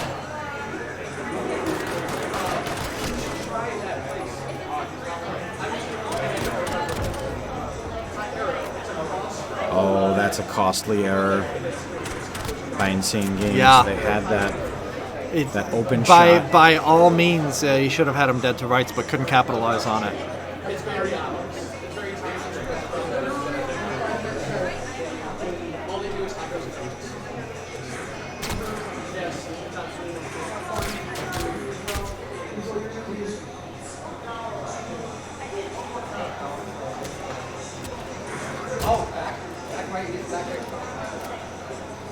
Hearing that communication is key in these games. Being vocal, or at least having it work something out to be able to let your teammates know this is what's happening and there's where the opponent is, or here's where I am and I need help. Yeah, exactly. 1 Spartan left against 2 Insane Games. Uh-oh. I like that. Ooh. Nice. Just a close shave right there with the shotgun. Yeah, very... just a little off the top. I'm going to say we don't quite have the weapons here for the longer sniping game that has favored the Spartans so far. Oh, never mind. No, we've got a Magnum.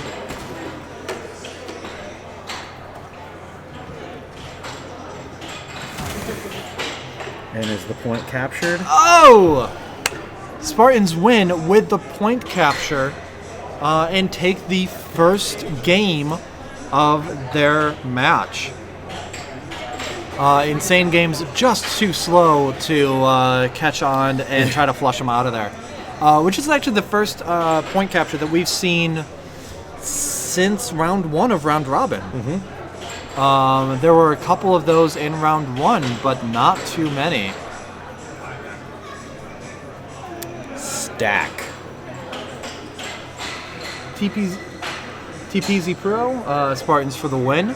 And now in Team Insane Games, the lower seed gets to pick Stack for their map in round 2 of the match. I hate this. I hate everything. Words.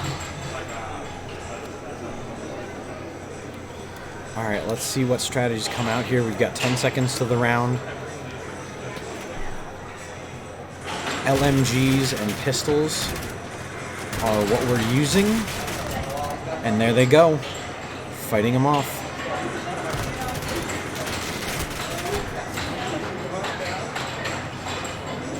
Ooh, mowing him down at a distance. Yup. Team Insane Games learning some very hard lessons.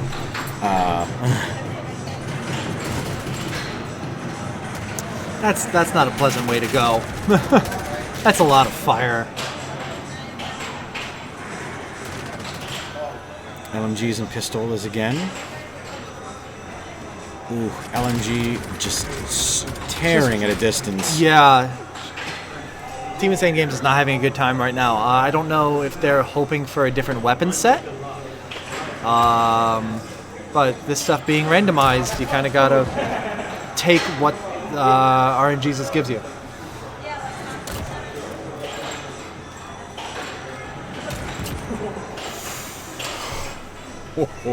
Spartan's doing really good job pulling off headshots. That with one's gonna hurt a tomorrow. Bunch of weapons. Headshots left and right from the Spartans. Just really exciting to see.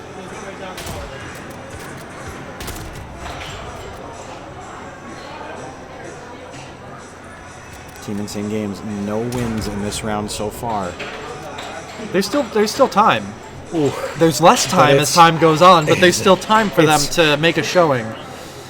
But As the, Spartans have said, look, we got places to be. We're going to just try to get this done quickly.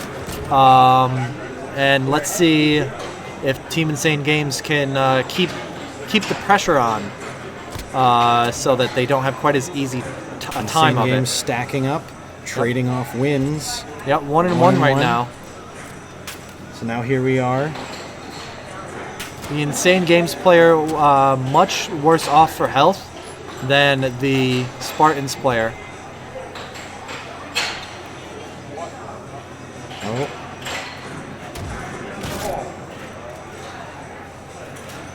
Taking the moment to reload. Insane Games doing a really good job of moving up and closing the distance, trying to close the distance to make that shotgun viable. But just when he almost got close enough, then the shotgun became viable for the Spartans. Going into match point, Spartans looking for a shutout. Did they have one of those before? No, they were. Their round one was like 6-1, right? Hold on, before the action Yeah, expires. Yeah, they're 6-1 in their first round robin match, and they're hoping to get a 6-0. Ooh, there goes one. And pincer-ing. Yeah. Oh. Just not much that can be done. And Team catching. Insane Games did really well. So yeah, good job. Like Spartans showing why they have that #1 seed. Boom. So Spartans move on to round 3, and they're going to face the winner of the next match, which is going to be Redneck Esports on the left in blue, and Too Easy on the right in red. Team Insane Games going out, and all I can say is, what a shame.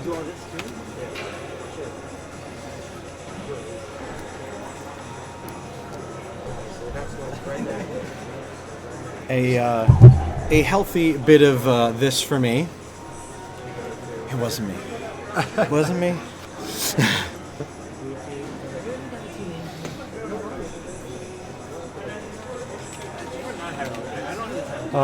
Sorry, folks. I'm trying to keep up the mid-game chatter, but this is... Well, at the same time, NRA, the winner of the last round was the Spartans. They won handily. 6-0 on the last 6-0 map. in round 2 of their match against Team Insane Games, knocking out Team Insane Games. So there can be absolutely no accusations of anything being fixed. Well, there still will be. So, well, it's at least human not nature. at least not in the favor of these fine folk behind us here.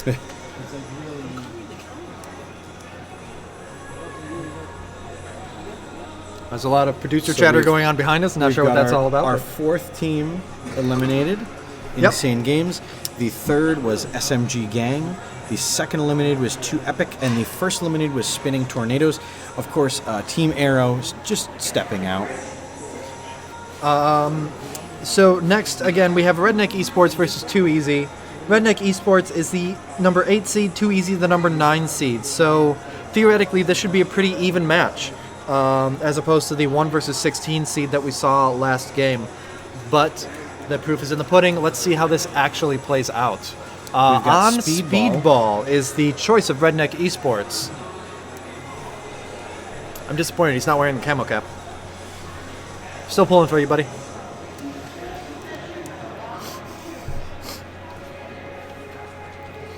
Ten seconds left on the clock, and the rounds will begin.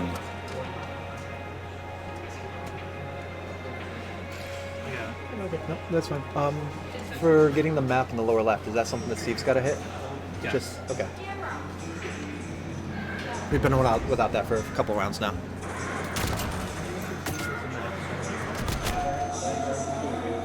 All right, so we are grenades out basically from the outset. Grenade out, causing a little bit of damage, peppering, retreating, coming around. Redneck Esports trading with 2 Easy. With 2 Easy. There was contact, and then immediately Redneck Esports backed away. They said, "Oh, there's 2 guys there," and instead of pressing the advantage that he may have had, said, "No, we're going to back up, and we're going to try that next time." And capture point causes a bit of scramble. Redneck Esports capitalizes on it, taking out the second player of 2 Easy, bringing us a 1-0 in this first match, this first game. Oh, grenades are you got flying incoming, sir. Left, right, and center. You've got mail. Airmail. Next day delivery, your money back. Except no refunds on the tournament entry fee, so. Oh, Redneck Esports losing a teammate. But 2 Easy also. She's got an extra brick. Okay. Oh no, yeah, sorry. There you go. Let's see if we can't get something going. Ooh. Trying to keep. Ooh. Really good attempt from 2 Easy to try to take the flag, just in little bits and pieces by moving across, because that time doesn't reset when you're off of it. Like, you can dodge cover to cover going across that zone to try to rack it up slowly. It goes back to that idea of chest-high walls just everywhere, and so using them to good effect. So really good attempt at that from 2 Easy, but unfortunately for them, Redneck Esports was able to take them out as they moved cover between one spot to another. Ooh. Handedly taking that one out.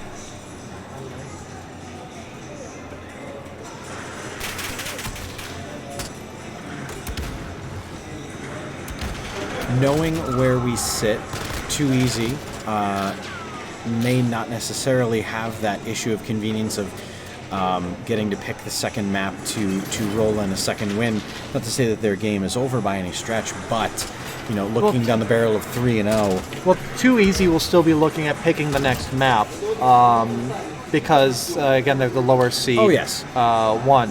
But if they don't have a win going into it, it's going to be a lot dicier a proposition for them to try to pull out the win. It's going to be an uphill battle.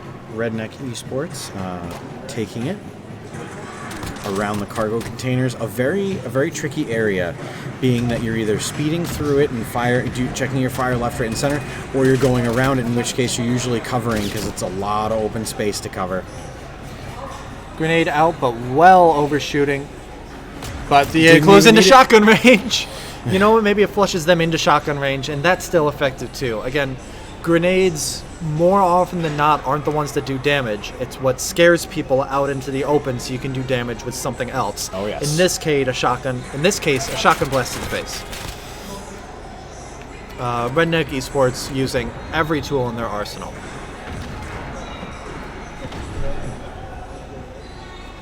Ooh, interesting pistol sniper Yeah, battle. two easy tries for the pistol snipe on there. Redneck Esports sends a couple back to try to get them to duck their head. Oh. And Redneck Esports takes that one 6-0. And that's just, proof that seed isn't everything. They were close to each other in seed 8 and 9, but they walked away with that one handily. One death from one of the team members on Redneck Esports. So just a really good job staying alive and getting in the kills that are needed for that. But now the ball is in Too Easy's court to pick out the next map. And we're going with King. We're going with King. Interesting.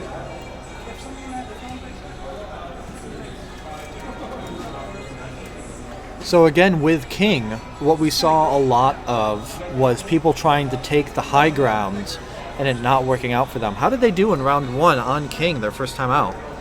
Too Easy? Both. Too Easy won their game, and Redneck Esports did not. Okay, so this a was good choice from Too Easy if round 1 of round robin is anything to go by. Where Too Easy did a good job on this map. Redneck, maybe not quite as much. So trying to keep track of those strengths. That's a grenade. Ooh, the grenades are out. Seeing a plug. Because I did this. I don't know. This is the first match. Oh, game 1. Uh-oh. It's getting really tense, getting a lot of chasing, a lot of cat and mouse going on. Going up high, this could be a risky proposition. Yeah, unfortunately, without the map here, we can't keep an eye on who is where. And so, great big chase going on here.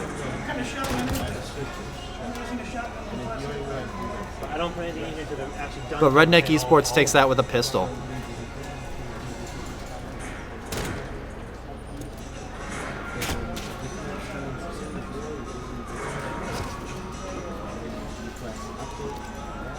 Here we go. Ooh. Headshot. An immediate dome. And the retribution the other way back. Too Easy takes one. So that leaves them even at 1-1, which frankly is one more than Too Easy had last round. So already they're showing their strength on this map.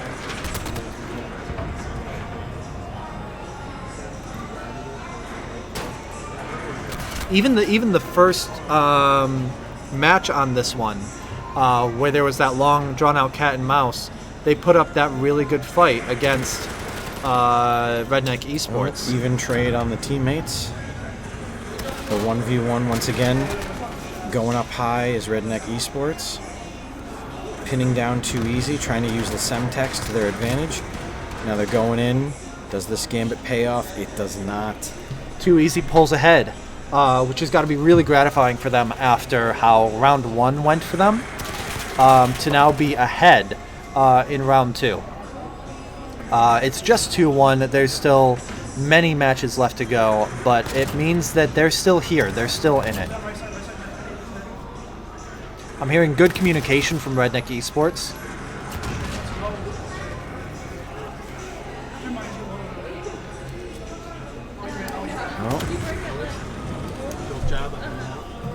Cool. Can you tell Steve to just hit whatever button he's got to bring the map up, if it's like back or whatever? Yeah, just so we can see the map in the lower left.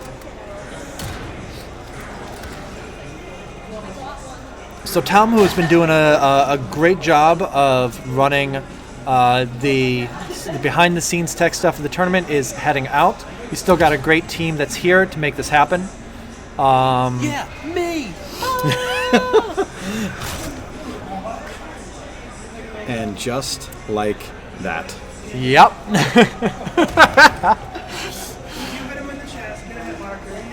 All right, Too Easy takes another one. They're managing to stay ahead just a little bit here again, ahead of Redneck Esports.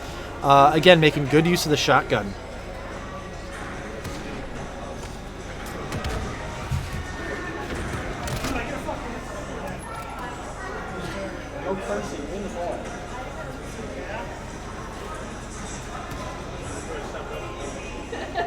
That's old information.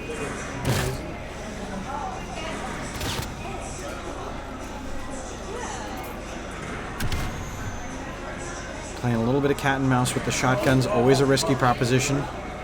Yeah, like everyone's getting hit from range, but hasn't meant any kills yet. But there it is. Redneck Esports catches up to Too Easy, keeping it an even 3-3. This is going to be a much closer match than the last one. They're hoping to keep ahead, to keep even and then to pull ahead so that they don't need a third round. But Too Easy doesn't want to make it that easy on them.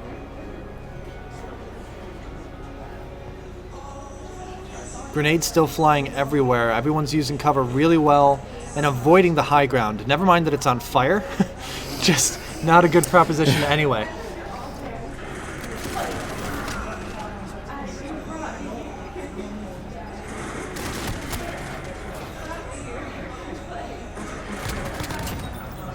Ooh.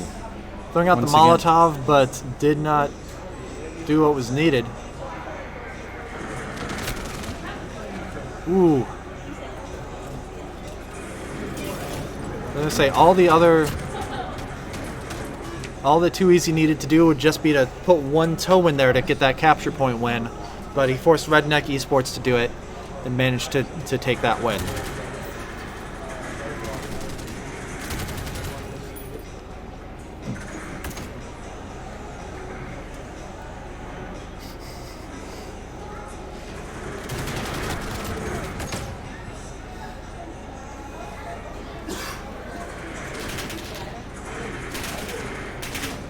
Flushes him out with the Molotov, manages to capitalize on it. Now they've got him cornered. Yep. Keeping the high ground. Right where he is. Not the best placement for that Molotov, but it's hard to get one exactly behind the wall where you want it. Oh yeah. Redneck Esports keeps that even 4-4. What slobber knocker we got right now? Dan throwing some copyrighted commentary.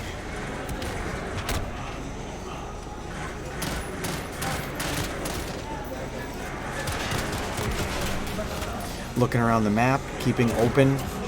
Oh, you know when you peek your head up and you just lose it? Oof. Gotta hate when that happens.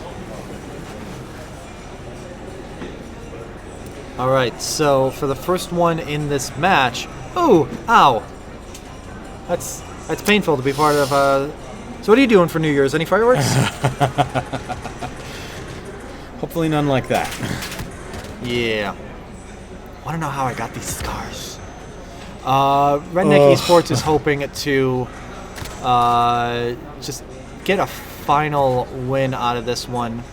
But if Too Easy can get 2 in a row, then they force this into a third round. Regardless, either of the teams that win here have to face the number 1 seed, the Spartans, and they will have their work cut out for them trying to face that barrel down next round. Both are doing a really good job. Oh, there was a melee beatdown. We didn't get to see it, but that happened, Dave. Oh, yes. So both teams are making a really good showing on this map. Too Easy did not make a good showing on the previous map, though. They seem to be somewhat map dependent, and we'll see how that goes versus the Spartans, and if the Spartans are able to keep that in mind when facing Too Easy, if that's what it comes down to. Yes. All right, we're looking at it here. This is a chance for Too Easy to bring it to a round 3, or for Redneck Esports to punch their ticket to round 3. Use of yes, round 3. Yeah. Use of secondary weapons. use of secondary weapons to affect where the map is and where you can stand. Oh.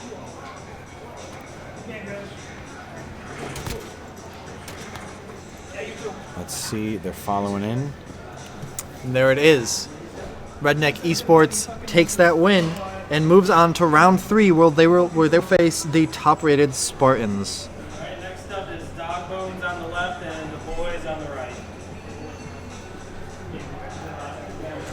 So Dog Bones, which we've had some questions on where they are up next. They will be on the left in blue. They will be facing Du Bois, who won their round 1 match. Du Bois are 20 seed and will be on the right in red. I'll be right back. I'm going to go grab my hoodie. All right. I can get around here.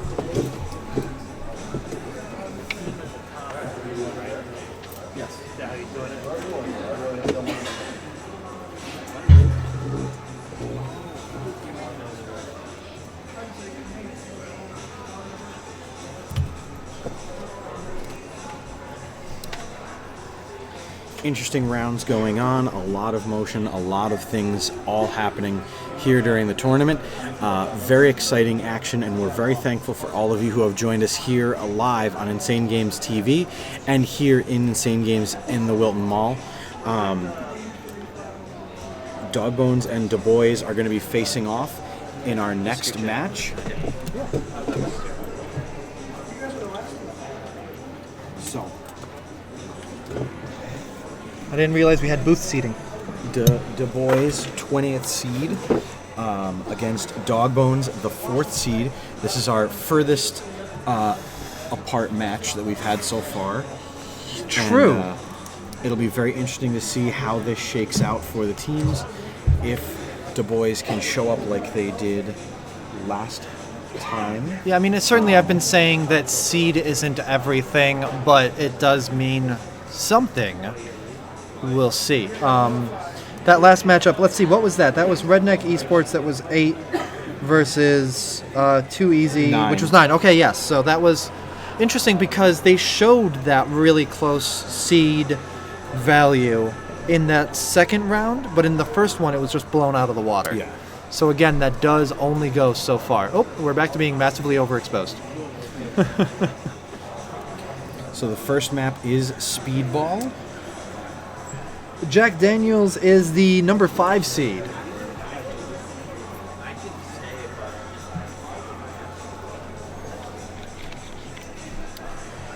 We've got 10 seconds in. Thank you very much to Steve for getting us our display back. Now we can do better commentating on the action. Yeah, because it's really fascinating to watch that, and just watching Du Bois erupt into motion. Both teams going to opposite sides of the match, and it goes more or less immediately into one-on-one. On the top of the map and on the bottom of the map. And then whoever wins that one-on-one is then able to back up their teammate, which is more or less what happened here. Yes. But is that the best way to play overall? We'll see if it pays out for a lot of these teams. It really does depend on, are you able to handle it on your own and if potentially a 2-on-1 situation. Jack Daniels will be playing in the next game, or the next matchup, versus Ace Clan. But again, right now, we are the number 4 seed Dog Bones versus the number 20 seed Du Bois. But Waldrund31, thank you for popping in. I hope everyone's having a good time out there. This tournament is going to go for quite some time, so thank you for watching.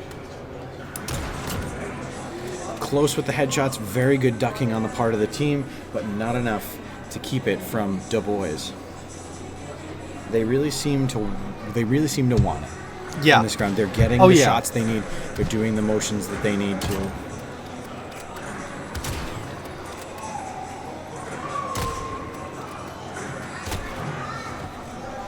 Very interesting to see. Oh, scoping right down there and taking out one of Dog Bones.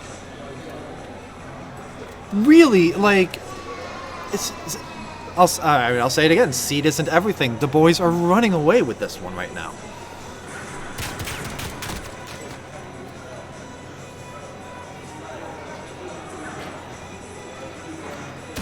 Dogbones have their game faces on right now, but their mouths are similarly closed and game facey, not actually like there's not a lot of communication going on with Dogbones. Du Bois quickly moving around the map and making quick work of the first teammate on Dogbones. Now they're getting in close to engage and getting that drop shot of sorts. Yeah. Like, they're doing a really good job of, number one, moving around the map. Number two, not just running. Like, that slide was really well executed. Enough to say, here I am, sliding down, forcing the other player to shoot, and while the next round is coming into the chamber, getting ready to get the next shot off. It's incredible how fast Dogbones erupts into motion.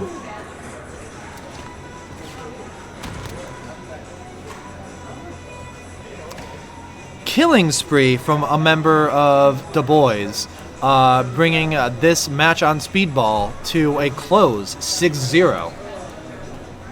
Glurd, I wish I was there playing in this. Well, maybe you can be next time. We do announce our tournaments when they're coming up over at our Facebook page. Dave, what's the Facebook page again? Facebook at InsaneGames_NY on Facebook. Make sure next map coming up, and it looks like a choice of... Looks like Stack. Looks like the boys have picked Stack to go up against Dogbones. You almost wonder if they would have just kept it on the previous one since they did so well. There doesn't seem to be any rules against that because we had 2 showings of Pine in a row, and CNC versus 2 Epic. Yeah.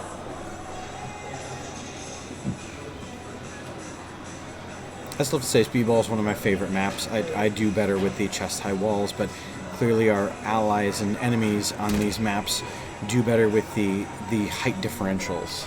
Yeah. Taking advantage of them or not using them at all.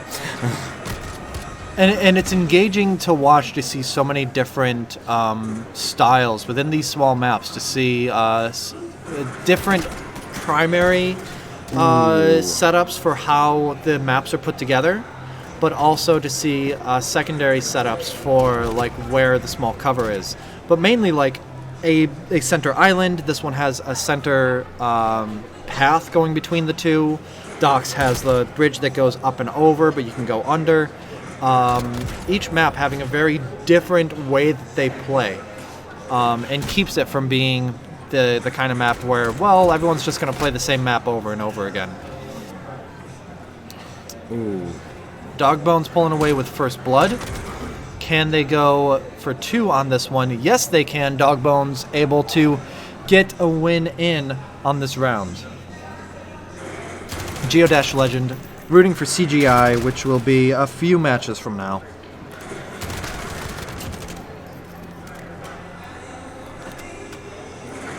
None of these games in this bracket have gone to a round 3. I know it's only the third one, but it is... I totally just got water all over my face.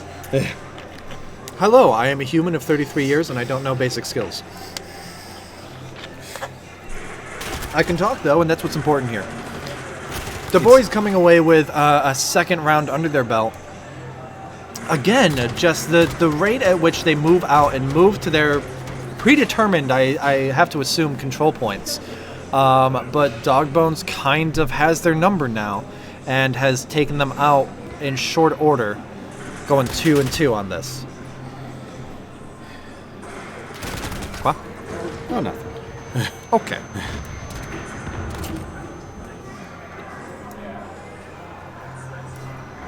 Let's see. Oh, that's gotta hurt. You getting taken off of your feet straight at a distance. Wow. All right, Dogbones is here now. Dogbones is ready to play. They're deciding that they definitely want in, and they are not going to be kept. No, they're not going to go down easy. They want to be. They want to push this to a third round. Because without that, they're going home. Dogbones getting an early lead. Du Bois realizing that he was not in a good position. Time to move. Time to get out there and go elsewhere. But then looping back to where he was. Ooh, catching that one unawares. Ooh, almost. Good use of the pistol coming down, but unfortunately couldn't pull it off. Dogbones just outmatched him. There's only so many shots in the chamber before you have to reload. Yeah. Well, hopefully only one shot in the chamber.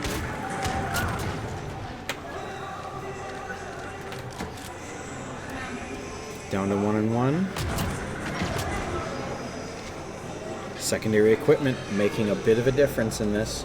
Du Bois flushes him out with a grenade, takes him out as he comes around the corner.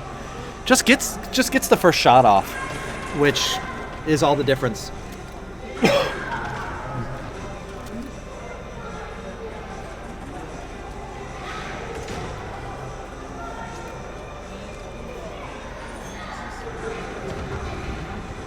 Ooh, 1 and 1 again, even exchanging, throwing those opponents around.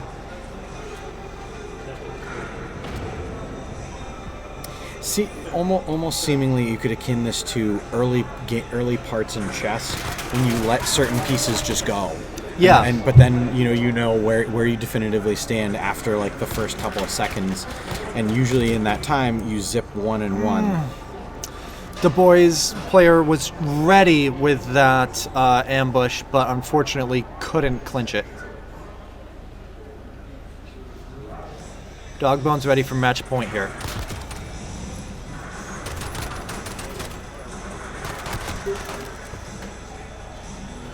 They need to just grab the victory in order to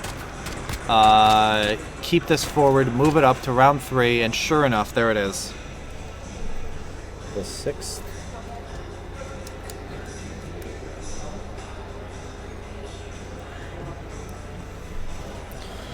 And so this will go into a third round where Dogbones gets to pick the next map. Now their first pick, Du Bois trounced them on. Yes. So it will definitely behoove them to pick something else. And they were somewhat even on stack at first as well. But it looks like they're going to go with it again. Because they did pull away. They did have the advantage at the end of the day. And it looks like they're just going to try to hold on to that. Well, as they say in testing, first thought, best thought. I would have gone with if it ain't broke, don't fix it.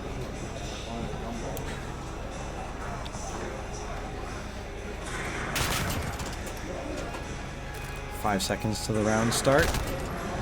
They've got... Yep. So a reminder to anyone tuning in that just because of how we have our text set up right now, we are on a delay from the screen that you see around here, which is furthermore on a delay from what is going on live just over that away. So no chance of us influencing the game as we're commentating, but apologies for things as we are out of sync. Dogbones takes the first round of that match and are looking to fire. Ooh, they're looking to hold on to their superiority on stack, and they're coming out strong for it. 2-0. Interesting to see that a lot of the opposing teams here are watching very closely what maps are picked, where they're going, things like that. It's an easy way to study quickly for who you're potentially facing off against in a round or two.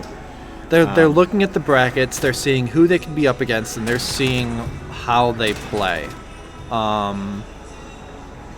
Dogbone's taking another one pretty handily. And so whoever Dogbones ends up going up against knows, don't pick stack.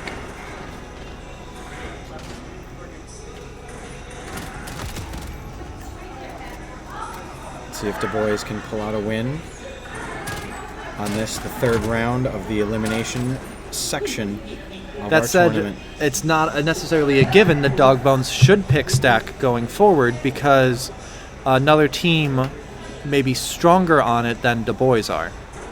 I don't want to completely count Du Bois out quite yet.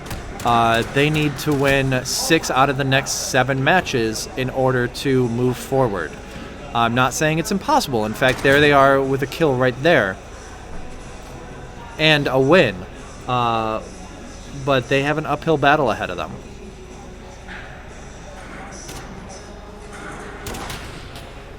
Snipers coming out and being used to effect, especially as Stack allows for that with big open spaces. Really long sight lines, just these kill corridors right here. If you can get in position without being taken out, you're at an advantage. But again, only for a few moments, as someone can get around to take you out while you are looking down your scope. Good thing you're not paying for ammo there. Good and gracious. In fact, I feel like sniping while being this far forward is kind of asking for trouble. It's asking for someone to come around and take you out.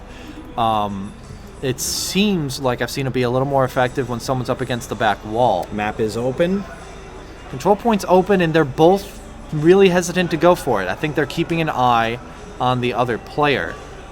And round draw, the time limit is reached. And so we go into the next one, 4-1. How much time do they have after the flag comes out to actually go and capture it? I believe it is 30 seconds, but let me pull that up. Okay, because it's and that might be something that's in the game settings too. So I'll keep an eye on that. It looks like 40 seconds from the end of the countdown to when the flag comes out. Du Bois pulling away with another win. They don't want to let Dogbones feel too superior on Stack.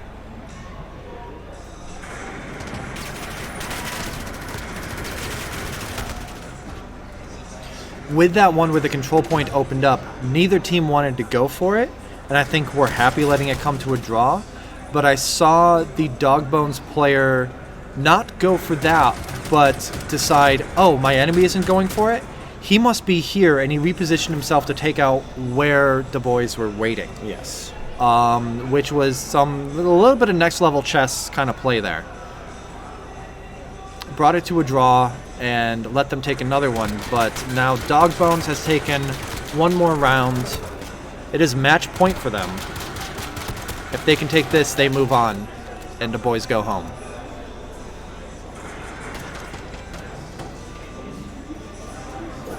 And here we are, seeing the action, 2-1. Well played by Du Bois, especially because they walked away with it in that first round. And then these two rounds on Stack were relatively, well, the middle one was relatively even, but then Dogbones got their groove. And so when they chose Stack again, unfortunately for Du Bois, they couldn't compete. So well played to Du Bois, but Dogbones moves on to Ratch 3, Mound 2. Round 3, Match 2 will be Dogbones. Leaving us with Match 4 of Round 2.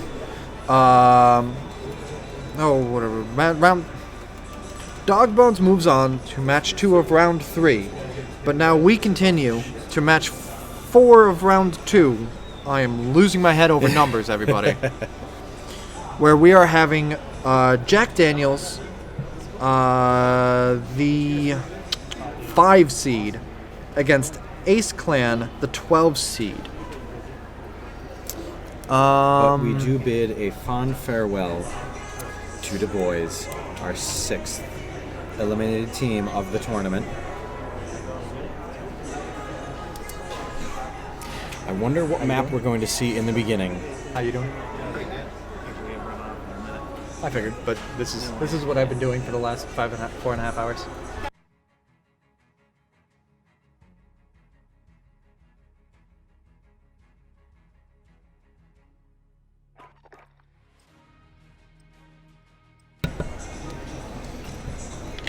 Players getting a little bit of time to get their bearings, set up their settings, and now we are ready with the next map, which is Dock, as chosen by the higher seed, Jack Daniels.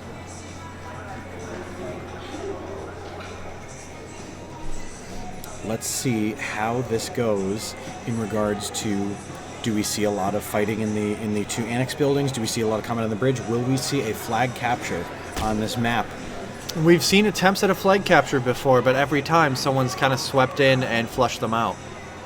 A Silence Winchester and a UMP. So as opposed to last game, we are seeing more restrained movement at go. Teams have once again broken up into 1v1s. Yep. Ooh. And Jack Daniels will pay with that.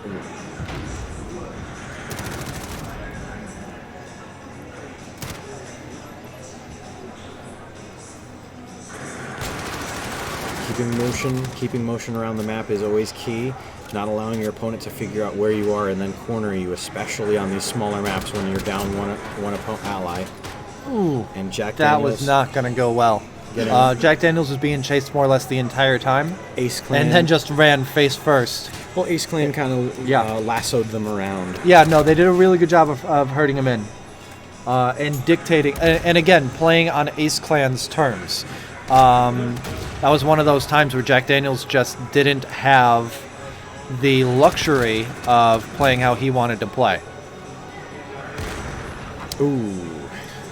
But that time they did, bringing it to 1-1. Jack Daniels answers back with an interesting attempt there, distracting them in the window, using one ally as some sort of amuse-bouche, a tease. Yep. Ooh, right off the bat, Ace Clan loses one. Oh, that's fire. That's getting you out of where you were cozy. Seemingly calling. Trying to return the favor, but not able to pull it off. Ooh. Ace Clan takes him out, bringing him up to 2-1. That's the one danger of hurting your opponent towards you or moving them. Now they are able to get new bearings. That is always a gamble. I mean, ideally you want to push people out of where they're comfortable, but if that is towards you and you have a longer range weapon, it is a gamble.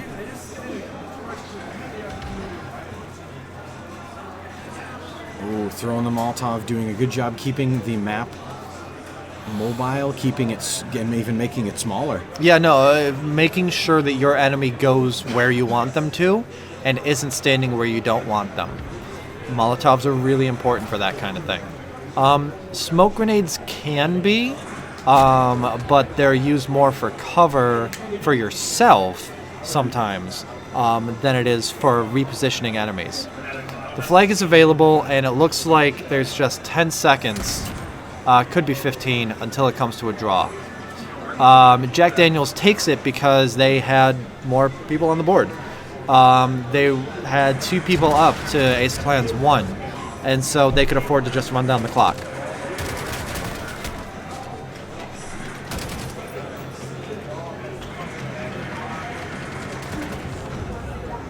I want to give another shout out to Steve there, who has more or less for almost 5 hours straight been staring at a screen and keeping the direction going, while players are able to rotate in and out when it's their match and when it's not their match. Steve has been the sole director behind the vaunted red controller at the big screen here in Wilton Mall and on the codcast that we're seeing here. So he's doing a great job keeping up with that. And we still have quite some time to go. As I look ahead at the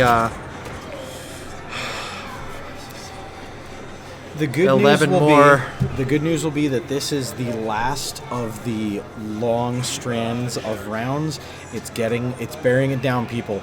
The next round will have only 8 competitors.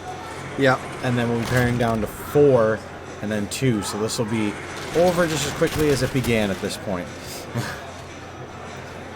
Still, depending on whether it's 2 or 3 rounds, each matchup is going 20 to 30 minutes.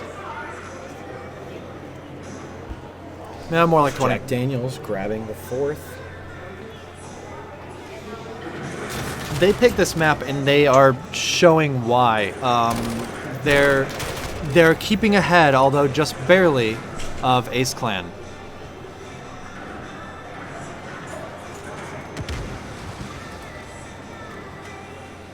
Ooh. 1-1. 1-1. Keeping distance. Keeping active. Ace Clan trying to dictate Jack Daniels' positioning.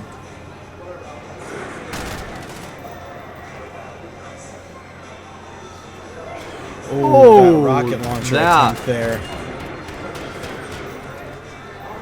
Wow.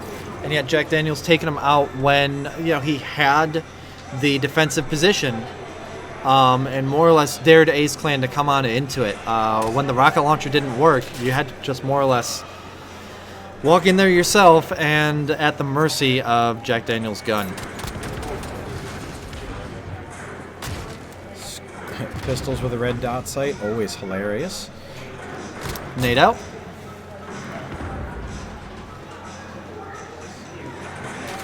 There's a lot of movement going on. As the action stays fresh, the red team, Ace Clan, loses one. Jack Daniels now pushing the table, seeming to try to dare the other Ace Clan member out. Oh, looks like one of them is going to go in to try to see what they're up to. An unwelcome neighbor of sorts. Flags out, but nobody needed to hit it. Jack Daniels takes their 6th win in this match, meaning that they get the first round of 3, and Ace Clan gets to pick the location of the 2nd round, which is going to be Gulag Shower. This is going to be which we haven't seen before tonight. But hearing the big man Mike talk out there, that's what Ace Clan has here's decided something on. I can tell you about this one. This is going to be an even faster map. Yeah. There is less cover. It is a porcelain public restroom. So there are stand-up urinals left, right, and center. So it's just all walls. You have to try to manage to squeak yourself behind these 2 shower basins. Okay. Yeah, I'm looking at the preview image. I'm not seeing a lot of the chest-high walls that we've seen on Stack and on Speedball. Yep, it's either full cover or no cover at all. And so you have to make that work. Ooh, interesting strategy. They're attempting to use the secondary on that one gun. We'll see if that pans out. There's a longer, narrower map. Yeah, it is a smaller map. It has very clear sight lines up the center and down the sides. Ooh, 1-1. Teams are really moving around. Ooh, the secondary's out. And Ace Clan takes it. They pick the map and they come out early saying, "We're here. This is our playground. This is our porcelain playground, son."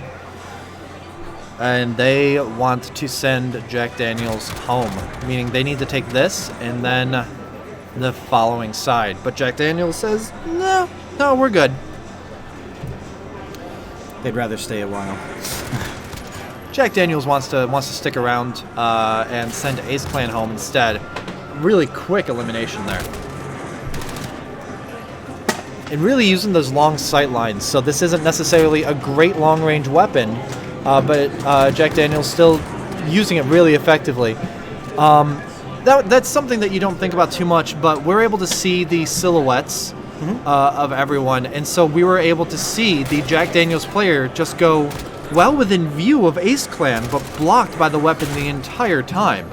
And so you don't normally think about that aspect too much, but different weapons can block a lot of your field of view, and it cost the Ace Clan player dearly there.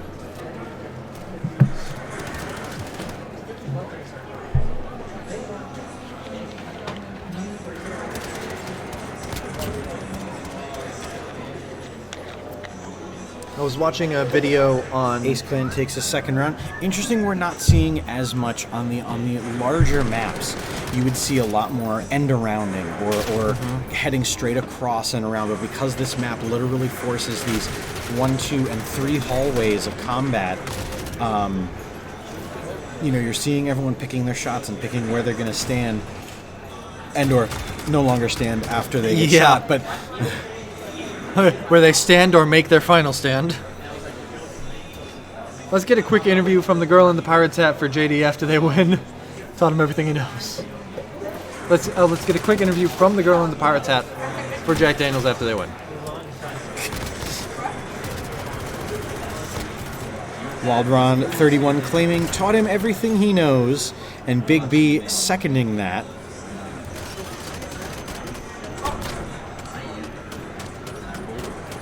Really good pincer move from Ace Clan on the final member of Jack Daniels in that round.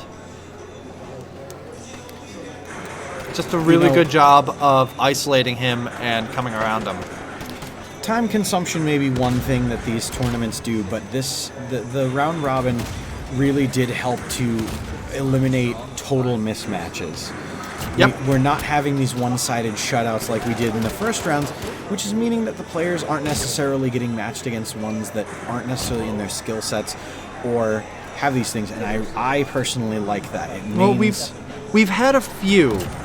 Spartans versus Team Insane games was one such because that was a high seed versus a low seed. But we've got a couple of relatively middle seed ones right now, and these supposedly are going to be the ones that are going to be a little more even. Ace Clan is staying just barely ahead here and does want this to be a longer match that goes to 3 full rounds. Ace Clan calling their shots, getting one elimination. Jack Daniels losing a teammate. Oh. And Ace Clan taking their 5th. Pulling ahead.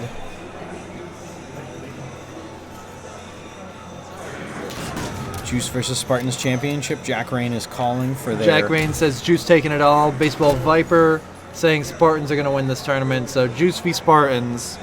And it could very well come down to that because they're on opposite ends of this bracket.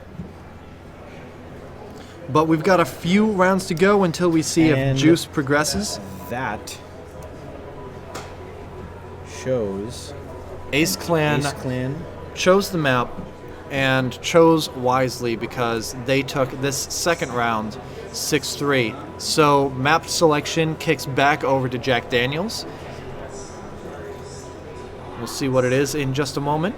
It is Stack. They did Stack in the first round, correct? Nope, they did Doc. Okay, cool. So selecting Stack against Ace Clan, hoping that it goes well for Jack Daniels.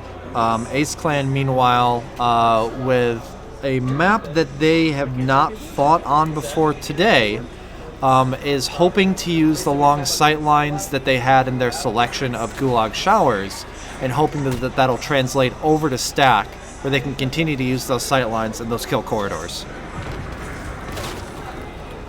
The added dimension of, well, 2 dimensions. Yeah, there's more verticality here. Does really change up how you effectively play on this map. Jack Daniels stayed really close together then, which if you can kill one, you can kill the second one. That's just a straight up double kill. Those cargo containers are a hazard.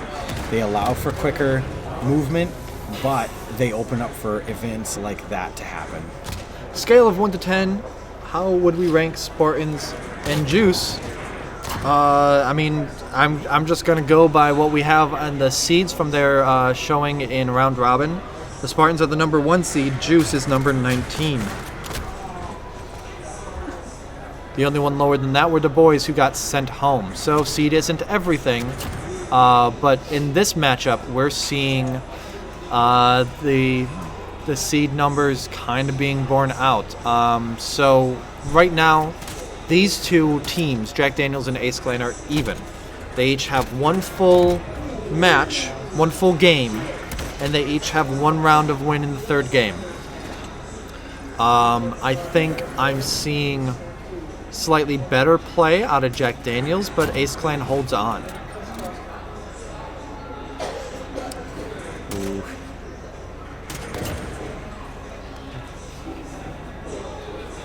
Doing a really good job of flushing out the Ace Clan player and keeping him on the run, unable to find a good position to fight. Anyone around here from the 518? Well, that's where the tournament's taking place. So, but I guess, hey, who out there watching is local to the 518 area code? And who out there is watching from further away? So by all means, chime in. Where are you watching from?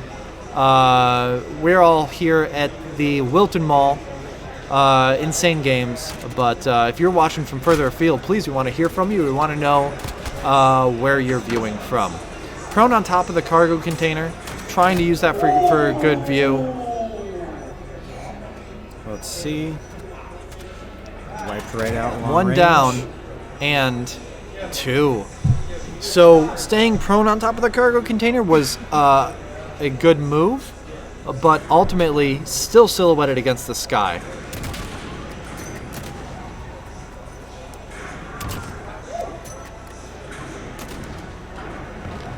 I know a lot of Ooh, people the drove sniper there from rifles. out of 518. I know we have representatives from Torch Gaming, which is Rochester bound.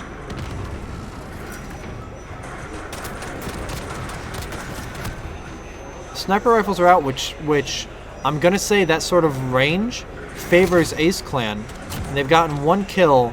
Jack Daniels says, "No, I'm not gonna let you take that." Tries to close it in. Ace Clan doesn't let them. Ace Clan also able to play the close-up game. Well, at that point, they also had numbers. So that, Yes, that true. when you had to play aggression, you open it up to get folded around, and it's the idea of look what my one hand's doing over here while the other one hits right in the face. It's another sniper rifle one, and this time Jack Daniels got first blood, but we're down 1-1.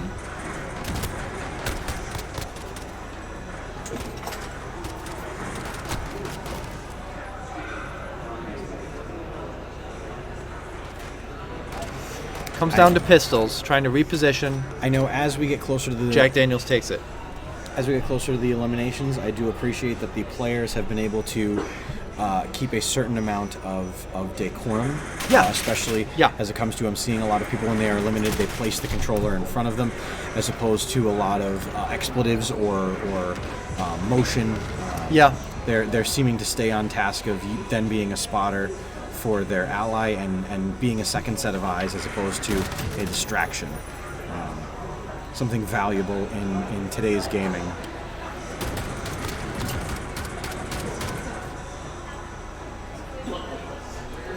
Cornering them up and knocking them down. In this case, the LMGs were able to really make the difference in zipping things off at a long distance.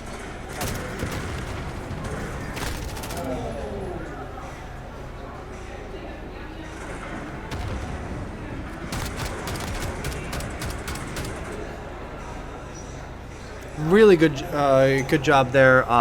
The player that we were watching here kept an Ace Clan member pinned, which as soon as they got out of that position, he knew that his teammate had him. So he moved down to the lower left, and each of them were able to take out their opponent. Jack Daniels leads 5-3, hoping that they're hoping that this is match point against Ace Clan, so that they can give themselves a rest. And sure enough, we're toss seeing grenade, yep. and ooh, there it is, sweeping them in, sweeping them out. So Jack Daniels takes that win versus Ace Clan. Ace Clan goes home, but kept things really close. Really impressed by Ace Clan's showing. They did a good job picking maps and I think using range pick to their advantage. Yeah, absolutely.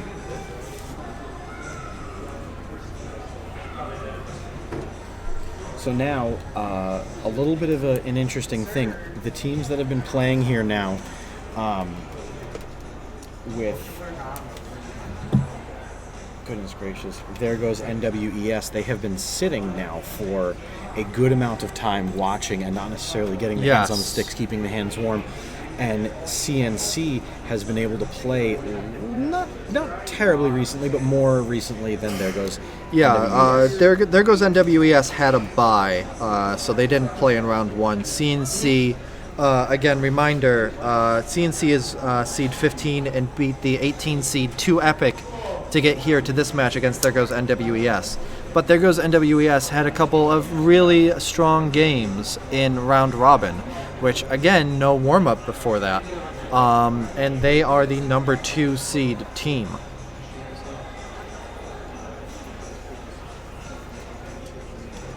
Let's see.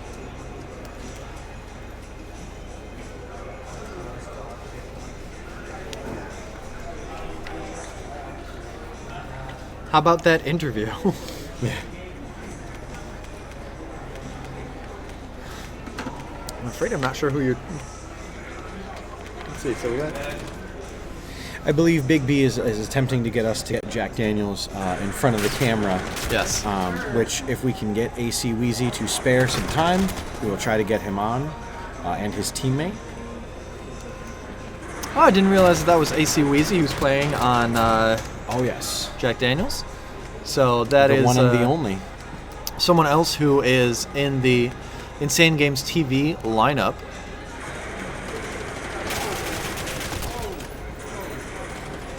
NWES with a really strong first shot. We are on King. And we're going to see how people interact with elevation. And far. how well they move together. We're down to 1-1 right now. Going back into cover. But both skilled headshots from each side. The NWES player using those high grounds inside the cover to great effect, and managing to seek, and destroy.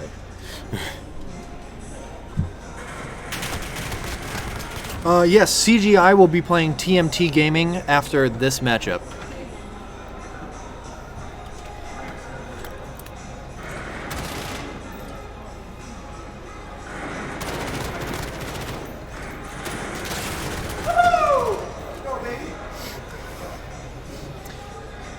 Action is getting heated up. Jubilance is to be expressed. And we're getting like some good positive energy too. It's always like sometimes it's good. It's cool to see people when they're game face, but seeing people like being loose and enjoying themselves. It's when you get too tense like that you can start to make some basic mistakes.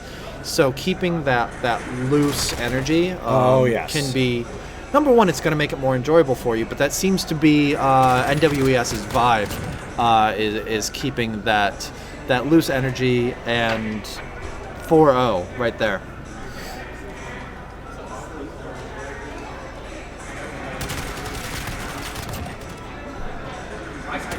Interesting to see how these rounds go. The CNC not necessarily taking advantage of the fact that they are more loose. I'm pretty sure there is. We're 1-1 again.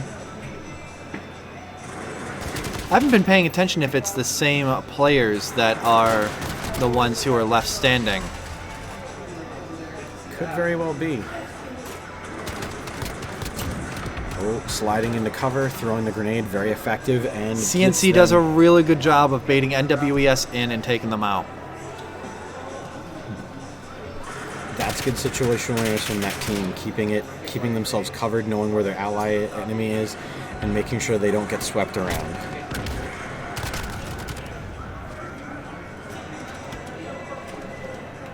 Why do you guys think we're seeing so many 3-round games? Is there a lot of camping, hiding?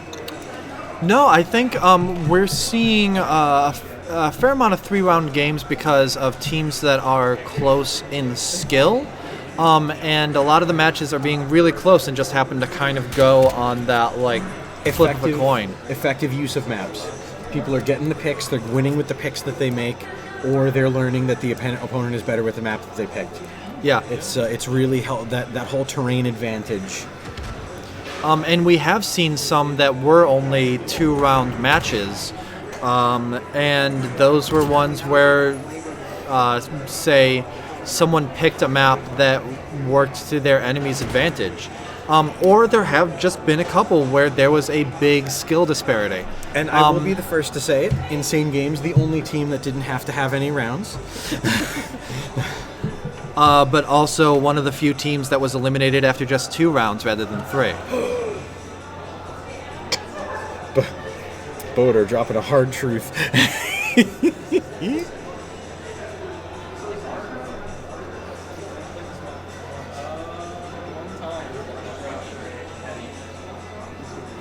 Cargo is the next map, and that's another one that we haven't seen yet today.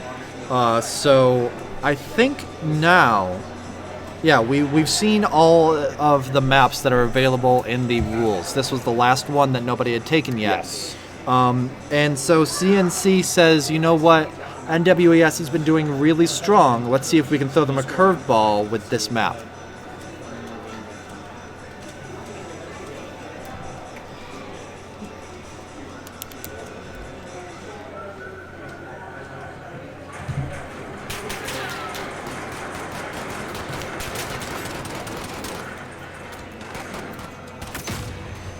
To the races, pistol combat. Wow, yeah. always be CNC faster. rushes out to get into position. Doesn't go far, but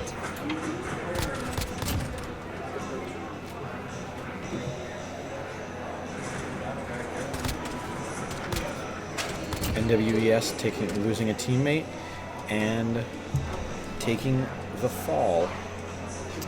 yeah. So, so what are we looking at with this map? The terrain. This is the first one where you have high grounds on both the left and the right sides of the map. Yeah, because and then we've seen cargo high containers. ground on the short ends of the map, but not fully long ends. transversing them. Yeah. And a lot of really tall cover. And then the inside is actually even lower than the rest of them. So you're seeing a lot of play here in different dimensions. A lot of being needing to be aware. LMGs are coming out for the first time in this map. Someone went on top of the cargo container. They're seeming to use that, the LMG, to an advantage. Oh, looks like the member of the NWES has realized where they are. Oh, they're going to meet in the middle, and CNC not looking down the stairs in front of them, again, given a huge blind spot by holding that LMG up in front of their face. And meanwhile, the opposite went for NWES. Going up the stairs, huge open field of view up top, saw his enemy, and just right like that.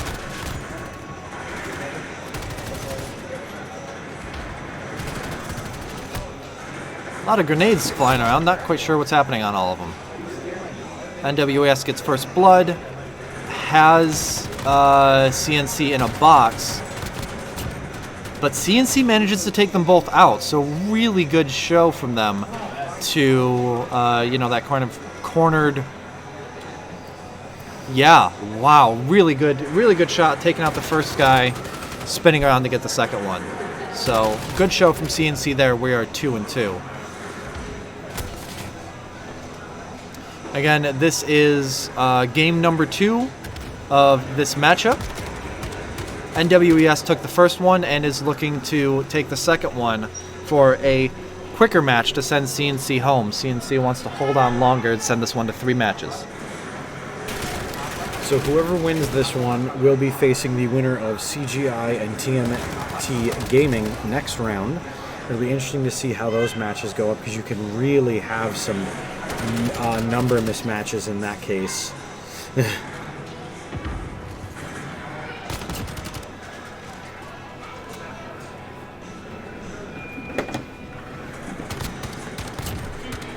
I think no matter which way this goes, whoever wins this one, this is a higher seed mismatch than whatever the next game is, whatever the result of the next game. Yeah. CNC the 15th. There goes NWES the 2nd, as you can see on your screen. CNC doing a very good job of choosing that map advantage and keeping it. Not allowing themselves to be goozled as they did in the last game. I'm going to say that CNC is outmatched by NWES, but they're using the map to their advantage to try to keep this one even. Yes. And if they can do that, if they can pull out a win here, how well they fare depends greatly on the map that NWES picks against them. Ooh, and a headshot. Really good long distance shot there. Evened back up 1-1. Players are on opposite sides of the map, but with no clear sight lines. Until NWES sees him up there, takes him out without even receiving another shot headed back his way in return.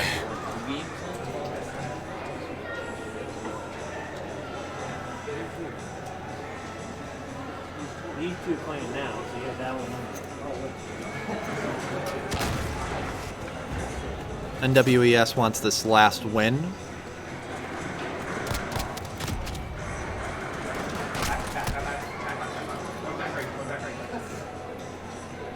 Hearing a lot of chatter. Yeah. Oh. 1-1. Opposite each other here. If they can get sight lines, it'll be over. Oh. Who needs sight lines when you have grenades? Yeah. There goes NWES. When you have Gets the ordnance. final hit in on CNC. Sending CNC home. NWES will move on to round 3. Next up is CGI on the left and TMT Gaming on the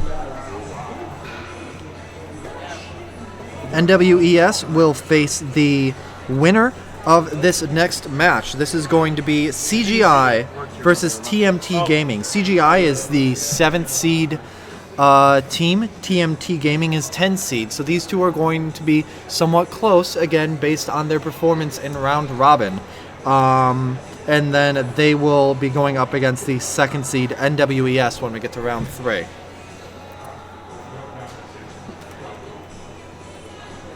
Looks like we're back to speedball for the match. CGI picks Speedball for their first. I'm going to recuse myself to the restroom for just a moment, and I'll Absolutely. be right back. Guys, we're lost without Dave. Especially if he breaks something on his way down. No. Oh, it was just his water bottle. It's fine. Controller gang, glad you're here. You're in the cheer section for CGI, who's warming up and getting ready to sit down and get this game going. They've got their settings ready to go. They're warming up. And they're going against TMT Gaming on the other side in red. The game is getting started right now on Speedball. So again, we've got a big flat area, a lot of chest-high walls, a lot of partial cover, and quite a few taller pieces of cover as well.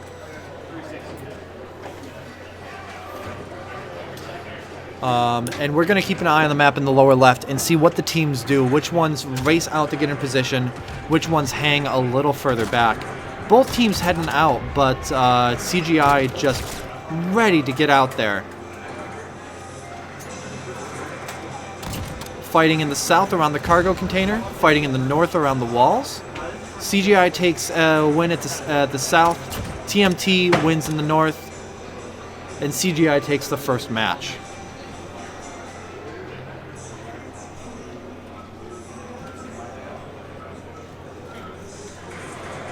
We've got a lot of cheering here for CGI. Controller Gang, Geo-Legend 04, J-Master 1986.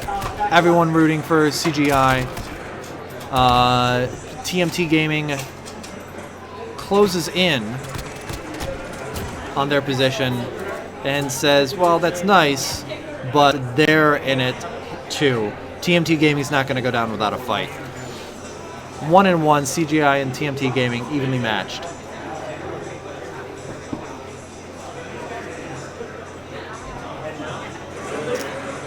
CGI both go south this time as TMT stays north. We've got a lot of cheering for CGI in chat. Very but nice. TMT is not going to go down without a fight.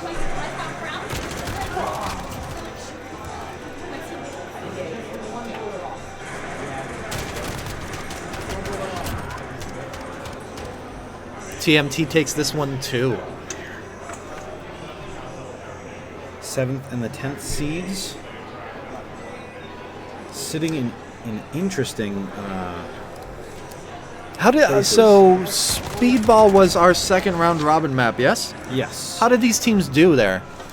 Well, looking at it, we had CNC really showing it off with their 6-4 over Du Bois. Or excuse me, TMT CGI. takes another one. Goodness gracious, CGI really showing off with their 6-1. That's round 2. Oh yeah, sorry. Yes. Yes, you're right. Yep. Yes. Indeed. Okay. CGI 6-1 versus Arrow, who was a no-show for the elimination. But up against TMT. Who once again went 6-3. Yeah. against Juice. So not necessarily a mismatch on map No, both familiarity teams in that point. both teams did well on this map before. TMT Gaming ahead slightly, but CGI is reminding them that they picked the map that they're going to stick in it.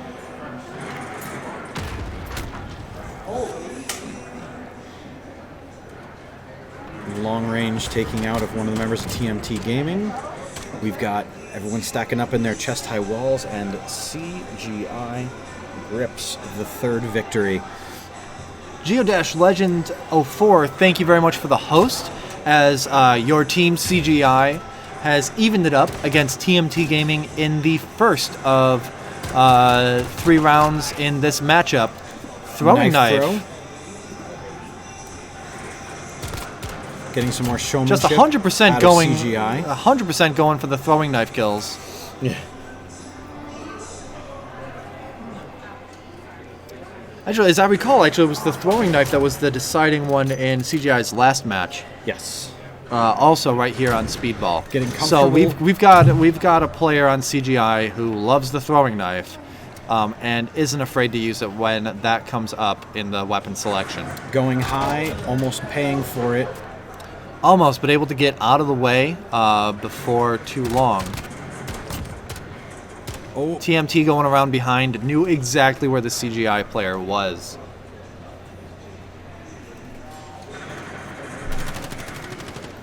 Keeping it a close game on Nailbiter. You can see fatigue setting in on a lot of the players looking around. A lot of lethargic looks from a lot of people. Hopefully, A it lot of doesn't people affect their games. sitting. Yeah. And whether they're conserving energy or whether they're really getting tired. Some of them, I'm sure, are looking, okay, how many until my next match? Can I go get a bite to eat? I would love to go get a bite to eat. Not a bad Brian idea. is throwing knife king, says Geodash Legend.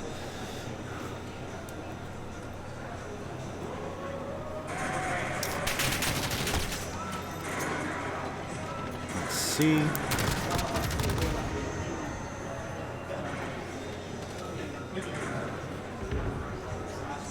Cooking the grenade.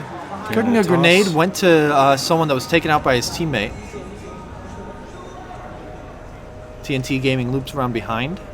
Oh, not seeing that, Yeah. that move there and paying the ultimate price for it. Yeah, both members of CGI advanced. Oh. Alright, this will be exciting to watch then.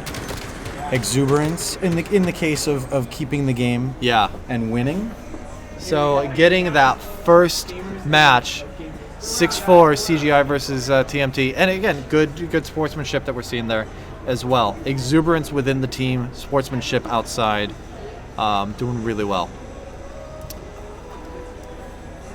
Let's see. So now we move on to round 2 of the match, where TMT Gaming gets to pick the level, and it looks like they're keeping it on Speedball.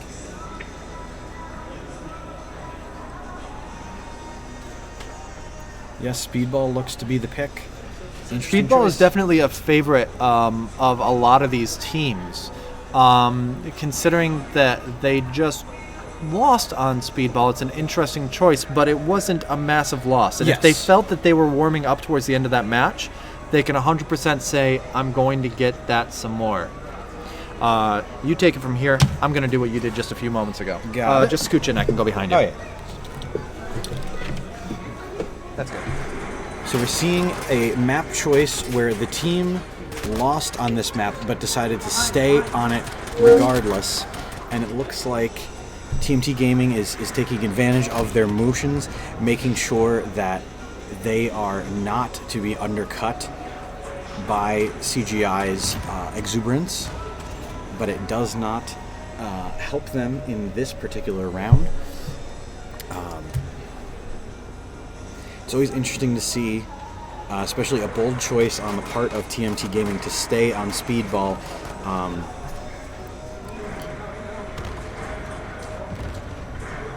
Teams breaking up into singles, not map length though, just breaking into smaller groups, using the cargo containers as cover, getting around the opponents. Ooh, a trade-off on the teams using cover to swap and, well, life for a life. Here we are, we're moving in. TMT Gaming being very aggressive, forwarding up the map, surging forward, and ooh, I don't know that CGI sees where the opponent is and turns around and cracks off another shot, giving them a 2-0 lead in this next point. We will see if TMT's speedball choice was a perhaps unfortunate decision on the choice of gaming. Going up top, a bold choice and sweeping everybody out of there. 3-0 for CGI.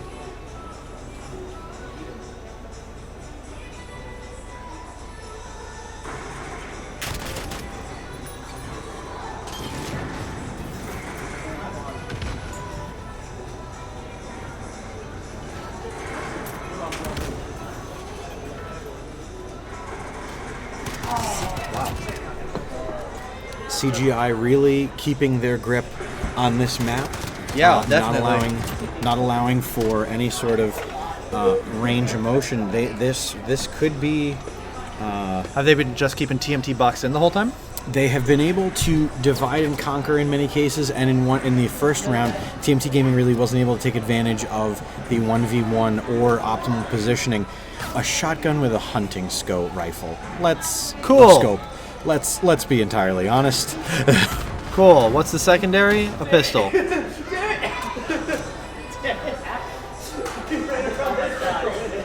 Coming around and catching. Playing some sort of rope-a-dope. Wow. That was a thing.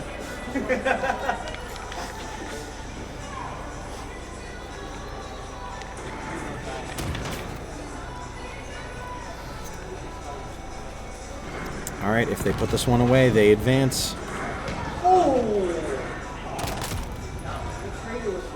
Let's see.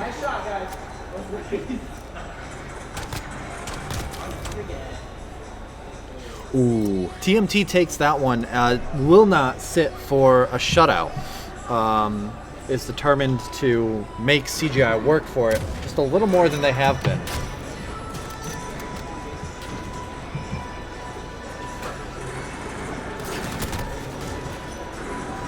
Scopes are out. Weapons alive. Everyone's looking for a line of sight. Some teammates are finding CGI it. takes out one of the teammates, but cannot get the other one. Went for the reload or the weapon Don't switch. get comfortable, says Controller Gang.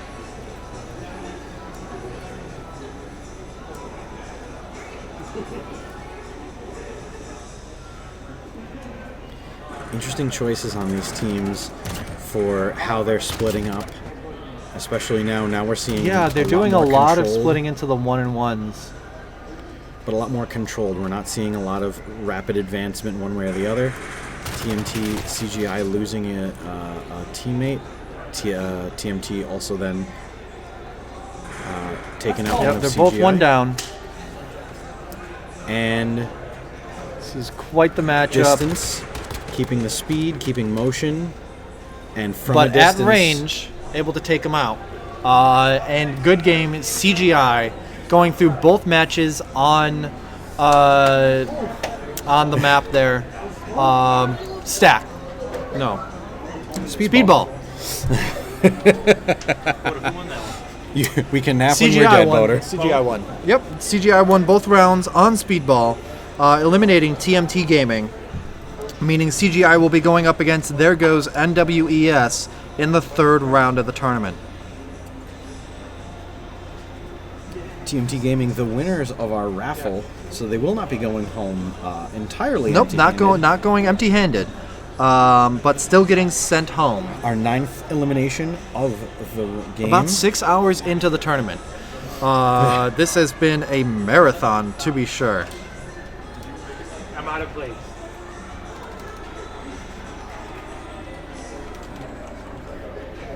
Controller Gang J-Master and Geodash Legend all very excited. This is pitiful. Let's go.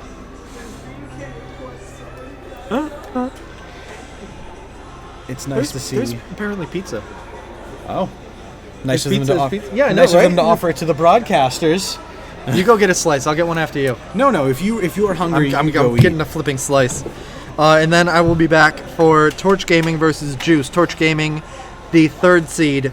Juice, which I have a lot of excitement for in chat, the 19 seed. So we'll see how those hold out as we go into the first match, which looks to be on... Speedball again. Speedball, wow. Unless it was just taking a moment for Steve to get in position to do something about that. Anyway, I'll be right back. Keep up the good work. Shouldn't eat with this on. Let's see. Oh, map choice changing. Looks like we're going to the docks.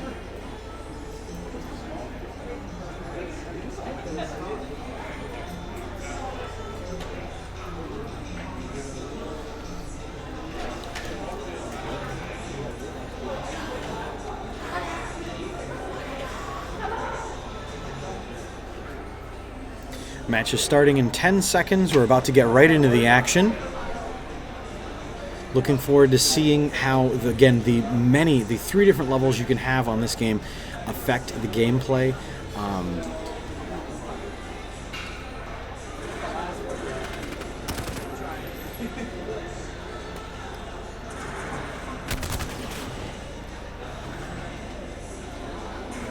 Immediately, Juice splits up. Torch Gaming seems to do a little bit more sticking together on the rounds. Juice does have the high ground, are able to capitalize on one. But now we've got a shootout at a distance.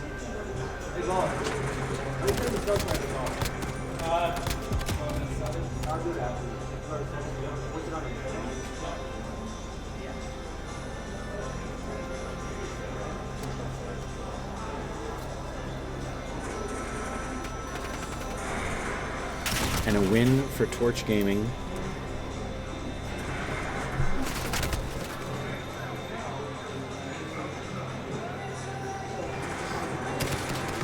One of Juice paying the price, although they're keeping their eyes open, they're keeping it moving. Torch Gaming puts away the second round. Juice will have choice of map on the second go-around. It'll be very interesting to see what they choose.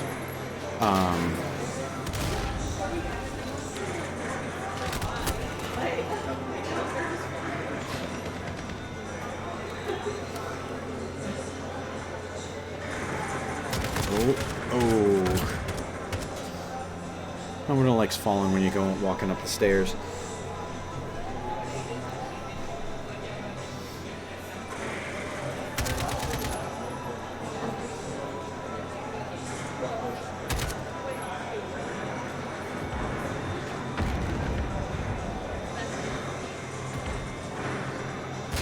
Again, early on, Torch Gaming opening fire at the long distance, letting their opponent know we are watching you and we know where you're going. Interesting strategy to see. The split up we have going on here. Well, what we got going on over here, Dave? Well, we've got both of the teams fighting on each side for the high grounds. Who we got? We got Juice and we got Torch Gaming. Torch yes. Gaming, I heard they had quite the reputation as a gamer. I have, well, from working in past businesses and things like that, I know that they are very good at what they do, and it's what they are doing now here.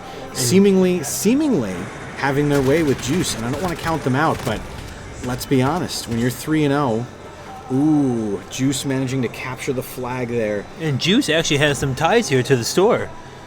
Oh. Luke being a former employee here, store friend. So we got some semi-insane games blood into this team a little bit. Some relations to within the company. Well, if they keep losing like this, we're gonna need a transfusion.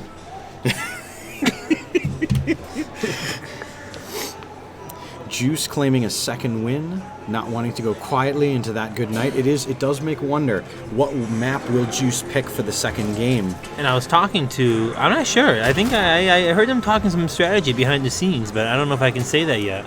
Let them figure out exactly what they want to do. But The Molotov used to great effect there to clear the room, get some damage on him. But I actually spoke to the gentleman who's from Torch Gaming earlier, and he seemed pretty excited for what he had for the playoffs. So I don't know.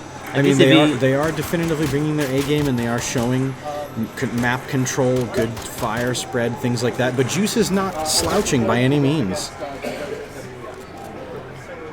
Ooh, pistol at a distance, always a risky. Pistols can be a tough gun to try to master. Oh God! Ooh, right at the end there. What a tough one there.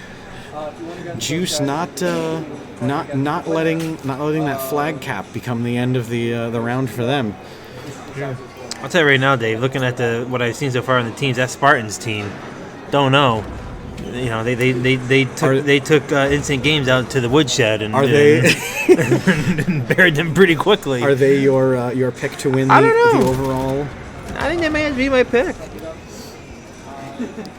But Jack Daniels, that may be my pick. I don't know. I'm all over the board yet. I don't know if I can lock in an official vote. Whoa, that's a good trying double. To do some drops, but Torch Gaming not falling for the emotion and keeping sights squarely on.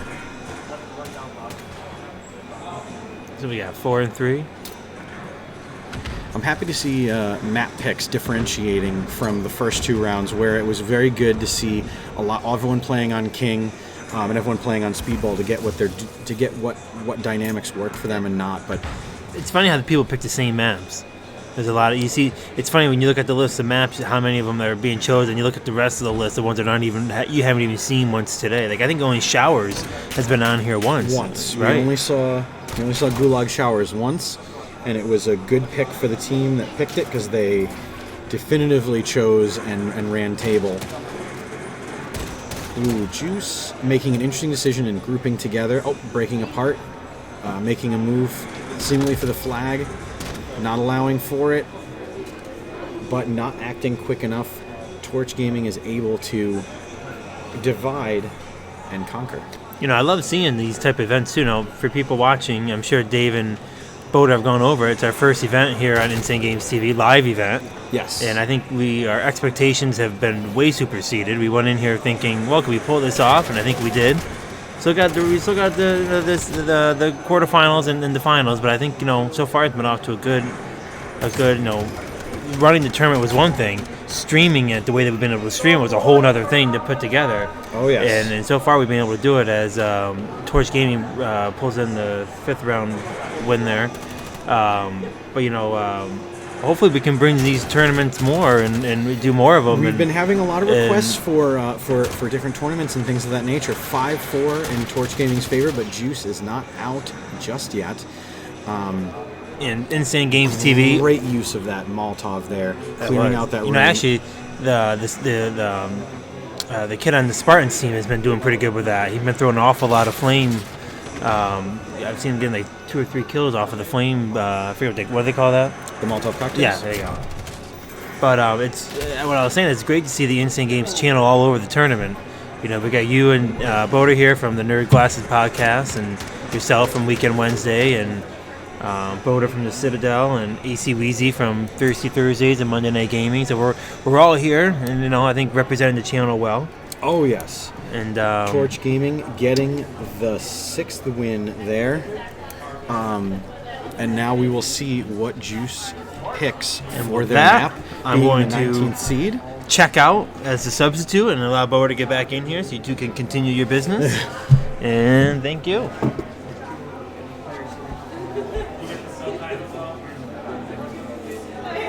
Cargo, the next pick. Ooh, a lot of high grounds to fight over, a lot of low grounds to die in. I heard you guys talking about maps that haven't been picked too much, because you mentioned the Gulag Showers one once. Cargo's the other one that has only been picked once so far.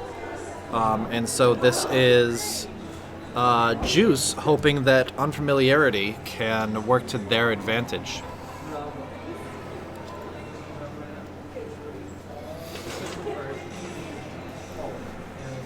Thank you for giving me the opportunity to.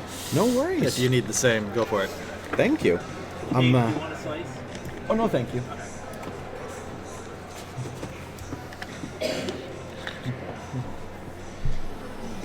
What kind of movement have we been seeing out of Torch and Juice going into this? It's been more of a lot of the other teams where coordination through movement. Okay. Especially on docks, you have a lot of you're moving over there. You know your allies moving to a different building or different area, but keeping close and keeping in line of sight, using your secondaries there to. They to both seem potentially- like they're covering each other really well. Yes, which is key, and especially a lot of these allotments, because if you're on teams that have very good teamwork, you can't be lone wolfing it. Yeah. And we're starting to narrow it down to the teams that are good in teamwork, because a lone wolf will not progress. In a 2v2 tournament, in your online Call of Duty team deathmatch, you can play with your eyes closed and win.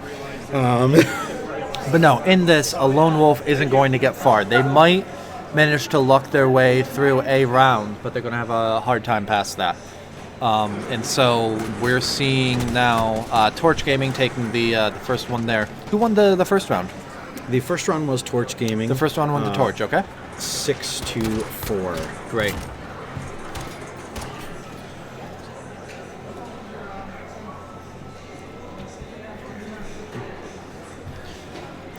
Interesting spread of fire on the sniper rifles in that last round before this, seeing the sniper rifle used almost as a low action sniper or layer action rifle, as opposed to a precision weapon. Ooh.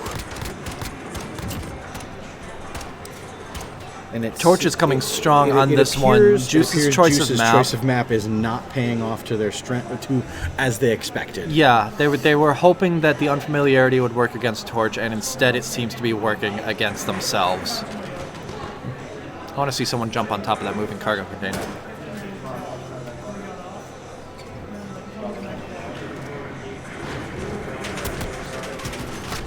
Have one playing it very carefully with these weapon sets.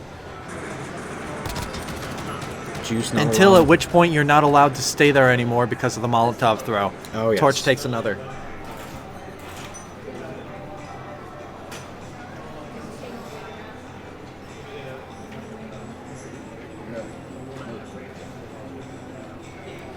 A lot of business going to the pizza place in the food court today. Oh yes. Well, Insane Games is a store that does like to be friendly with its neighbors and things like that. So we did alert all the food places and a lot of the local stores that we would have a lot of foot traffic, things of that nature.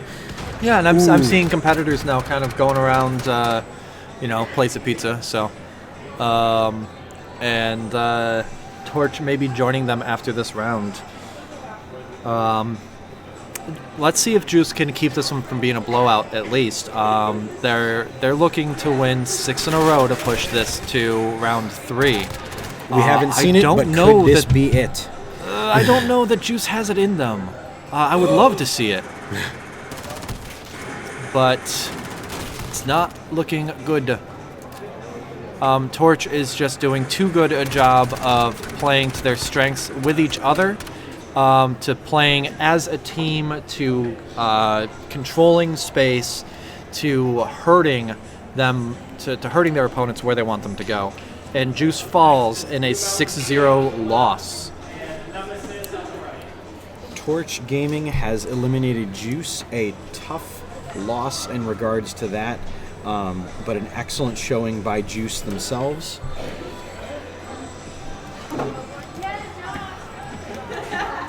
And Blue Mountain State will be up next on the blue side, Nemesis on the red side. I hear you.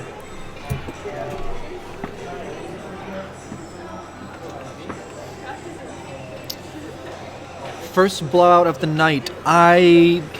There was actually one other blowout, and that was the very first round of round robin. Did I move that the wrong way? I sure did. The very first round of round robin, which actually was Blue Mountain State here, and they went against Too Easy? Too Epic. Too Epic. And so Blue Mountain State wouldn't mind another one of those against Nemesis, but that is going to be a bit of an ask. Blue Mountain State is rated 6th seed, Nemesis number 11. Last round of, and then we're in the... You got time to go get food.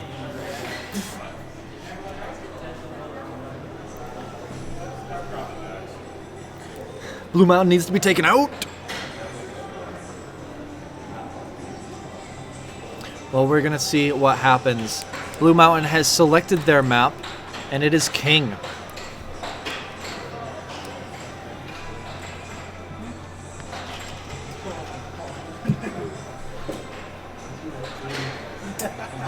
Hello to everyone watching at home. We are about to enter the 6th hour of this Call of Duty tournament here at Insane Games in the Wilton Mall.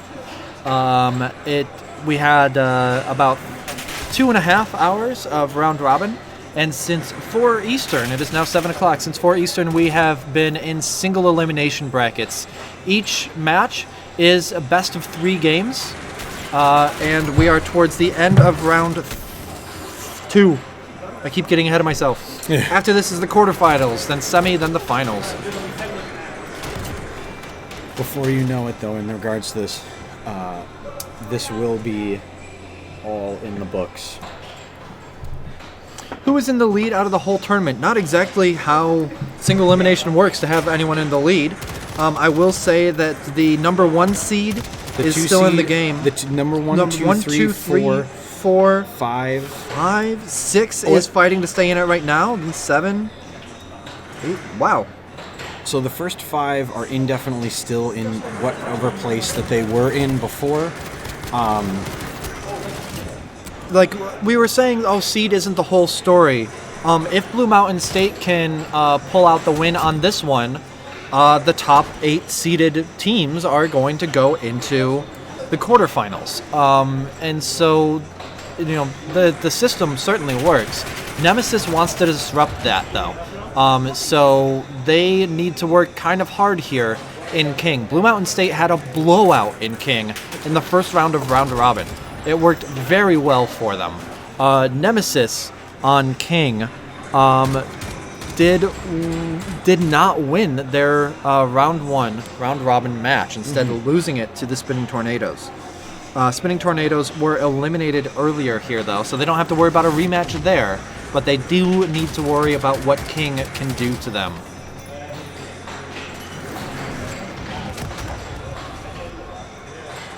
Again, Blue Mountain State is a team that I'm keeping my eye on because these are 2 players that had not played together before tonight. They both entered the tournament individually and were paired together, and they came out the gate swinging. It looks like they're keeping at least some of that momentum as they go into this with a 2-1 lead right now in this game. The high ground not helping out Nemesis in that exchange, which was, again, very interesting that King's high ground really has not been the difference maker in a positive aspect. I think the layout of the map is appropriately made that it will, it's tempting to go to, but you're meant to be a target up there. That is not the type of high ground that is meant to give you any sort of advantage.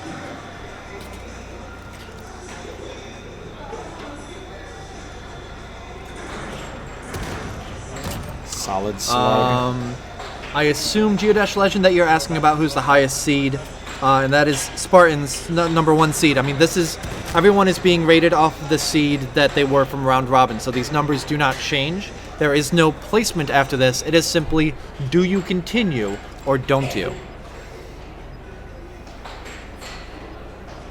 We're not giving any sort of points in this tournament. It's not a round robin point scoring tournament.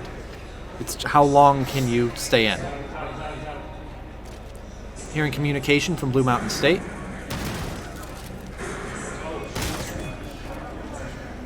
And does the slug gun show the difference in these rounds? It does. It is able to... So that was interesting. Nemesis went to the flag control point just to put their boot on it, just to start it filling up to make Blue Mountain State go mobile. but did not stay in the spot. They wanted to draw Blue Mountain State out into the open with that. Unfortunately for them, it didn't go how they wanted it to. And that just came down to skill with the shotgun more than any sort of tactical decision. In fact, I'm going to say that was a sound tactical decision on the part of Nemesis in that one. Yes. It just didn't work out for them, unfortunately, because of the skill execution. differential. Yeah.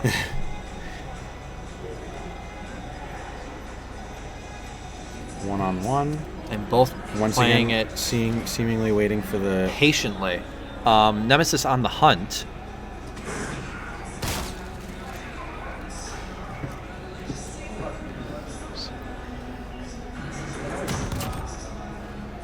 Map differential, and there it is. Nemesis on the hunt and able to follow through that time. So Nemesis is at a 4-2 deficit right now.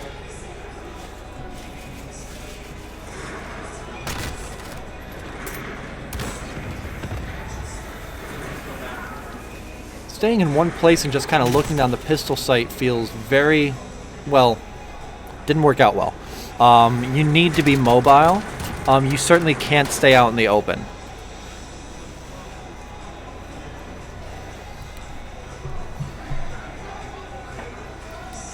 And Blue Mountain making them pay for using the pistol as a sighting weapon.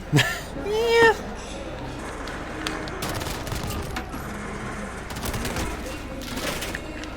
So Blue Mountain does something similar, but when they hop up on top of the tires there, they're at least partially in cover. They're not just standing out there in the open.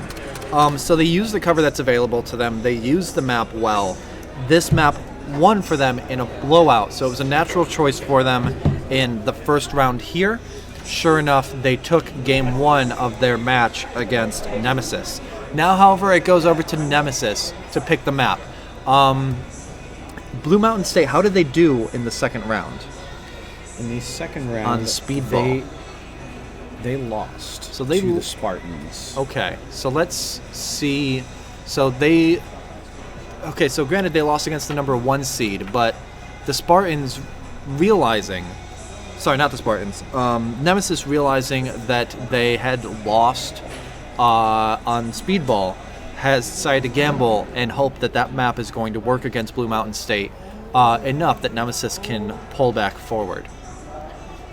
Perhaps something in the gameplay by Blue Mountain that they enjoyed or were curious to see it executed. Something in their strategy, something in the weapon sets that didn't exactly click that they think maybe they can get an advantage on. It'll be very interesting to see how this goes. And this is the 4th game total that the members of Blue Mountain State have played together. And in this tournament. Period. They were matched up 1-1. So as far as we know, they have not played together before, but they are both good players.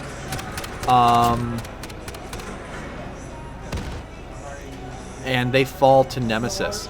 I think they've begun to warm up when it comes to communicating properly. But if both players are slightly weak on the map, that is going to be tougher. And even as they seem to be able to jump in as teammates more easily, they're still having a bit of a tough time. That said, they take match number 2, round number 2 of the game, bringing them to an even 1-1 on speedball.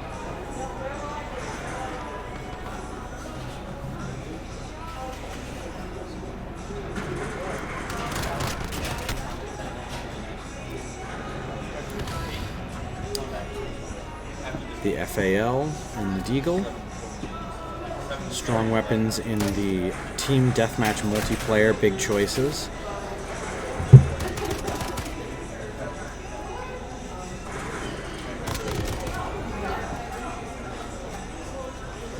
One and one right now, but Blue Mountain State. Interesting use of that high ground there. Yeah. And Blue Mountain takes that one, but it's close. I think this was a good pick from Nemesis. one of those things that if Blue Mountain hadn't been going against the team that was eventually rated as the number 1 seed, they may have been higher rated than 8. 6. It's a strong team to look out for, and Nemesis did a really good counter by picking this map.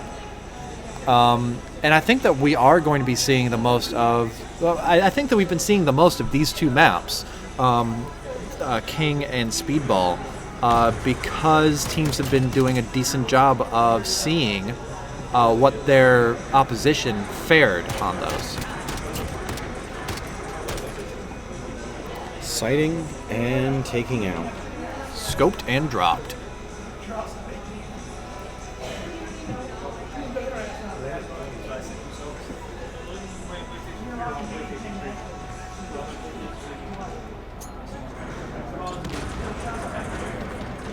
Sprinting out the gate this time, both teams bearing left. The going weapon in a sets do clockwise dictate manner. for a more mobile, because you're not going to get long-range kills with the unscoped pistol. And, Yep, fair. So both teams able to adjust game play based upon what they are handed. But Nemesis gets a long-distance kill with that unscoped pistol. Nice.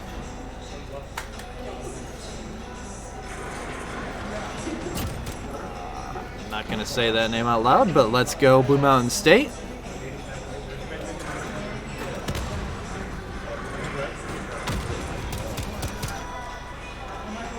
One down on Nemesis. Blue Mountain State looking to go wide and flank. Yeah, surrounding the remaining player on Nemesis.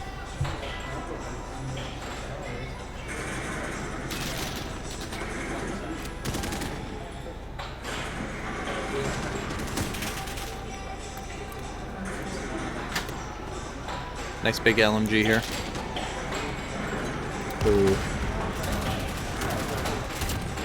I don't know, LMGs on this map just does not seem like a situation you want to be in. Yeah, well, it's either that or we can fall back to the pistol again. And it looked like Blue Mountain State was closing to try to do that, but couldn't quite close the deal. And so Nemesis takes their third round.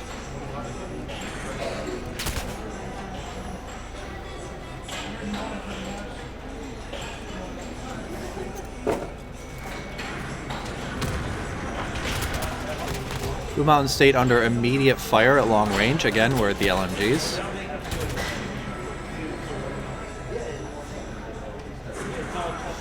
Good flanking maneuver by Nemesis. Blue Mountain State manages to take out one of the Nemesis players, but can't take the other one popping out of the cargo container. Ace Clan says, GG, we had to leave unexpectedly. Well, Ace Clan, thank you very much for joining us. You guys played well. And yeah, thank you for hanging out. And for taking part in this, the first Insane Games tournament in the Wilton Mall. We look forward to having your participation in the future. We Tell hope you your had a good friends, time. tell your family. And make one sure to and one follow. go down really fast. Blue Mountain State pulls in and heads off Nemesis's recovery. An interesting attempt to put the Claymore there, though, which would prevent, or punish outside of... That's a tool that we haven't seen used that often. And so it's in the arsenal again, and we'll see if it gets utilized at all. And one elimination. One down, two down. Blue Mountain State continues on. And as much as we say seed isn't everything, I think that it's telling that we are now down to the top 8 teams as ranked from round robin. We move on with Spartans on the left, on the nearer table to us in blue, the number 1 seed. They're going to be going against Redneck Esports, the number 8 seed in red. And that means Nemesis was our 11th team. Ironically enough, their placement placement seed eliminated. Yeah, see, you were about to say that, and so I wrote down Blue Mountain Seed when I added on to my bracket.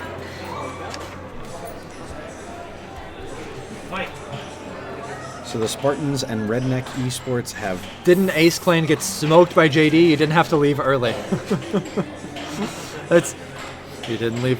But it's at the same time, it's a good show of sportsmanship if you are able to stick around, even if you get eliminated, to see the skill that's on display here, to see how people are doing. Geodash, the next round is the Spartans versus the Redneck Esports. The first seed against the 8th seed. And this first match looks like... I can't quite see. I'm on a small screen right now. We'll see where this first match is going to be in just a moment. So it's going to be 1 second. I just had a sale, so I got to update. Cool. It's going to take us just a moment to get the get things updated.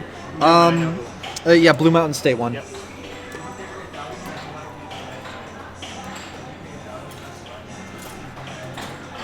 Chat is wild. We'll get our screen updated in just a moment. Dan is keeping track of the rankings in the tournament, making sure that the bracket is properly filled out, and then we'll get our overlay set. We are open for business here at Insane Games, so he actually had to do a sale first. So we'll get that done in just a bit. So we are now down to 1, 2, 3, 4, 5, 6, 8 teams remaining. Yep, 8 teams remaining as we're in the quarterfinals now.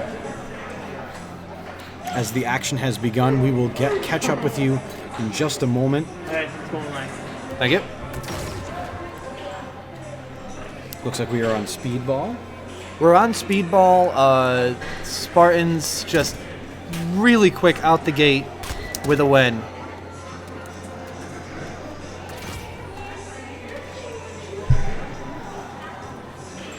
Are you guys getting paid for this? I mean, I got a slice of pizza. Interesting Redneck Esports sticking seemingly within sight of each other. Oh, now they have divided. Yeah, Could this so be they a hung costly- back tentatively at first, but now their guy in the middle of the map, I'm really nervous on his account. Oh, they're able to use that to effect to help them. Yeah, that was a bold move, but that having the guy in the middle of the map worked really well for them.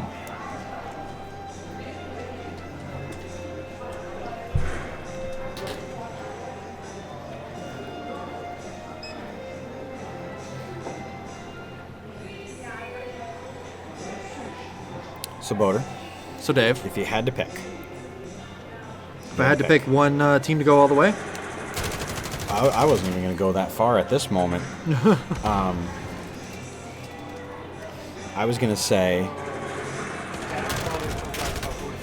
the Spartans or the Redneck Esports. Which of these two? Too close to call. Both teams play really well. And while Spartans are number 1 seed up against the number 8 seed Redneck Esports, I think that these top 8 games, these top 8 teams are so closely matched that seed got us here, but going forward from here, it's not going to mean nearly as much.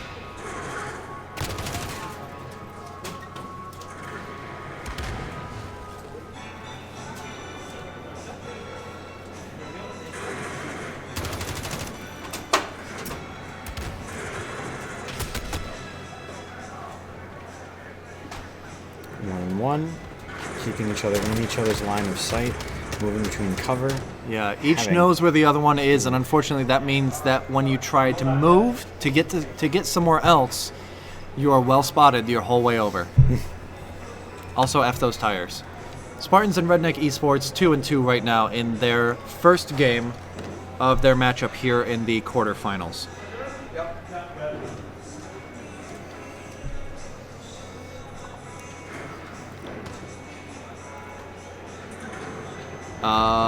I don't know if... For a moment, I was wondering if we had a controller disconnect, because both teams were playing very patiently, just kind of hanging back, waiting for the other one to move.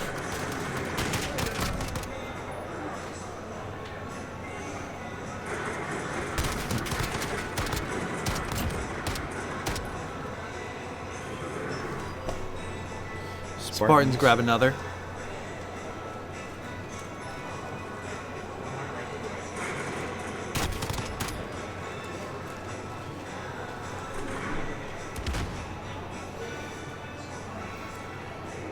much more immediate movement. One of the Spartans runs into the middle of the map, which Redneck Esports did a couple of rounds ago to great effect. So Spartans may be looking to take that strategy, try it on for size on their own, and see if it works for them.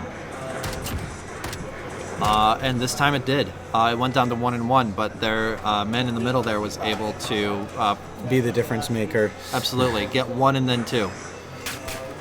Are they using wireless controllers? Yes, they are.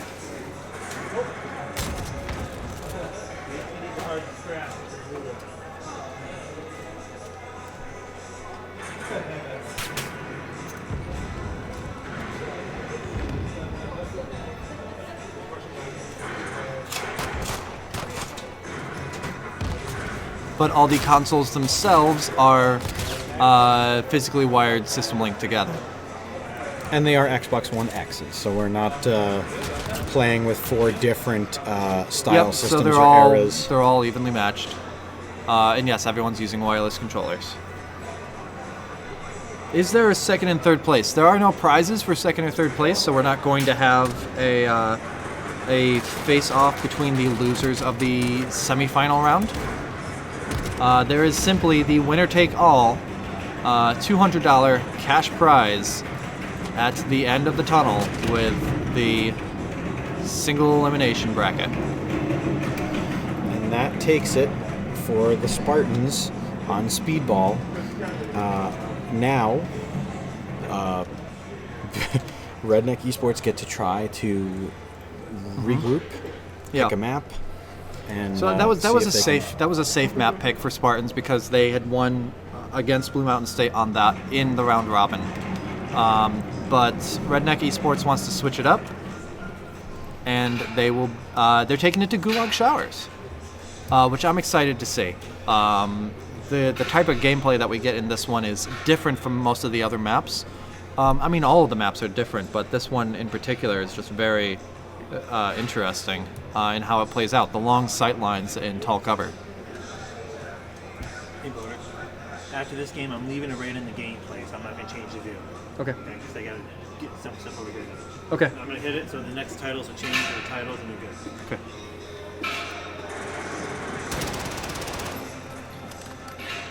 What if batteries went out and that's why you died? I believe that they're keeping an eye on controller power. I mean, I know that they're freshly charged. An Xbox One controller can last for a full day on a charge. The point being that part of the reason where you're using the setup we have is Steve in the center there, who has control of the camera, also has control of the game. If something does occur, he pauses the entire the entire game.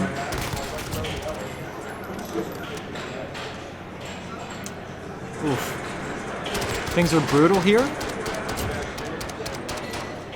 Spartans take the first win in Coalition.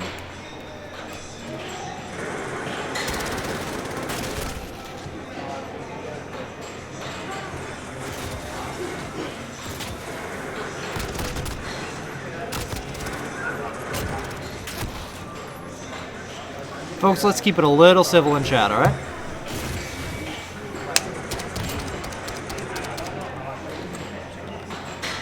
We're playing System Link, not Xbox Live. Second win for the Spartans.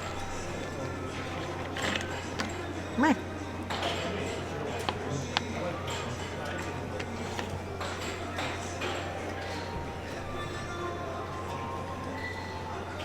I think the Spartans are doing a really good job using these long sight lines that Redneck Esports have picked out for them. Ooh, interesting decision on that regard. Yeah. You're out of general sweep sights. So close and yet very far away. Redneck Esports is just sitting and waiting.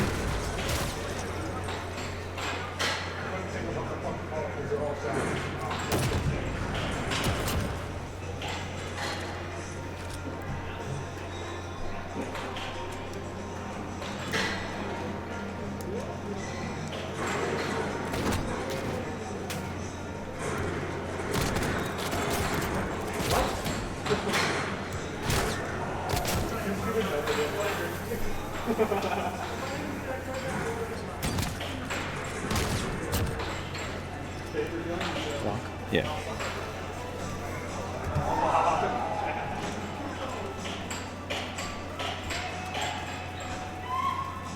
Or just mute.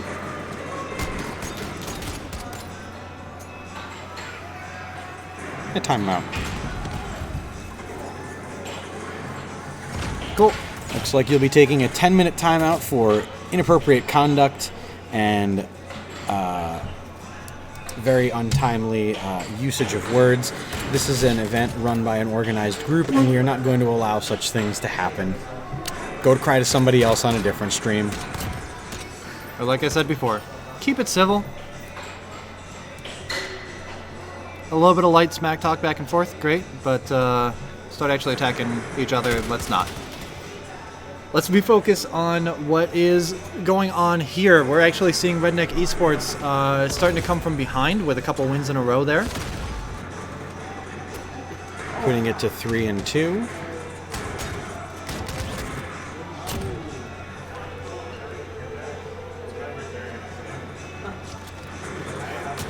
And yeah, as someone said in chat, it's like, oh, I didn't know you could get high ground in Gulag, but that's what some of these players are trying to do, is climbing on top of the walls, which can absolutely work, but you're also at such a precarious perch up there that you don't have a lot of mobility.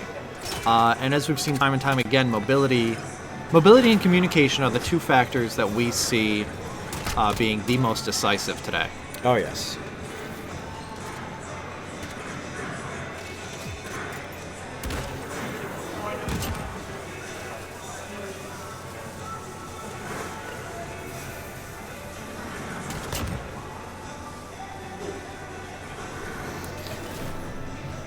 Sorry, I'm starting to enter low power mode. Can't do that. Spartan's taken number 5, and they're ready to send Redneck Esports packing.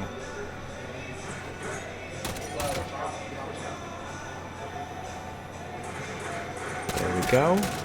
Again, grabbing that high ground, looking through the window, trying to get the sniper perch, which can only work for so long. Once you... Yep, so right there he took out someone who had climbed up on the window. And there's the final kill down that right-hand sight line. Spartans eliminate Redneck Esports. Redneck Esports was seed 8 and are knocked out. The top 7 seeds from round robin are still in it, as the Spartans advance to the semifinals. And they will face the winner of the next match. Next match being Dogbones, seed number 4, and Jack Daniels, number 5.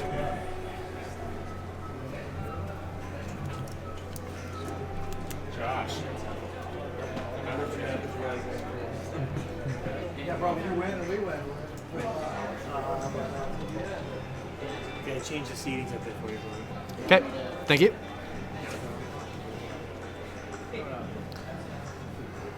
Okay, so it will be up to Dogbones to choose the map, and they have picked Stack.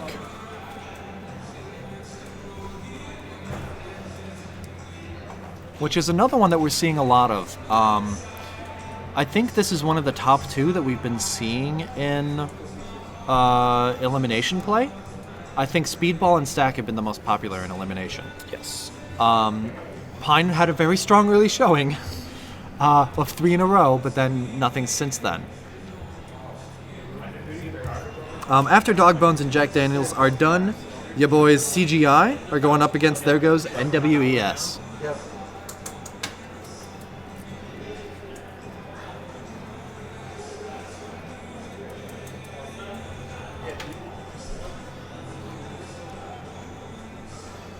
The players have gotten their controllers mapped, the sensitivity set up, and are now ready to jump in to Stack. So again, we've got Dogbones in blue on the left and Jack Daniels in red on the right. We're looking at the long sight lines, we're looking at the sniper perches, and we're looking at an abundance of high cover with not a whole lot of chest high cover. Yeah. Is Juice still in the tournament? No. Sorry to say that Juice was eliminated by Torch Gaming in the previous round.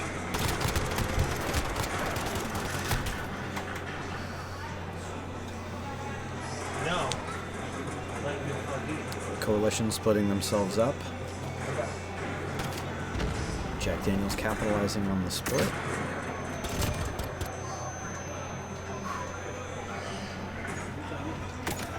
You are winning.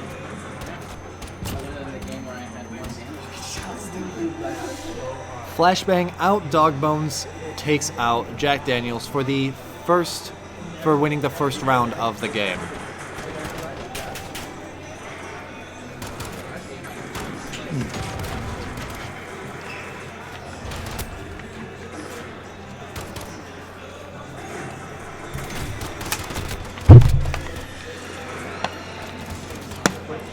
Steve's having a bit of a hard time keeping up with the action. Steve's fault, Steve's fault, Steve's fault. I can't even say that fast enough. And plus, I can't give Steve crap. He's been there doing for like 6.5 hours straight. Watching and nailing it. Dogbones takes another one. 2-0 in favor of Dogbones over Jack Daniels right now. In the first game of this 3-game match. Got sniper rifles this time, so we're looking for those long sight lines, or we're just gonna look down there instead. We're gonna say, forget the sniper rifles.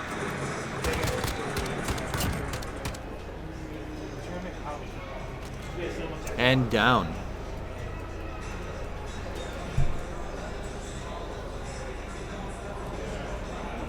Really good job of seeing him, like that wasn't where the Dogbones player was looking, but just like noticing movement. Again, the Jack Daniels player was silhouetted against the sky, had that high ground, and made themselves a target.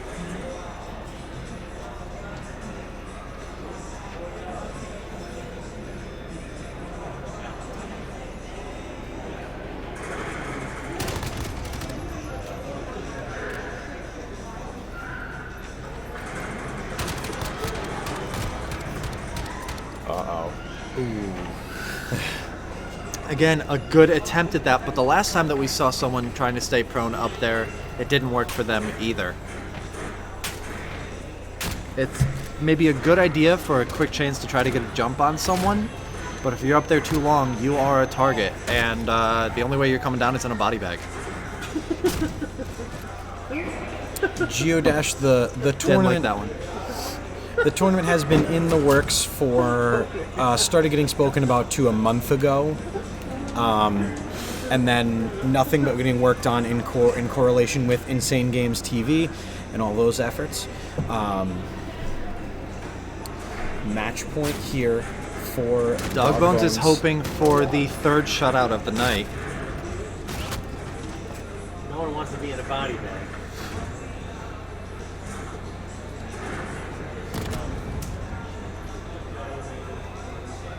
One and one right now. Throwing the grenade out to prevent going around, and there it is. Dogbones takes the win, the third shutout of the evening, and a very good use of that map choice. And I'm interested to see how Jack Daniels' map choice contrasts what Dogbones chose with Stack here.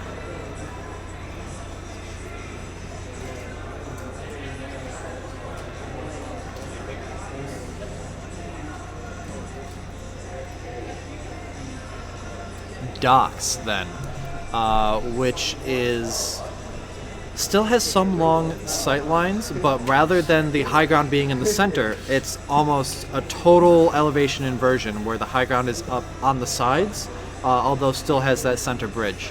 And so as opposed to the high ground effect that we see in King and Stack, being higher than your opponent isn't inviting a bullet to the head in Docks the way that it is in some of these other maps.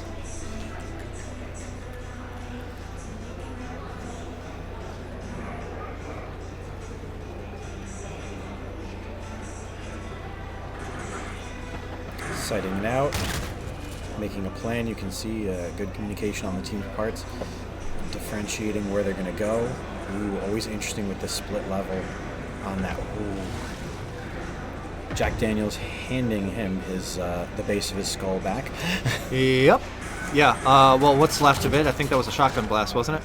Yeah. There's not a whole lot of skull left. Here's some glue to help put it back together. 2-1. And Jack Daniels showing why they wanted this map. There's open space to run, but a lot of cover, and they were able to isolate and defeat each member of Dogbones in turn.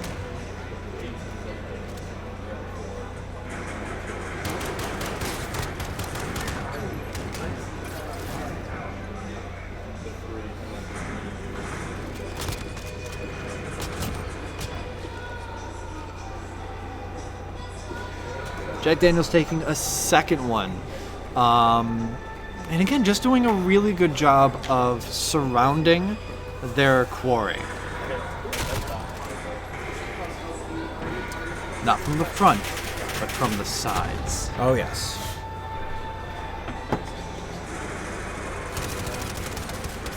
One of the Dogbones already down and out. It is incredible how much the map has changed how these two teams face off against each other. Yes. Because Dogbones swept with 6-0 in stack. Right now, Jack Daniels is 3-0 on docks.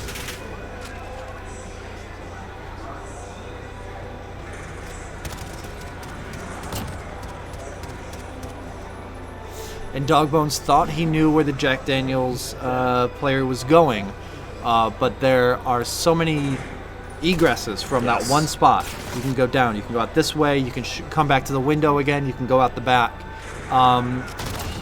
Dogbones rolled the dice and chose poorly, and went down for the 4th loss in a row on this map.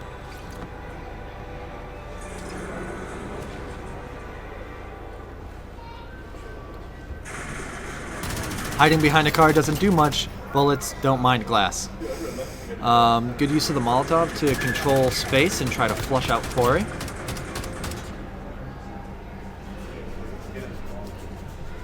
.50. Could be a reverse sweep. Yeah, which is really interesting because we've had some reversals of fortune before, but none so very stark as this one.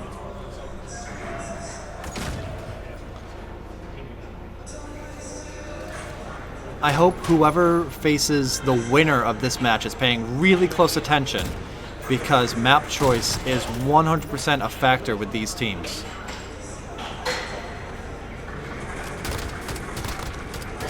That would be Spartans. I hope the Spartans are watching really close. As Jack Daniels sweeps 6-0, the 4th one of the night, and the 2nd one of this very matchup. But control of the map now goes back to Dogbones. Where do they bring us next? Excuse me. Ooh, looking late here. Oh yeah. Oh yeah. Our 6.5 of this tournament.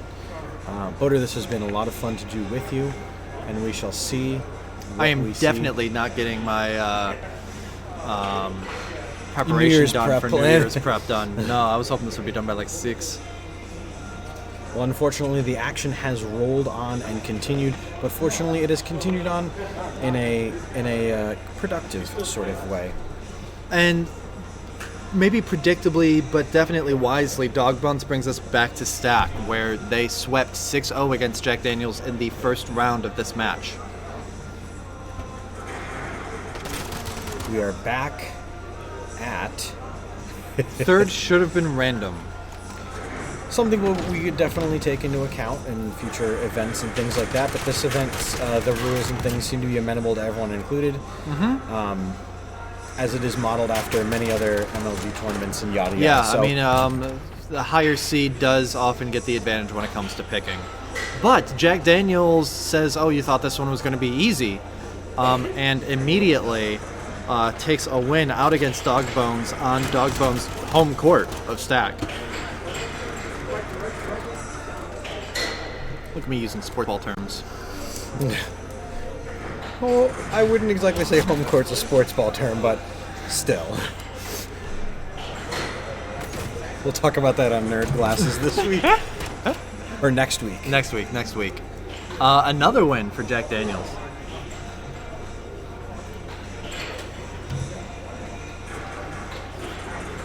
This is tense. This is really, really interesting. Dogbones needs to get their groove back if they want to stay in this. Allegiance looping around wide. And gets 2 in a row. Jack Daniels pulls out another win there.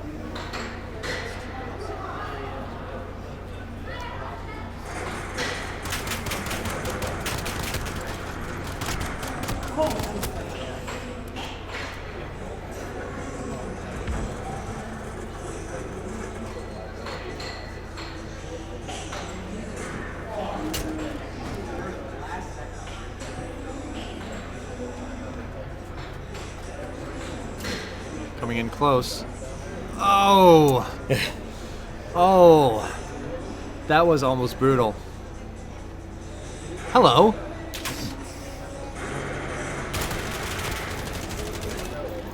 Jack Daniels up 4-0. Dogbones needs to make a showing here.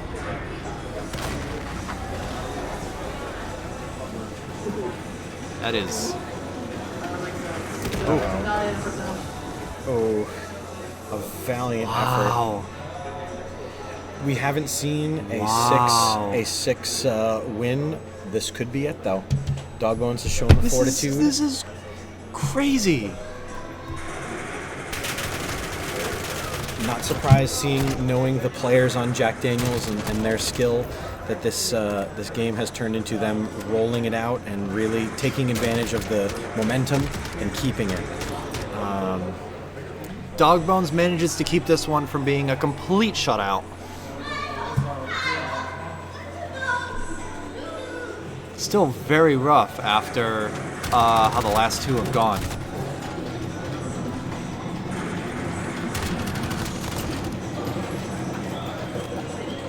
So you got them stacking up, turning, looking around, looking for their targets. Jack Daniels isn't really. They're doing a lot of repositioning, a lot of scrambling. Yeah, seemingly. and in that map. Dogbones was able to take advantage of it that time.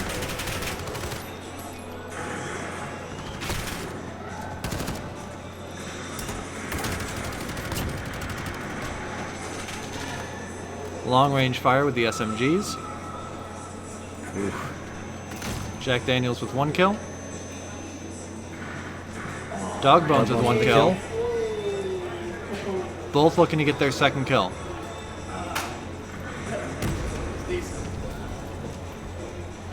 And eliminated by a grenade, Jack Daniels takes it.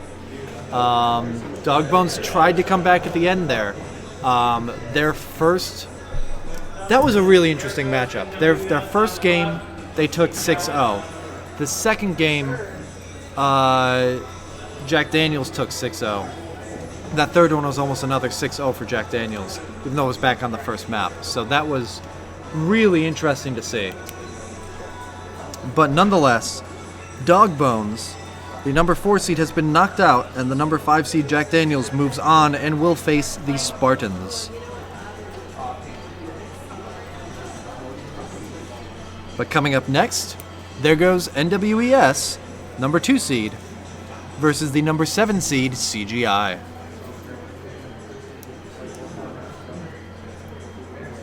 We're getting prediction from NRA Frozen that Jack Daniels win in the tournament. Geodash Legend probably has something to say about that. Yes. You want me to jump in for one and then take a break for a minute? Sir? No. You sure? Yeah. I don't mind doing it. I enjoy it a little bit. You let me do commentary, and I'm going to take full advantage of every second I can be in front If you give Dave the opportunity to talk, you will have to beat it back. Like you said, it has been 6.5 hours. Not even the Raw commentary team at Wrestling can do that. That's right, Michael Cole, coming after you. I want your job. The voice of Monday Night Raw, the voice of Insane Games. Actually, the voice of SmackDown. Come on. He was the voice. So he got shipped down. He got a demotion there. All right. All right. While we've been yapping, there goes NWES versus CGI. There goes NWES is on the left in blue. CGI on the right in red. And we are back in King with CGI taking the first victory here.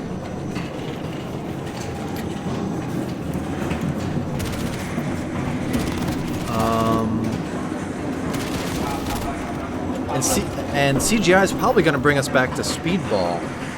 If their experiences and choices are anything to be looked at from past maps, yes, they've performed very well at Speedball. They also had a really good run in Pine, right? Or am I thinking someone else? CNC. No, okay, yes, sorry. CGI taking it twice.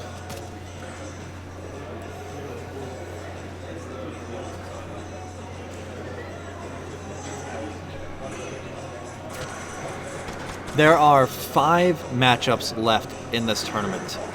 5 sets of potentially 3 games until we find out who is walking away with that $200 prize. NWES and CGI are both competing for it right now. Whoever doesn't make this is going home. NWES takes a win there, bringing it up to 2-1. No shutout here. Oh, from behind. Well done.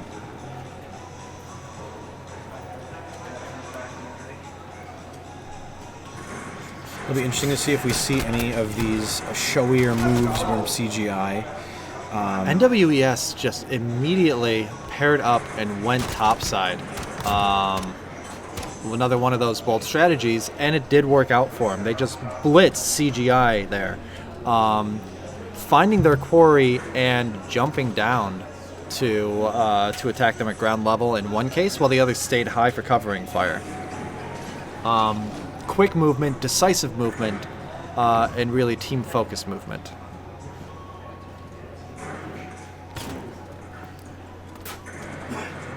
Interesting to see. Sticking together. And now they've split up. Let's see what occurs with that split. Wow, that was a lot. I want to see this double kill come down. Okay. Yeah. The more distant of NWES, taking them down there and pulling out ahead 3-2.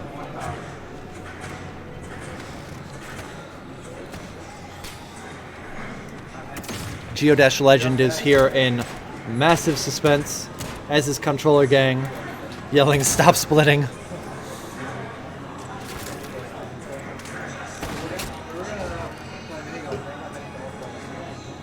Someone's going in unarmed.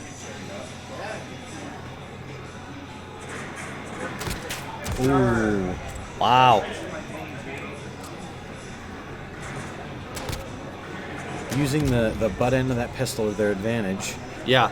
And then scoping it down. And yet still really good at range with it as well. NWES taking a 4th win in this match. Excuse me.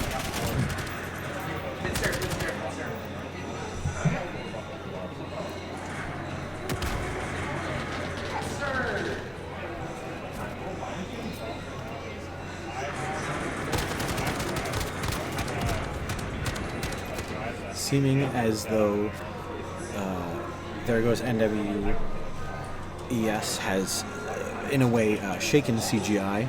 Yeah, so CGI came out early here.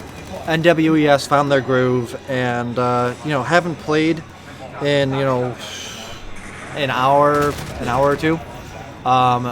Sat down, took a couple minutes to warm up, and are now doing really well against CGI.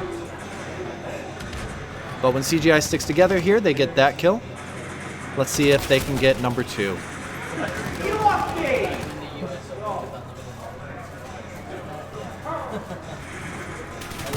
Tensions are getting higher as the games move forward.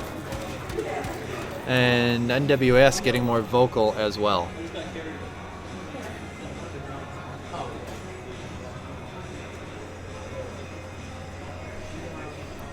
So let us see. So that is NWES taking that one against CGI. So where does CGI bring us? Again, as we said, it would make a lot of sense for them to bring us back to Speedball because they've historically done well there. Although that does partially depend on the random weapons landing on throwing knife. No, not too sure implied. enough, they're bringing us to Speedball.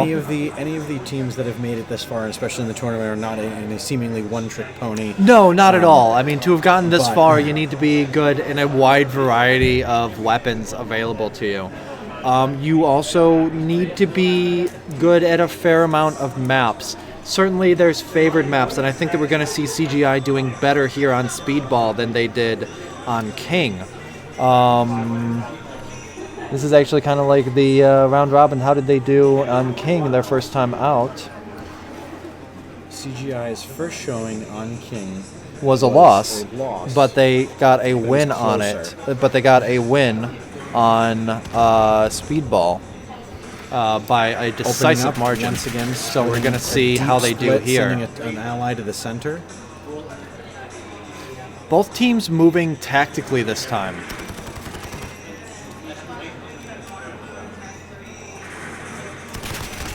I will say I'm still giving the edge to NWES when it comes to team-based movement.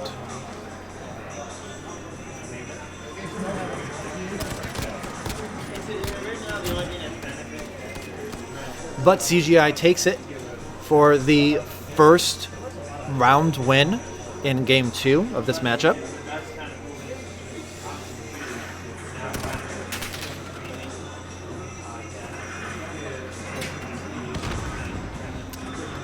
Immediate movement. I feel like both teams went wide, but I feel like NWES is more conscious of their combined sight lines. CGI is simply splitting up.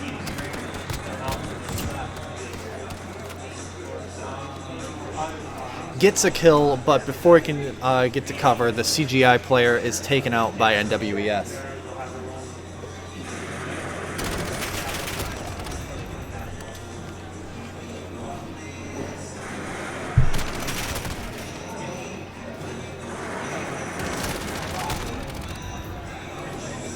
Long-range kill from CGI there. Down to 1-1, but CGI manages to pull the headshot to pull ahead 2-1. This might be another one of those ones where they're pretty evenly matched, and CGI can just hope to stay at least one step ahead.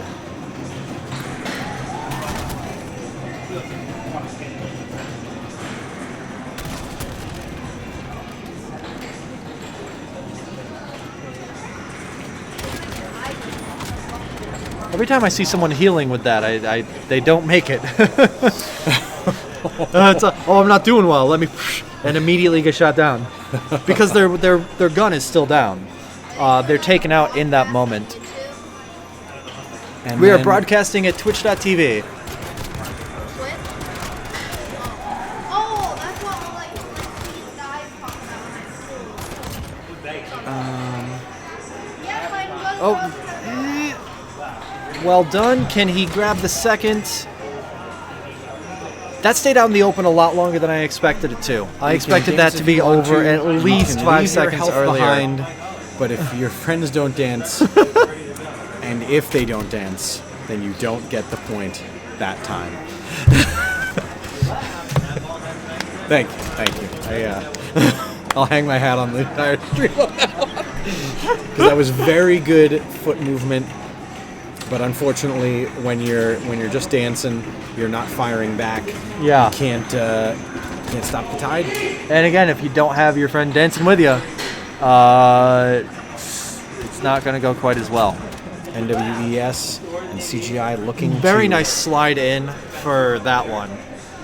Putting those CGI up in this 4-2. game are what's called drop shots. Okay. So swooping, and so now that we're getting into the later tournaments and I am seeing more of those, which they're not guaranteed by any means. There's skill needed to pull them off, but we're seeing that skill more than we're not now. Oh, yes.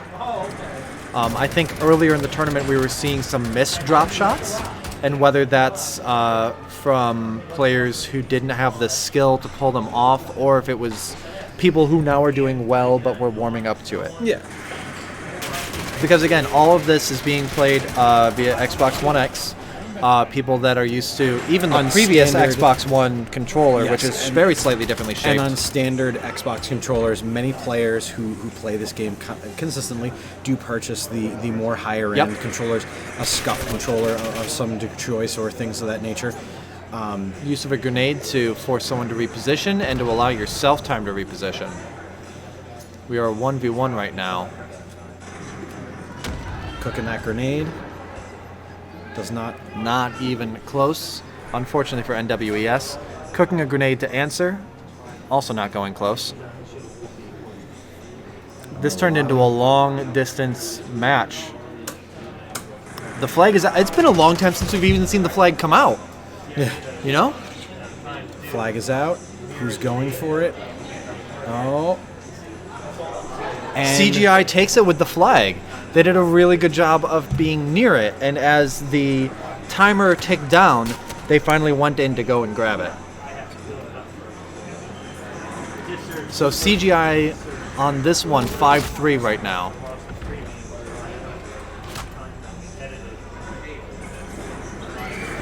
CGI seemingly sticking together. Yeah, they seem to have learned their lesson from last game. They are doing a better job where one player stayed there, made sure that he didn't progress. The other was coming around behind. And now we will hand it. NWES gets the pick for the map. Going into the third round, each team has a win, and NWES is going to bring us where? Pine. Pine, okay. Have either of these teams played Pine so far tonight?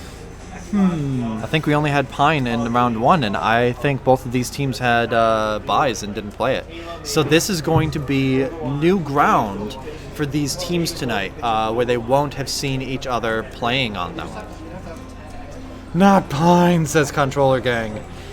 Apparently not overly confident in how CGI can do on them. Let's see how CGI performs tonight at Pine.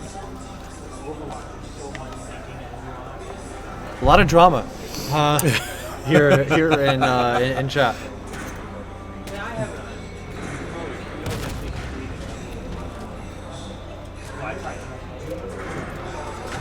Now I'm liking the positioning on both teams. They're one is being aggressive, one's being defensive, but they're each keeping it in a way that they can strategically take advantage of what they see the other team doing. And one thing that I'm noticing with these players that I didn't notice the previous times we were playing Pine is that there isn't a whole lot of low cover, but there is visual cover. All the scrub and brush and stuff like that. So by keeping low, prone, crouched, whatever, you're able to avoid sight while still being exposed to bullets if they know that you're there. CGI getting picked off with a grenade. Seeming to go into aggress. There goes NWES. NWES coming around behind. Really good teamwork out of NWES on that one.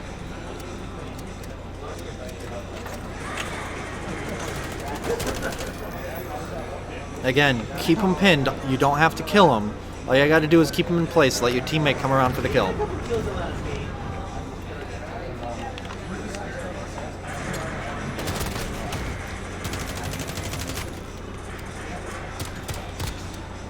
Oh.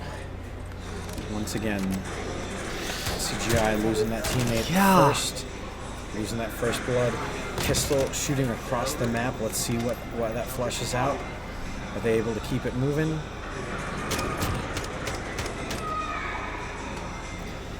NWES is just in general doing a better job of moving as a team.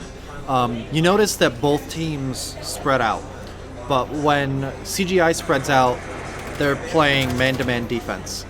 But when NWAS spreads out, at least one is angling like this, so they're already looking to flank an isolated team member. And after that, then they can turn their attention to the other one.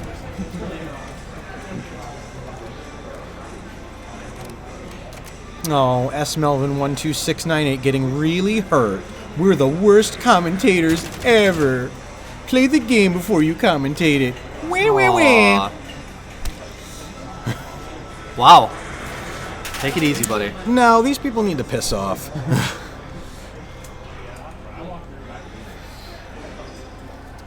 Controller gang rooting for CGI to pull through. And they get the face-off over the capture point.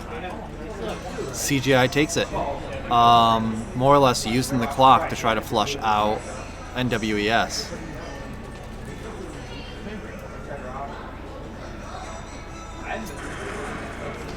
So that'll be the first one that CGI takes here at Pine. Let's see if they can continue that momentum going forward.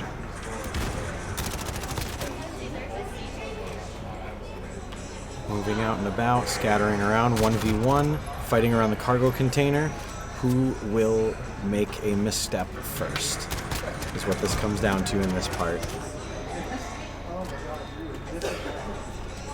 NWES is able to hold on to what they like. And get number 4.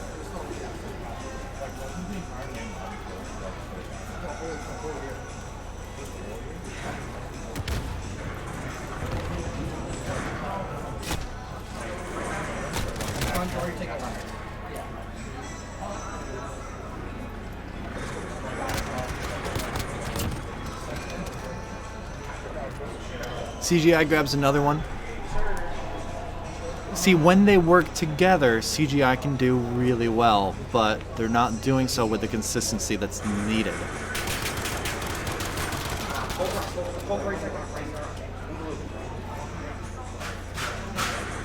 So right there we saw both members of CGI actually running together. Not right next to each other, but trying to support each other. And that's when they do well.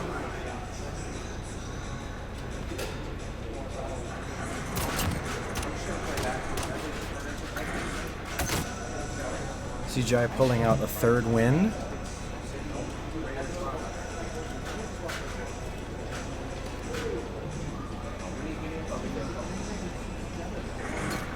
Controller gang saying NWES is weak in close quarters. I wouldn't necessarily say that, but I think that CGI is stronger close quarters than NWES is. NWES favors a longer game where you can stay far apart and get your sight lines in on a single target. Oh yes. Once it gets in close, CGI tends to be stronger. And that it marks the 5th win for NWES.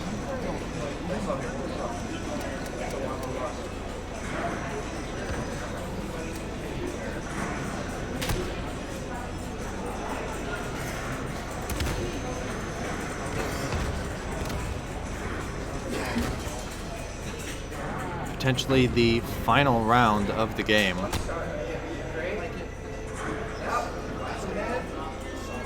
Yes, sir. Action surging in, teammates closing in. The high ground is held. 1 down, 2 down. CGI is eliminated in their 3rd round against NWES. There goes NWES will proceed to the semifinals where they will face the winner of the next match, where we're going to see Torch Gaming on the left in blue versus Blue Mountain State on the right in red.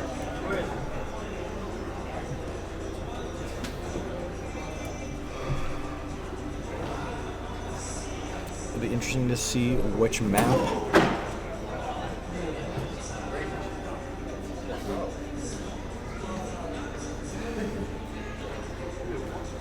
Yeah, your tournament thing is logged out, so I can't get into it. It's too easy.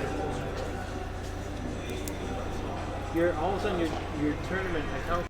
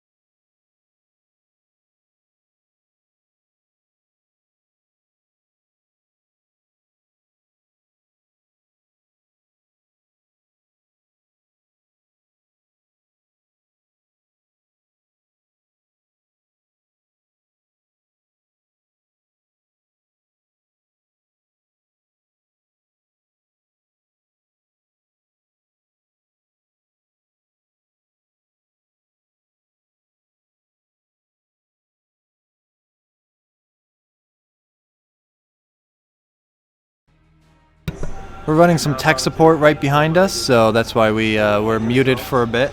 We're preparing for the next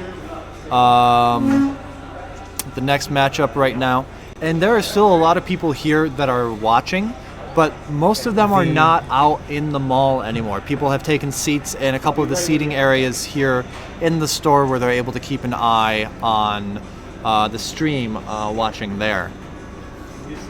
Part of it is that fatigue that sets in. We've been here for 7 hours now. Who won that one? Who won that one? There goes MW. So Torch Gaming versus Blue Mountain State now. As we head into Docks. Have these teams played Docks before? You're doing a better job of keeping this. Yes, it Torch? looks like Looks like Torch did well on Docks in their first matchup against Juice. Yep. Although that was a somewhat close match, and Juice, sorry to say, didn't bring a super strong showing. So we'll see if see how Torch does on Docks when up against Blue Mountain State. Blue Mountain State takes the first one.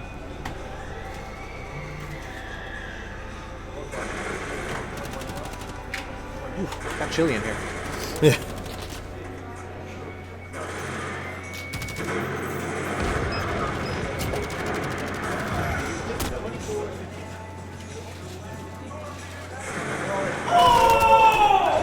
What's going on? We practiced all night. Welcome back. One of the members on Blue Mountain State is also wearing a Torch, a Team Torch hoodie. Oh, jersey. yes, So it that's would right. seem So that- the individual on Blue Mountain is someone who came with the Torch Gaming contingent, and again is matched with another person who had signed up singly, but more or less playing against his team here with Blue Mountain State versus Torch Gaming. And so there's a fair amount of trash talk going across the tables, or at least there was after that one.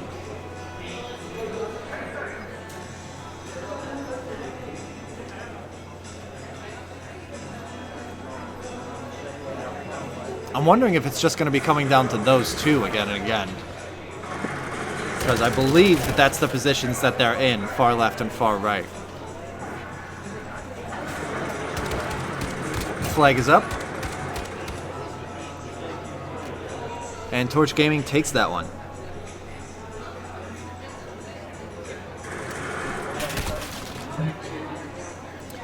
If you notice a new change in the gameplay, the teams agreed to allow for them to turn up the televisions. We got some turns going head to head at this one. That's why it's together. Oh, yes. Yep. Tension.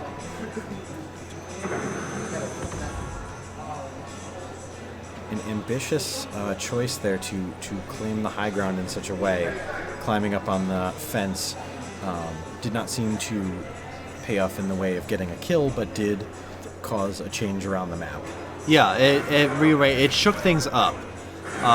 When things get stale, you need to kind of move that around. Capture point is about to be live. All right, they're heading around. Each team is moving towards it. And Blue Mountain State takes out the Torch Gaming member.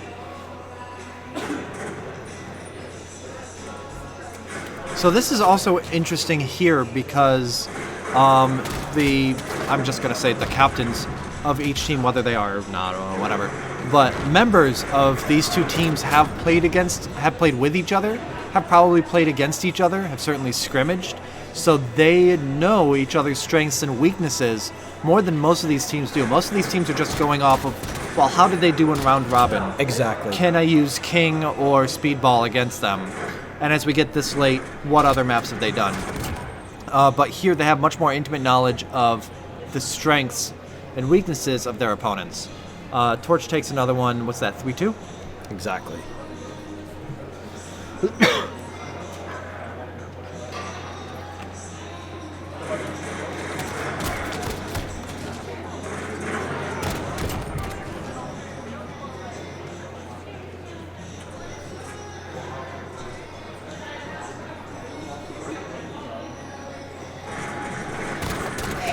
Torch once again eliminating 1 and 1. Let's see what we're getting around to.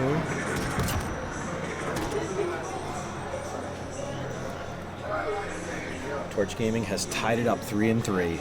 Really solid show there.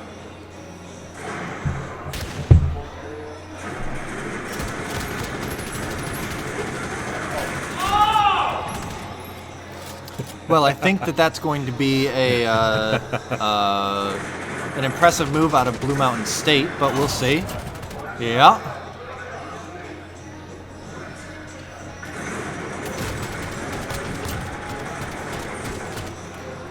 Followed up well. Blue Mountain State manages to stay ahead, or at least pull back ahead.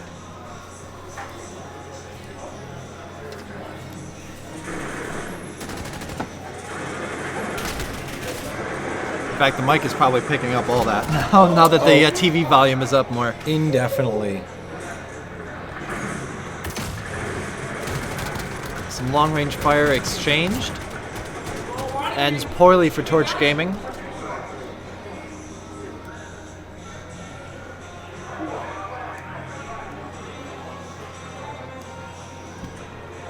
Bo, is this the first matchup? Yes.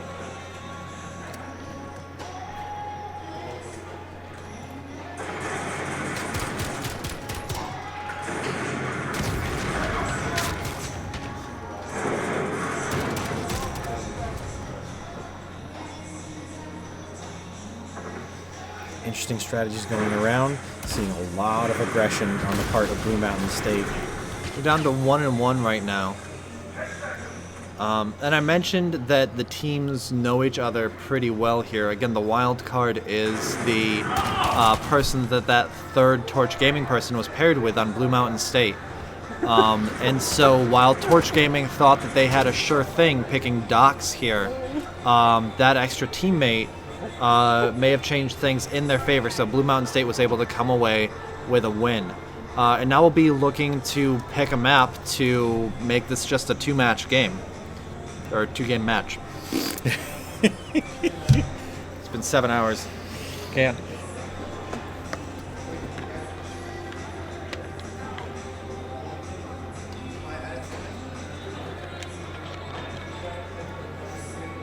Are we staying? We are staying on Docks. Torch is going to have a long 3-hour ride home. Oh, Chat. Come on now. What was that? He lives in Corinth. Okay. That's a long 30-minute ride home.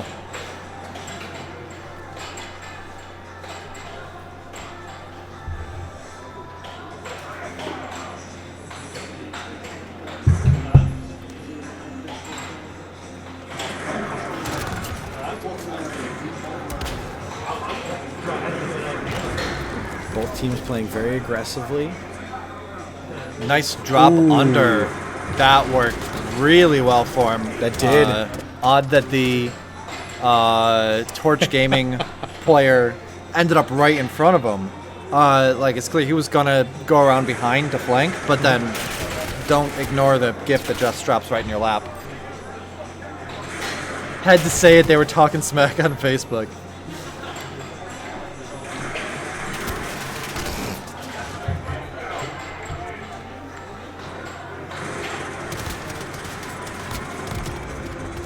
Well, in the case of a lot of smack talking and things like that, both of these teams have earned their ways into these rounds. Yeah. And so have earned more than a suitable share of smack talking. Absolutely. So I haven't been keeping track of it for the last couple, but Torch Gaming sits at the number 3 seed, Blue Mountain State at the number 6 seed.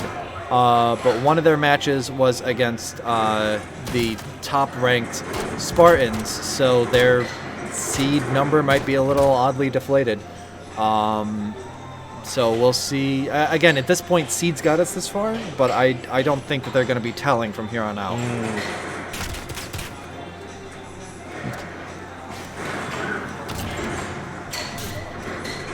Immediately starting off with a thrown knife. The spirit of CGI lives on.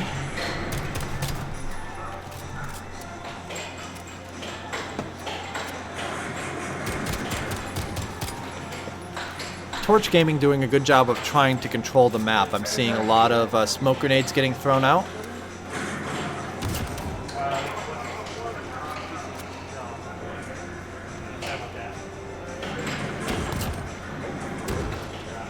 But Blue Mountain State had them on the ropes for at least the last 30 seconds.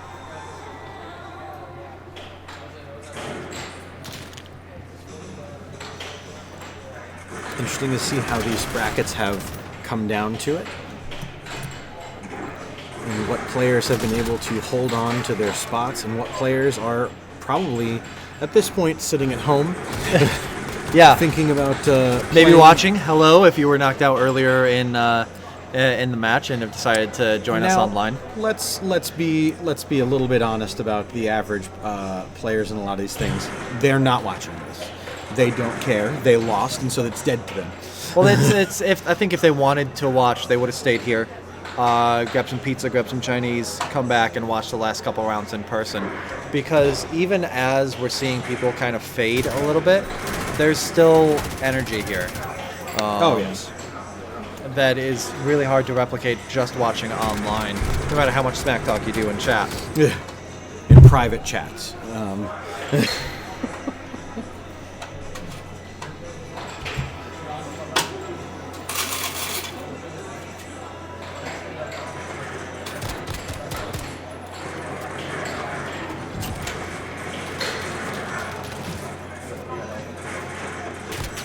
Dropping underneath for some quick traversal of the map. Did not work out really well for him, though. On the 1-and-1, yep.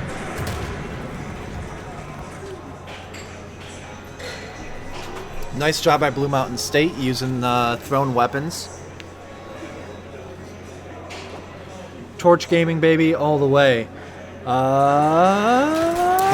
Hey. We'll see. I mean, they're still in it. They're absolutely still in it.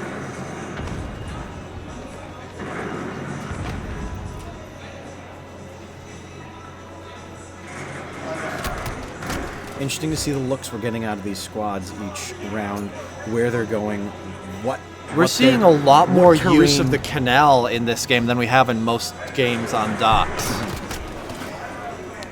And most of that canal use has actually been beneficial as well.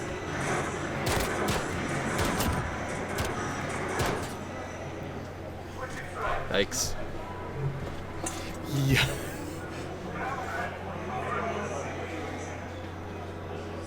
CNC's here. Let's go BMS. Woo!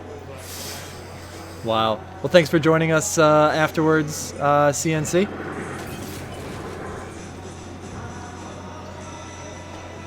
The winner of this match will face the ones who knocked you out a few rounds ago. There goes NWES.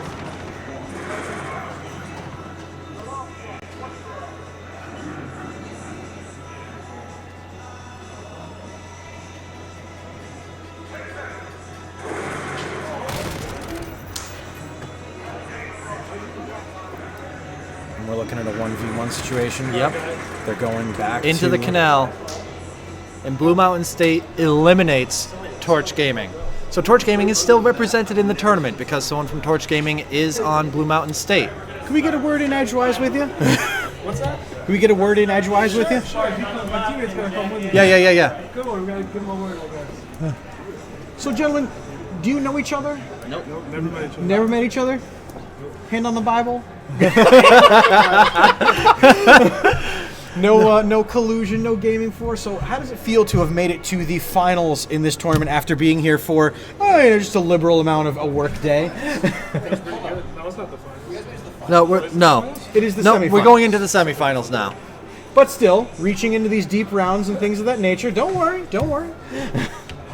So, what's the game plan here? When you know that your teammate had dropped out and things like that, the two of you found each other, did you just like do the ET like mind meld thing? What was the get? Did you find out what maps each other's like?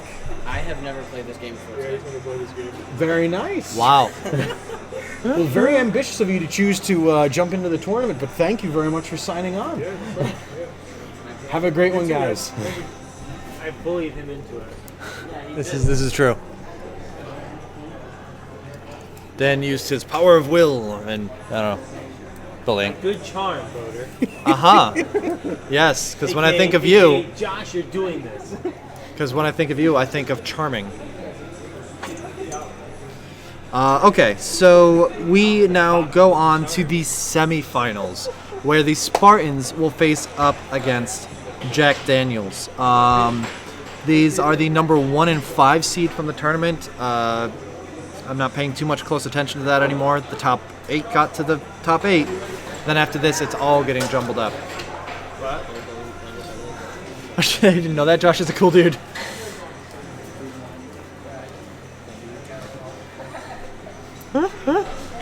So Jack Daniels facing off against the Spartans.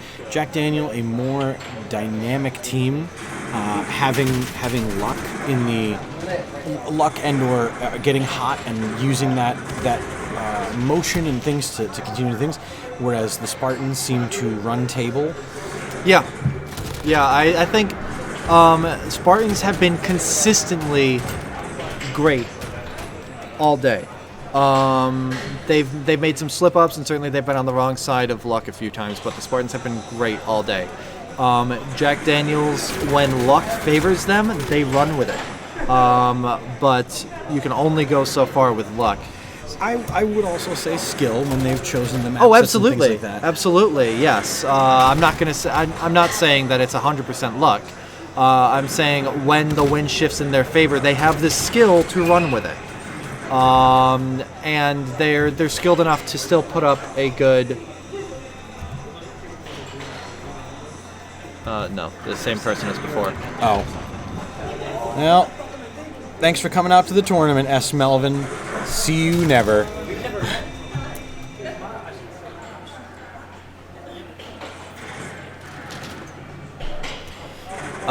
Okay, back to the game. They're 1-1 right now, so evenly matched. And I will say, I don't want to sell Jack Daniels short. I think that they are a little more of an ebb and flow team.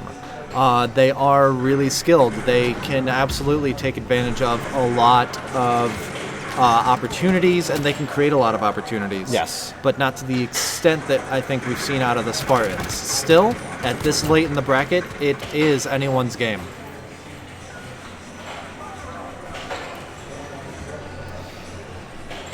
The Spartans establishing an early lead and starting to roll into some wins. We'll see if Jack Daniels can interrupt that momentum.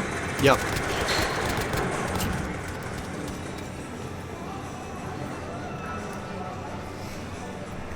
It's a good hit there to bring them up to 3-2.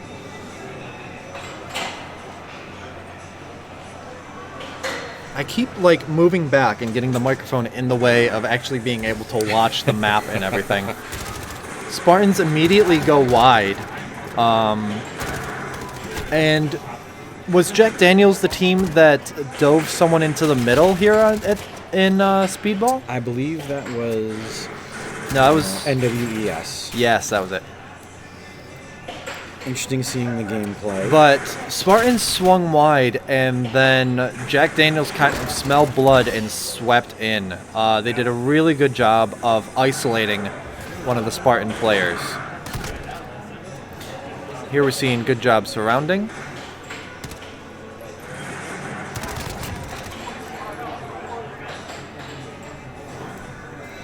But slipped through the net.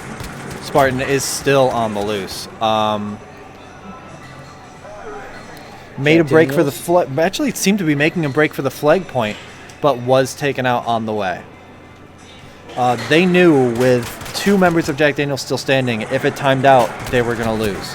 So a really good attempt to get out there, but unfortunately couldn't quite make it.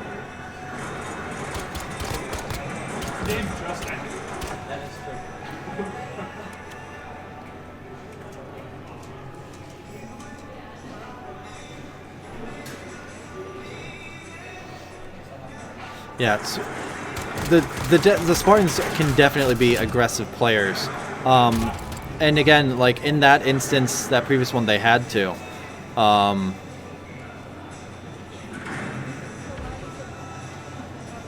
Oof! Nothing like coming out of a cargo container to see someone who wants your head on a plate. Like they both swept through the western container. And then one didn't make it into the eastern one, got shot down, and then his buddy popping out of there took out the took out the Spartan player. So again, that brings us down to a 1v1. Capture points open.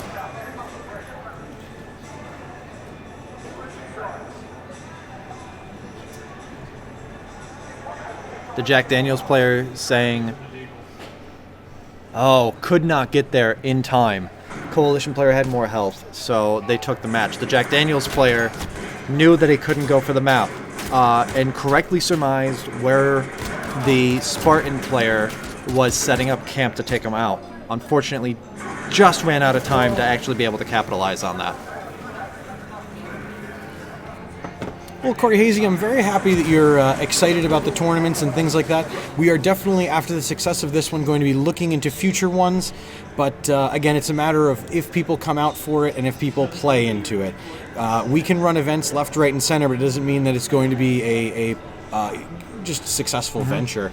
This one works really well. I think 2-person team is always not a super hard ask, and the game type moves pretty fast as well. Yes.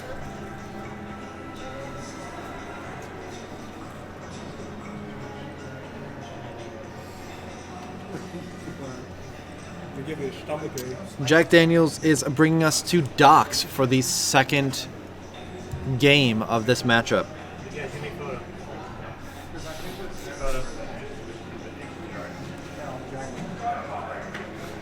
Dan belatedly realizing maybe I should document this for social media.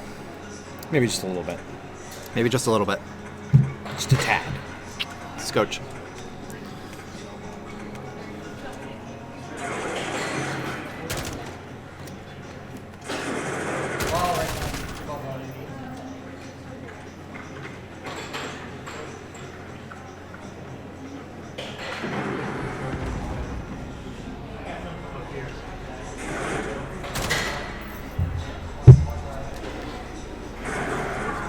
See, I'm hearing a lot of really good chatter from Spartans who play together, who have that verbal shorthand. When they say sewer, I called it canal earlier because I don't play the game that often, but using that terminology that they all know. Josh, give me a photo. Put your photo album up. The guy who didn't want to play, who made it to the semis.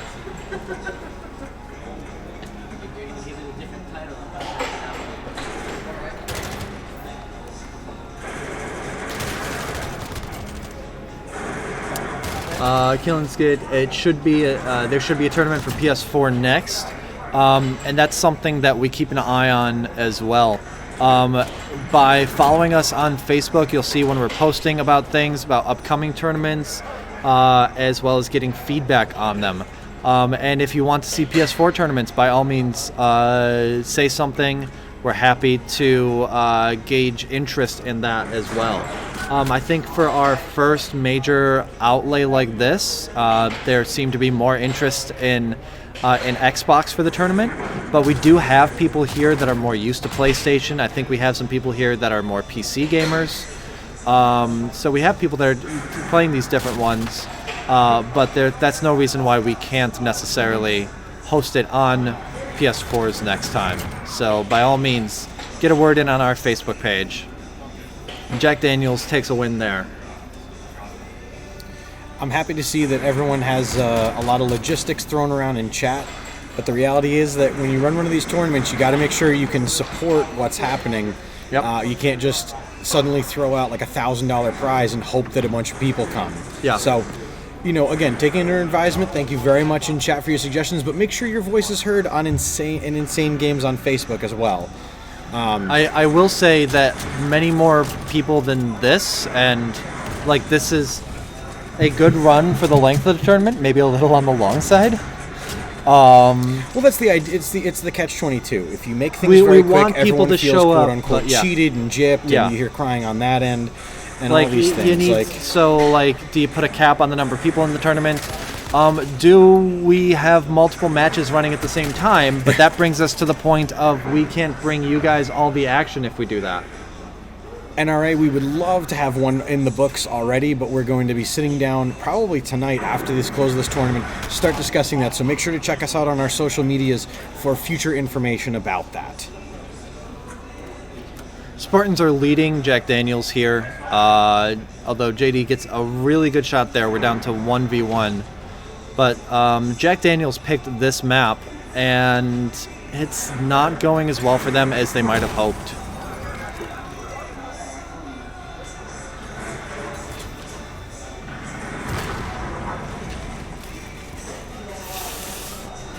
Trying to take the point, or just happened to be there when the point spawned and didn't realize.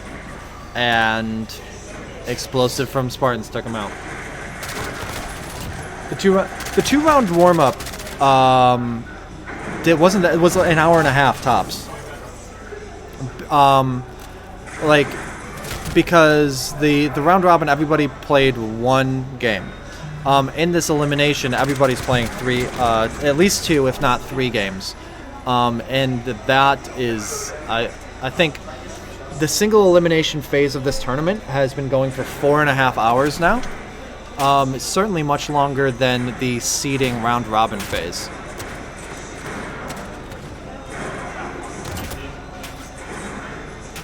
TMT Gaming, thank you so much. Yeah, thank you for coming in and playing. Thank you for popping into chat. The Celt, again, you said that you were here playing as well. We want to get this one set and do a post-op on it before we look at what the next one is. This one is looking really good for Spartans, though. Jack Daniels could bring it back, but that is looking less likely with every passing moment. Good kill from JD there out of the sewer.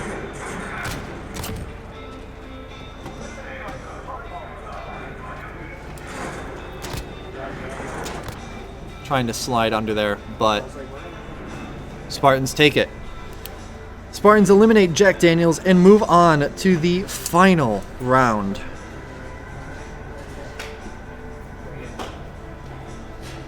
So up next is There Goes NWES and Blue Mountain State, comprised of a representative from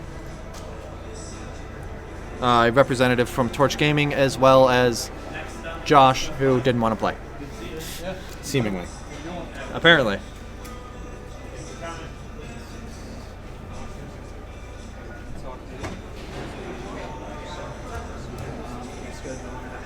Hey, you guys. Oh, yeah, because we got New Year's and everything.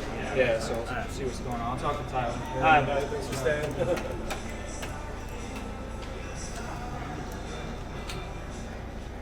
All right, so There Goes NWES gets the first pick of map.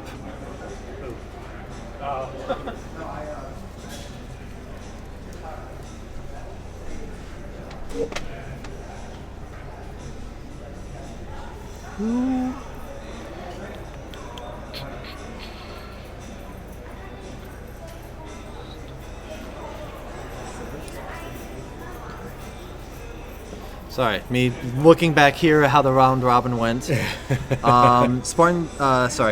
NWES and Blue Mountain State have not faced off in the past. So this will be their first matchup against each other. And NWES brings it to King, which is a bold decision considering how Blue Mountain State fared on King in the very first round of today's tournaments with a blowout 6-0.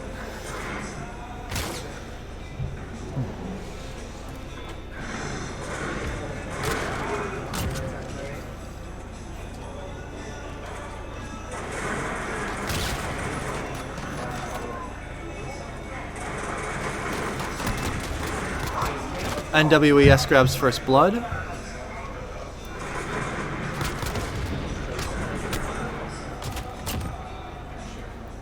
And the first win. As much as we said that Blue Mountain State did really well on King, I think NWES also had a had a really strong showing of a 6-1. Perhaps not the same as Blue Mountain's 6-0, but they're confident that their prior showing on the map is going to bring them far.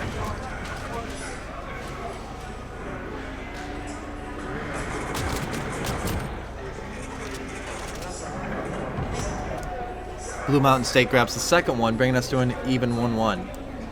Yes, this is the semifinals. This is the second of two semifinal rounds. Or matchups. Shut up. I will stab you. I will shank you with a gel pen. Getting volatile at the table. We'll have to do a 1v1 to settle that. Who's the better commentator at Call of Duty?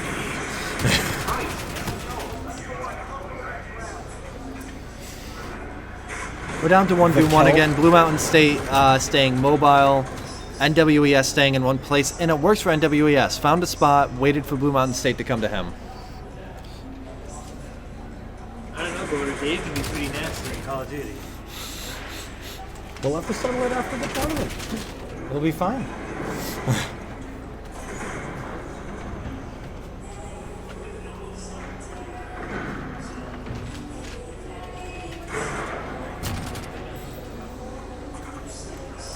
Or is that something we play? I have no idea.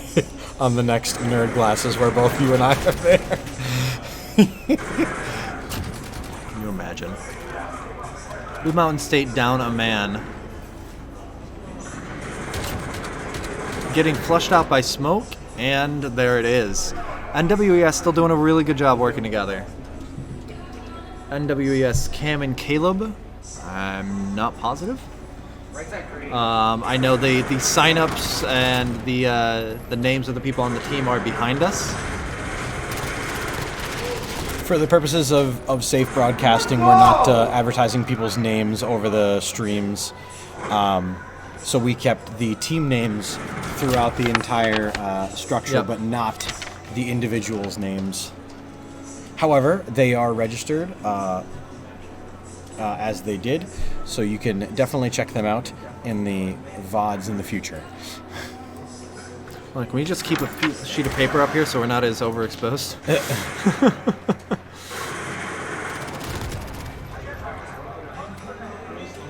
A lot of... I mean, I don't have much to say other than, yeah, it's a lot of movement throughout the map. Blue Mountain State manages to grab another one, but they are still down 4-2.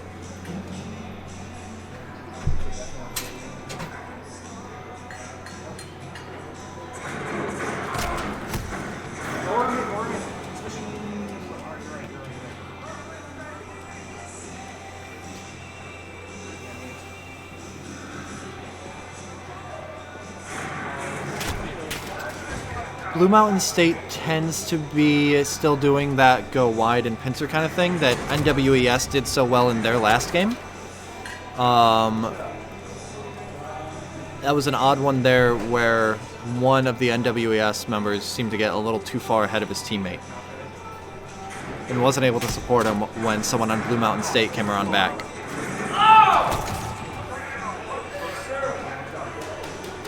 Uh-oh. Things getting vocal as Blue Mountain State takes another. Keeping it polite, and Yeah, cordial. yeah. But that brings us back to tied up. Blue Mountain State is not going to let this match go easily.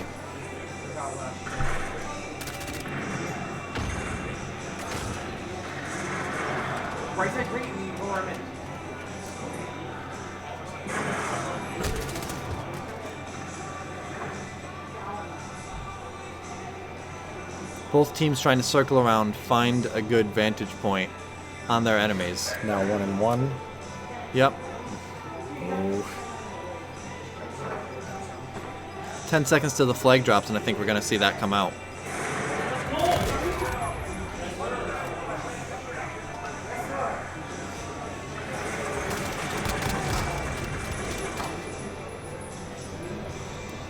Blue Mountain State grabs number 5. Really got to make NWES nervous here.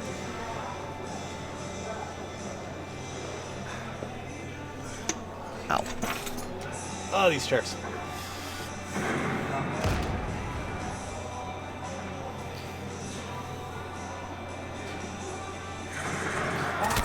Grenade toss. Each team using their weapons to great effect and to good event. NWES separated, and Blue Mountain State was able to isolate one, keep them picked off. Now with a stationary vantage point, NWES cannot keep the match from Blue Mountain State, who ended up moving around and using more of the space. Blue Mountain State definitely know each other as an accusation from Controller Gang. On the brackets, the winner of this matchup will go up against the Spartans in the final. That's it.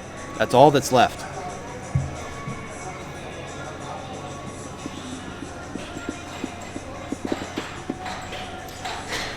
Blue Mountain State picks the next match, and they are picking Docks. They did well here, their last game. Yeah, they went 2 for 2 in Dock last game against Torch Gaming. So with that having worked so well, it's only natural for them to come back here now.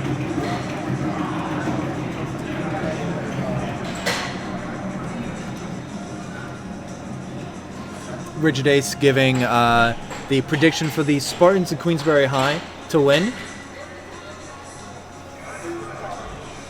Could be decided by this game right here.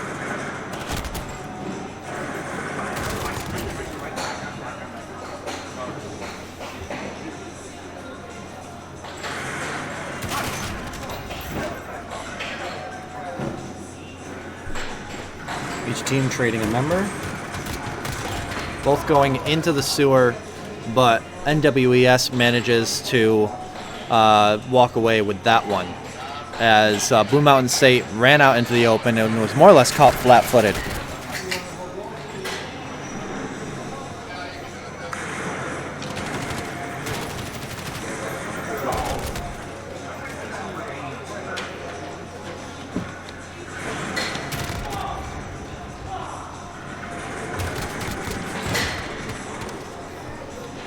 NWES taking this 2-0 so far. Yeah. Blue Mountain State's decision to come to Dock may not work in their favor. But they came from behind in the last game, so we'll see if they can pull it off here as well.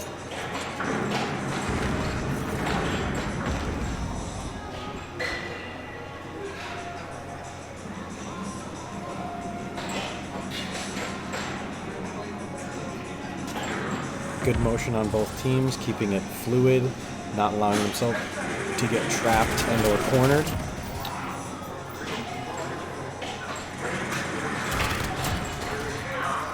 A lot of motion. I'm surprised that everyone stayed alive for as long as they have. And ooh, good job on NWES, finally getting around behind and flanking the member of Blue Mountain State.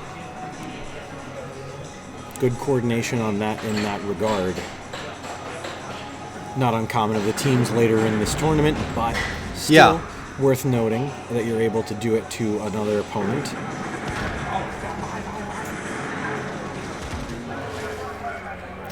Diving through the sewer to move across the map.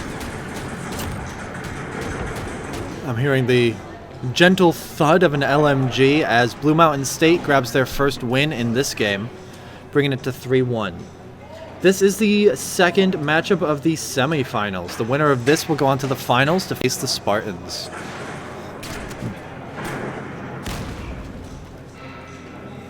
Again, this is single elimination best of 3. Blue Mountain State won the first game of this matchup. This is the second game, where NWES is currently in the lead.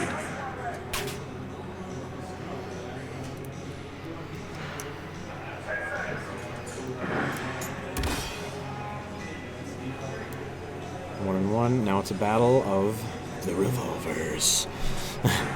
Revolvers. I don't think this is going to come out to control point capture. Although with that smoke grenade, with those grenades, you never know. Flag is out. Blue Mountain takes that one, bringing it up to 3-2.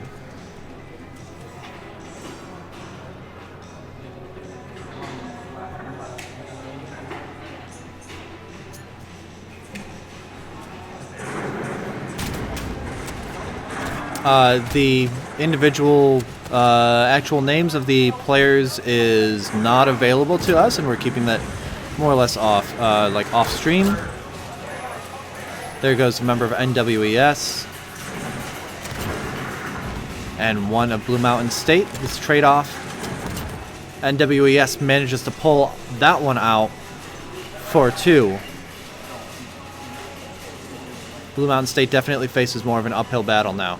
Still doable. I think that we've seen a recovery from 4-2, but only like 1 or 2 of them.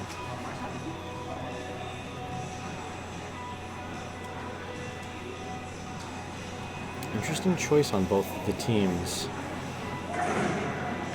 They're playing it seemingly very safe, and yet at the same time, one is playing it safe, one is playing very aggressive. Yeah.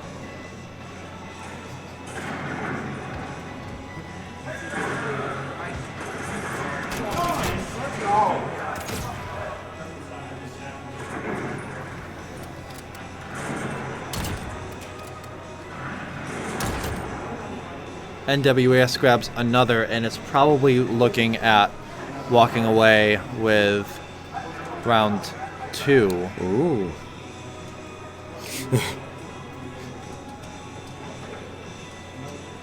Finally, after 7 hours, a definitive choice.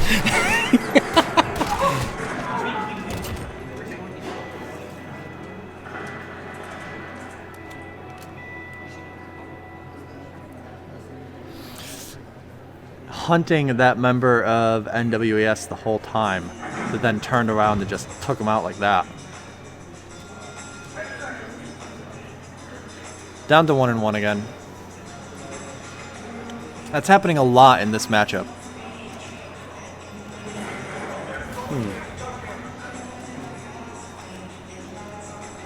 Interesting placement of that equipment there. Yeah, I noticed that. Flag is out.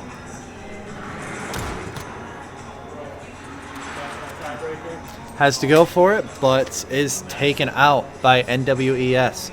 Meaning we are going into a third game in this match. And selection of the map goes back to NWES. Both teams have won on the map selected by the opposite team. Although this was a more decisive win than the one on King the first time out.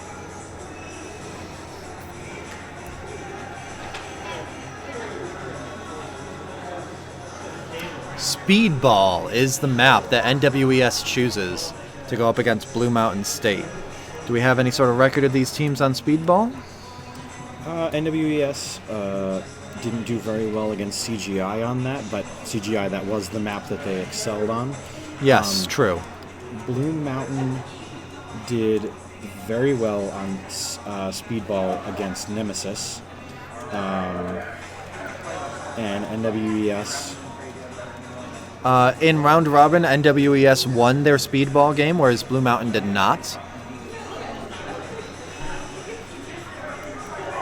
Let's see here. Rigid Ace, which team were you on again? Again, we don't do numbered places. Like, we're not like scoring based on points. This is just single elimination. You're in the bracket. So, how many rounds did you make it to? We're not even going to be doing like a third place kind of prize, anything like that. Blue Mountain State gets the first win in this game on Speedball against the NWES. Ace Clan was eliminated in their first game of single elimination in round 2. And again, we're not doing any sort of point ranking. It's just the bracket. Ace Clan, you were eliminated 7th of all the teams. So if that means anything to any sort of degree.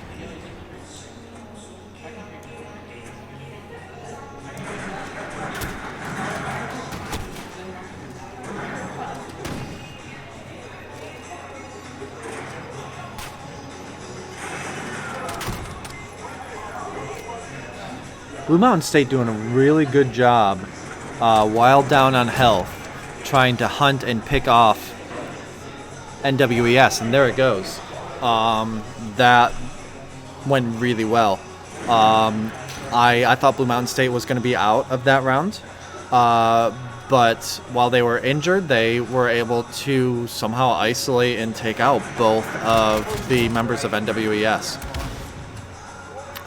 Giving them a 2-0 lead in this round.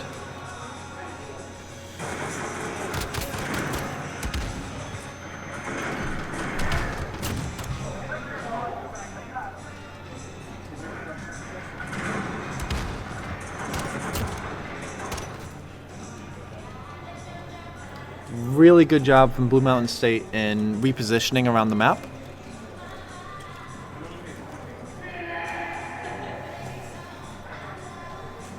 Thank you, Rigid Ace, for the compliment on the commentary, especially after a comment that we had earlier in the stream. Oh, please. So long-range weapons and pistols definitely favors NWES here. I believe I remember NWES being a good long-distance team. Yes. Having the mid-ground and long-distance shots. When they were going up against CGI, we determined that CGI was good at close range, NWES at long range.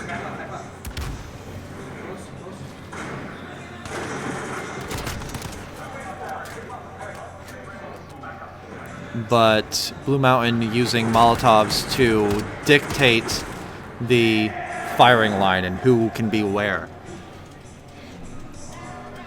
Interesting that someone in the mall wants attention, so they're shouting. No! Arrow! 10! 9!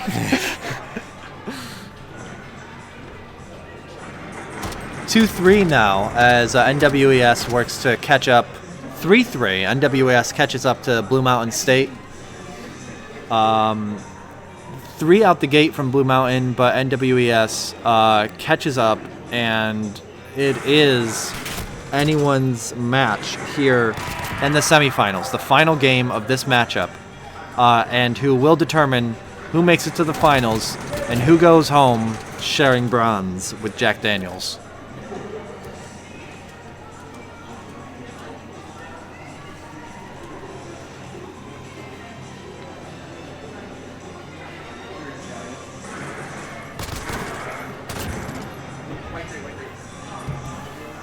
Both teams set out together.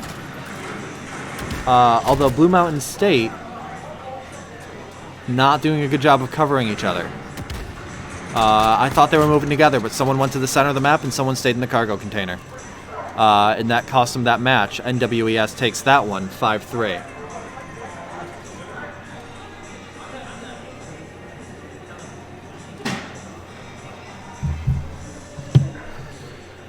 NWES was down 0-3. And it's looking like they're going to have a 6-in-a-row comeback. But we'll see if Blue Mountain State can hold them fast where they are. Let's go!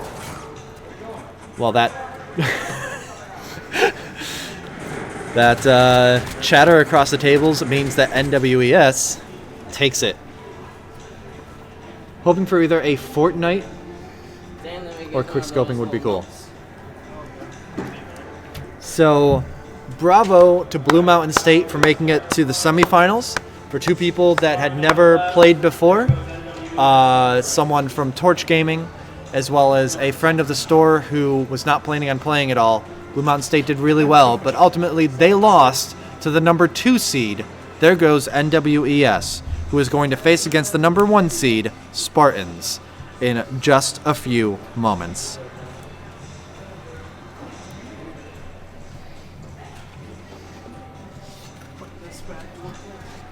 That was an invitation for you to talk while I stopped.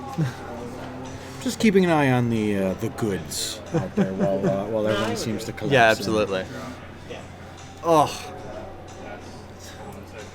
Almost here, folks. This is the final matchup. We are going to have the Spartans on the left. Yep. Okay, cool. That's comfy chair stool, Dave.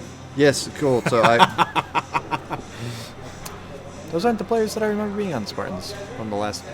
I don't know. I don't know who's playing what. Mm-hmm. Yep, you're right. Nap time, Dave.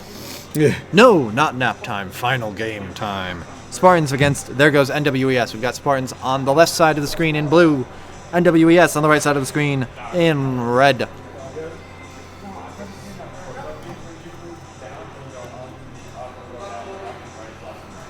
Rigid Ace, let's see the Spartans win this. Hyping up for the finals. Most teams have gone home, but a few have stuck around. We have the Torch Gaming contingent staying and watching. We've got a few spectators here. And we are on Speedball. This map has favored both teams, I'm going to say. NWES fresh off of a win on Speedball, ready to continue that momentum coming into here against the top-ranked Spartans.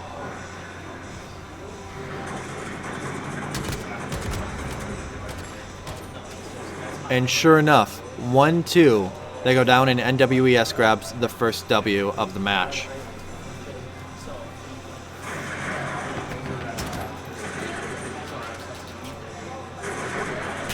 NWES got this, no doubt, Cap. I have no idea what NWES stands for. Northwest, East, South. I don't know. I just can't talk anymore. And again, we don't have the player names available to us. We're just going with team name here. 1-1 right now. For the purposes of the tournament, it is an innocuous just statement of letters.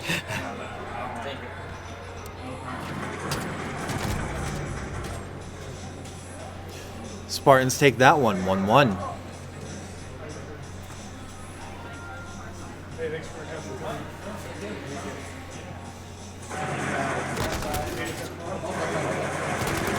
We're still hearing a lot of good communication.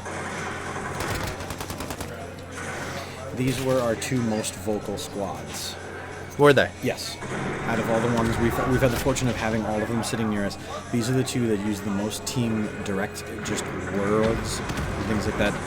Northwest Esports. Oh, okay. Nice. Thank you, Gunzix.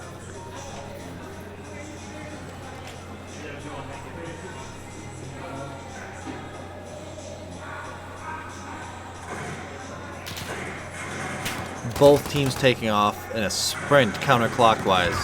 one going ahead, the other one hanging back. Both of these teams are top tier for talking together, working together, for doing beautiful movement around the map.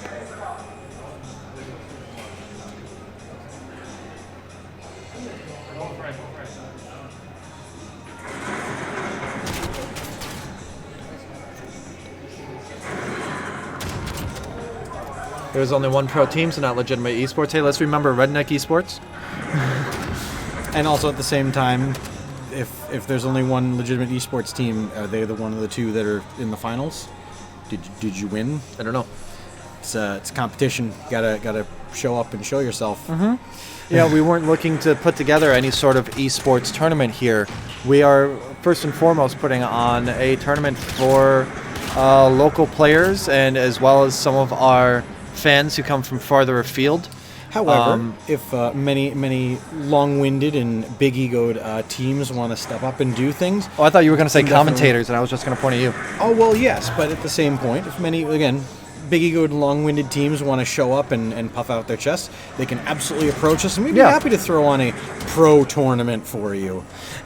But again, the goal here was to do something local first, and then the broadcast all follows that. NWES pulling away 4-2 here, absolutely continuing that momentum that they found last game on this map.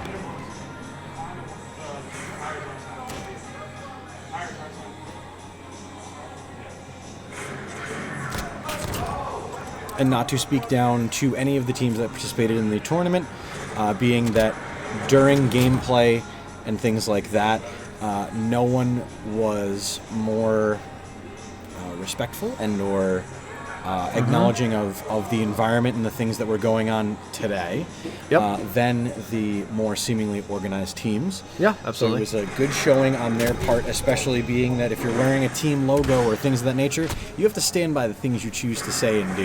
Yeah. And you know what I'm going to say for the most part, while we've certainly seen play of different calibers, good play and not as good playing, we haven't seen a lot of like awful plays today. Like we've seen some teams that aren't as coordinated. We've seen some teams that don't work together as well as they maybe could. But even out of the lower seed teams, they are all skilled in their own circles of influence. We had teams that did well at some points. Yes. I don't think that there was a team that was laughably worse than everyone else. And, you know, we have a lot of, you know, we have some pro players here and we have amateur players. And I think that this tournament has done a really good job bringing them together. So we are on King. We go from the number 2 round robin map to the number 1 round robin map. NWES looking to grab their second win. Well, the win. their second win of the match, and thus the $200 cash prize for winning the tournament. Spartans, meanwhile, want to keep them at bay, want to win this one, and find one more map that gives them an advantage. But NWES pulls out ahead with the first win in this game.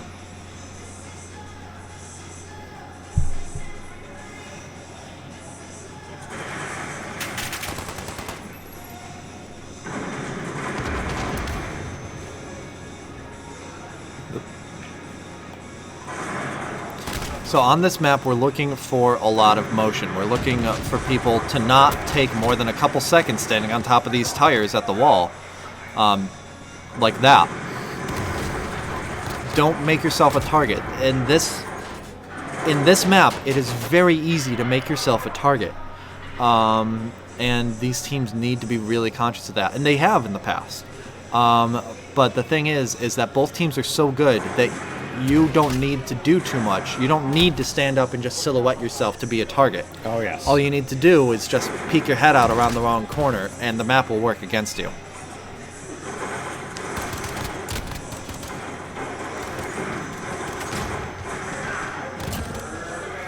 Really good use of the smoke grenade there so that NWES couldn't come in for the kill. And yet, flanked, and NWES takes them out, 3-0.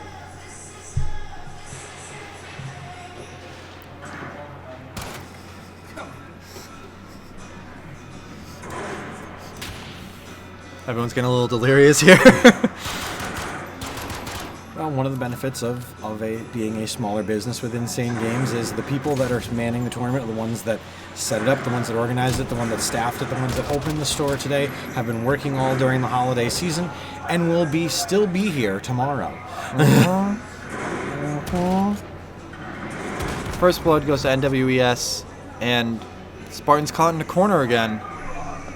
It's not a good place for the Spartans to be this game.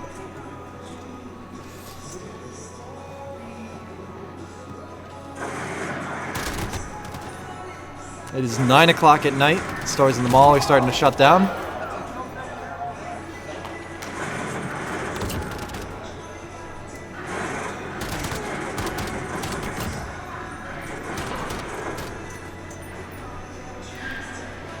We will either have an unprecedented round coming ahead of us, Yeah. or a decisive victory. And there can be no either in this moment, and this is a NWES hoping for match point here. So the reaction will come before we see it here. We're going to hear it. Ooh, Spartans down one.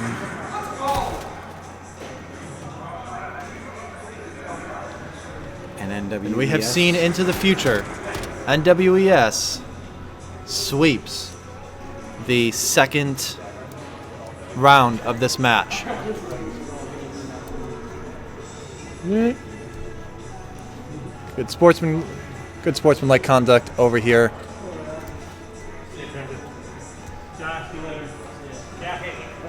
Really, really good turnout here. So the victors go home $200 richer. And that was our Call of Duty tournament. That was a lot of fun. It was an 8-hour tournament, and we've been here talking almost the whole time. We've had teams that have been here that entire time. We had a great team who put together the tournament itself. We had a good behind-the-scenes team for the stream here today, so I want to give thanks to a lot of people. First off, huge congratulations to There Goes NWES for their win today at this tournament. Thank you to all the teams that played. Spartans, Torch Gaming, Dog Bones, Jack Daniels, Blue Mountain State, CGI, Redneck, Esports, 2 Easy, TMT Gaming, Nemesis, Ace Clan, Spinning Tornadoes, SMG Gang, CNC, Team Insane Games, Arrow, 2 Epic, Juice, and Du Bois. Everyone that showed up today and made this the event that it was, thank you so much. I also want to give a thank you to the tournament organizers, Dan, Mike, and Tom, and the people who put together, who did what we need for the stream today, which was also Tom, Dan, and a huge, huge shout out to Steve, who I think has gone and collapsed in a corner, who for basically 8 hours straight was directing the Codcast, sitting there with the controller, making sure that we had the best possible angle available to us. And it is thanks to him that at the end of those 8 hours that we had the best angles to see the final bouts of that match between Spartans and There Goes NWES. So thank you to Steve for all your hard work, and you deserve whatever heap you've collapsed into. I'm ready whenever. For all of us here at Insane Games, I've been Dave Man. And I've been Boater. Thank you so much for joining us, and we'll see you next time.